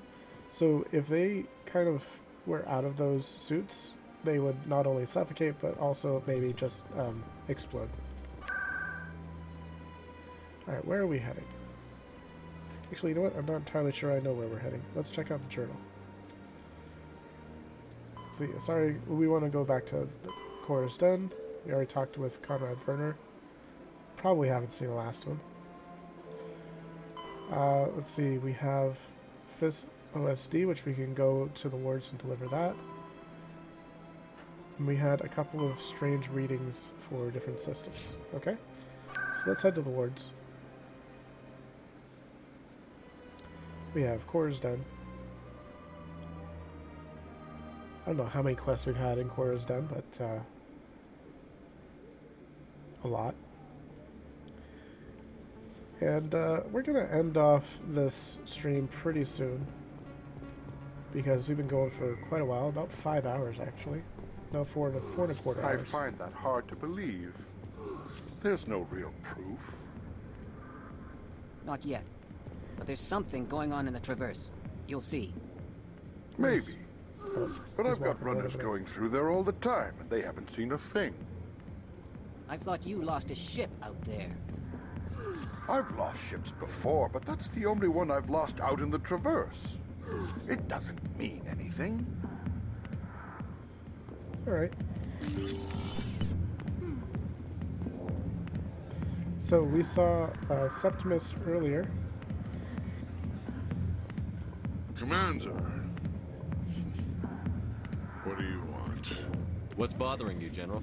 I've seen a lot of horrible things in my days, and there's only one woman in this damn galaxy that helps me forget it. This is the great Turian General. How did your kind ever defeat us? I may be drunk, Krogan, but you're ugly. And tomorrow I'll be sober. Unless you have a cure for this ache in my gut. Go away. I think I can see why you're upset, but spreading these lies won't make it better. Look, kid, I appreciate what you're trying to do, but don't waste your time. General, did you ever win a battle by moping in a bar? Ha, war. That's what this feels like, all right. How did I let it come to this? So you think it's that easy? Just straighten up and act like a general? It's better than sitting on your ass all day. Huh. Maybe you're right, Commander. Shaira's worth the effort. Even if she won't have me back. That's a little sad. Not, you know, sad, but just, it's sad that he's at that position. This is no place for someone of your stature, General. All right. I'll go to her. After I've had a cold shower or two. Say, you're a bright kid. Would you be interested in earning a few extra credits? What are you going to have me do? Deliver newspapers? What do you want me to do? There's an L-Corps diplomat out there who believes Shaira gave up his secrets. Why would he think such a thing? Because I told him. Look, I just need you to convince him of the truth. What makes you think he'll believe me? You'll bring him proof. Take this data pad. It shows where I got my info.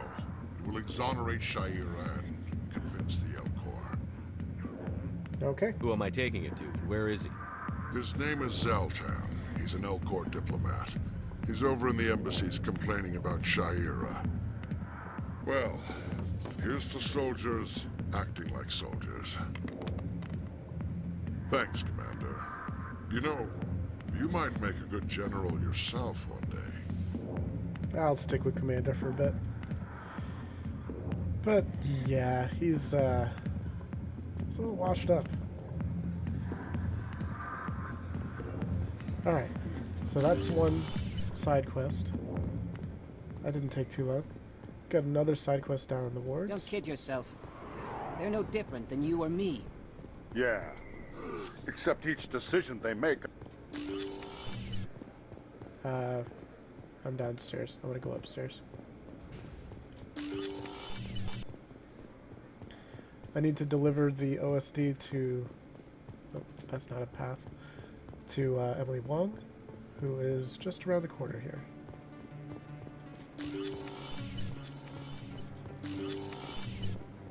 Is that a Windows 11 sound effect? I think that was part of the music, actually. Or you're talking about the door? Yeah, oh yeah, the door does a little chime every time you go through it. Word on the street is that you've been busy. Congratulations on taking down Fist. I was sure he was a big player in anything going on here. Did you find anything in his office that could help me? These OSDs might have the information you're looking for. You've got Fist files? This could be even bigger than I'd hoped. Here, Commander, for your trouble. I can offer more. What would my future cooperation be worth? Say, an interview when my investigation is over? Exclusive? You talk to me before you talk to anyone else? That would be worth quite a bit, and I'd be very happy to compensate you accordingly. Here you are. Now, if you'll excuse me, I should go see what's on these discs. Yay, money. I need money. Speaking of money, I need to go down and buy something from the lower wards. Because I wasn't able to afford it earlier. Still don't know what that exclamation point is for. There's got to be something here. There's got to be something. Welcome back. Show me what you've got. Most excellent. Did I already buy his medical upgrade, which I can't afford? There's also a comparison button for the weapons, because nobody can really remember all of those stats, I don't think, so. Moreland. Hello there. Welcome to Moreland's famous shop. You want? Let me see what you have. Alright, you were the one who I needed to buy the license from. Now I have 500 and I cannot spend it. Okay. Anything back here? Cora's dead. Okay, so let's go back to the Presidium and go up to the embassies and talk to Zeltan. And I think we'll be almost done with the Citadel.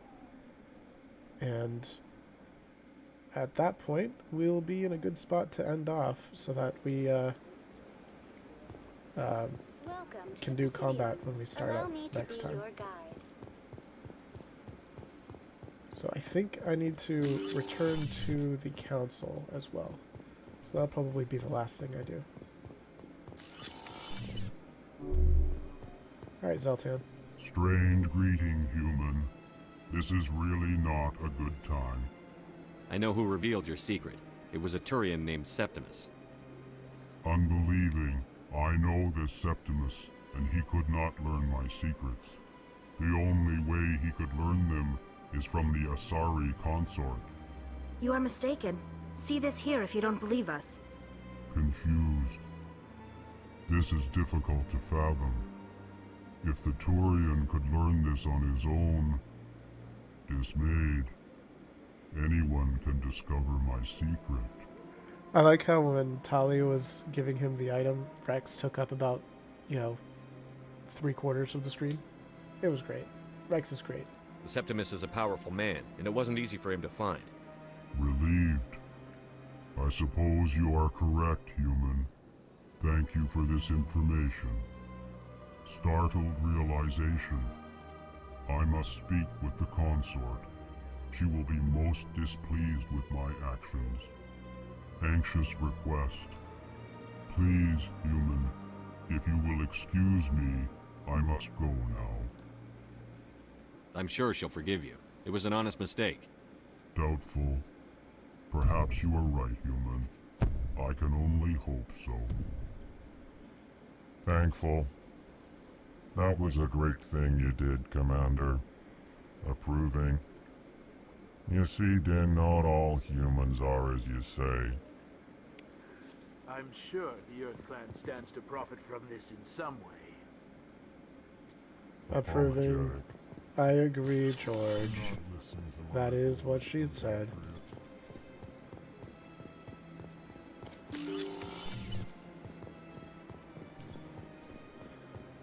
Welcome to The Alcor are the Presidium. best. Allow me to be your guide. Wait until you hear about all the arts they enjoy. Alright, let's go up to Citadel Tower.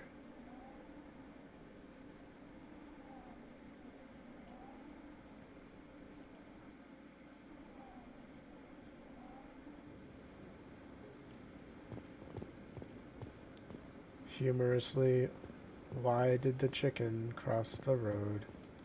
Come on. Udina's presenting the Quarian's evidence to the Council. Suppress chuckle to get to the other side. Beacon has brought us one step closer to finding the conduit. And one step closer to the return of the Reapers. You wanted proof? There it is. This evidence is irrefutable, Ambassador. Saren will be stripped of his Spectre status, and all efforts will be made to bring him in to answer for his crimes. I recognize the other voice, the one speaking with Saren. Matriarch Benezia. Who's she? Matriarchs are powerful Asari who have entered the final stage of their lives. Revered for their wisdom and experience, they serve as guides and mentors to my people. Matriarch Benezia is a powerful biotic, and she had many followers. She will make a formidable ally for Saren. I'm more interested in the Reapers. What do you know about them? Only what was extracted from the Geth's memory core. The Reapers were an ancient race of machines that wiped out the Protheans. Then they vanished. You can tell what stage of life an Asari is in by how big her boobs are. If you look at Benezia, they're massive. You look at the random Asari dancing around down in the lower wards, tiny. Just how it is. The Geth believe the Reapers are gods, and Saren is the prophet for their return. We think the conduit is the key to bringing them back. Saren's searching for it. That's why he attacked Eden Prime. Do we even know what this conduit is? Saren thinks it can bring back the Reapers. That's bad enough. Listen to what you're saying. Saren wants to bring back the machines that wiped out all life in the galaxy? Impossible. It has to be. Where did the Reapers go? Why did they vanish? How come we found no trace of their existence? If they were real, we'd have found something. Their boobs, George. Chesticles. Yeah, it's true. We saw the cutscene of Benezia. Massive. Don't believe me? Look it up. Actually, asking you to look up Asari boobs might not be the smartest thing I've said. Anyways, let's continue the game. I tried to warn you about Saren, and you refused to face the truth. Don't make the same mistake again. This is different. You proved Saren betrayed the Council. We all agree he's using the Geth to search for the conduit, but we don't really know why. The Reapers are obviously just a myth, Commander. A convenient lie to cover Saren's true purpose. A legend he is using to bend the Geth to his will. 50,000 years ago, the Reapers wiped out all galactic civilization. If Saren finds the conduit, it will happen again. Saren is a rogue agent on the run for his life. He no longer has the rights or resources of a Spectre. The Council has stripped him of his position. That is not good enough. You know he's hiding somewhere in the Traverse. Send your fleet in! A fleet cannot track down one man. A Citadel fleet could secure the entire region, keep the Geth from attacking any more of our colonies. Or it could trigger a war with the Terminus systems. We won't be dragged into a galactic confrontation over a few dozen human colonies. Every time humanity asks for help, you ignore us. Shepard's right. I'm sick of this council and its anti-human bull... Ambassador, there is another solution. A way to stop Saren that does not require fleets or armies. No! It's too soon. Humanity is not ready for the responsibilities that come with joining the Spectres. You don't have to send a fleet into the Traverse, and the Ambassador gets his human Spectre. Everybody's happy.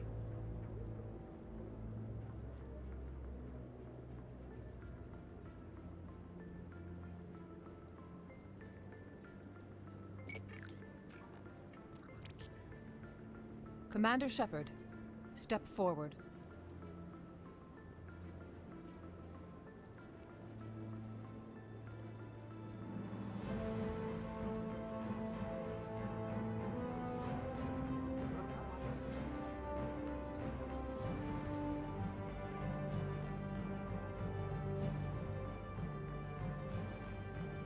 It is the decision of the Council that you be granted all the powers and privileges of the Special Tactics and Reconnaissance branch of the Citadel.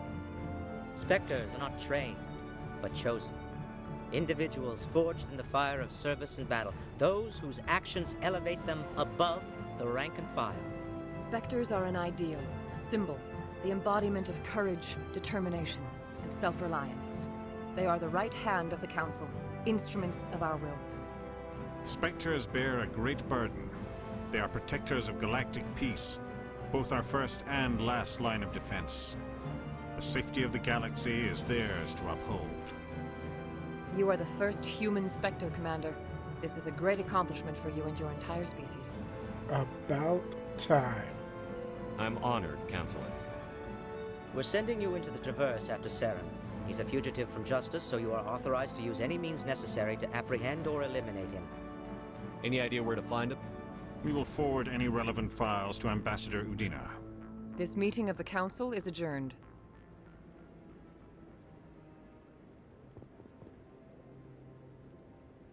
Congratulations, Commander.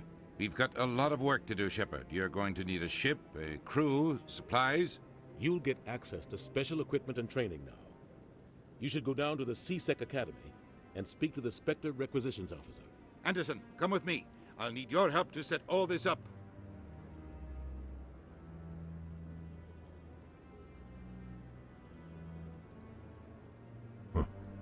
Bastard didn't even thank you. We're finally the first human Spectre. Until I find Saren, I haven't done anything. Come on. Right behind you, Shepard. Spectre bonus, we get special training. So if I look at my squad, I have Spectre training. It's damage and duration of all your powers, increased health, increased accuracy. All very useful. And, more importantly, the Unity power. When we level up, I think all our points are going into this to unlock Unity. This allows us to revive our dead squad members, which is incredibly useful because they like to die, especially on Insanity. That said, we have now become the first Spectre. There's still a few things that we need to do here on the Citadel. We need to go do our training. Not our training. We need to go get our weapons. That's what it is. And that's a fair distance away. And then we need to head back to the embassies. And then we can head out and begin our mission proper. Anyways, I'm going to head on out now because it is past 1 a.m. And I still have to work in the morning. But I thank you all for joining me. It's been a great time. I love this game. And you guys have been a great audience. So, thank you for your follows. Thank you for your coordination, your cooperation, your participation, all those words. And I will see you guys next time. I'm hoping maybe within a week or so. Bye, everybody.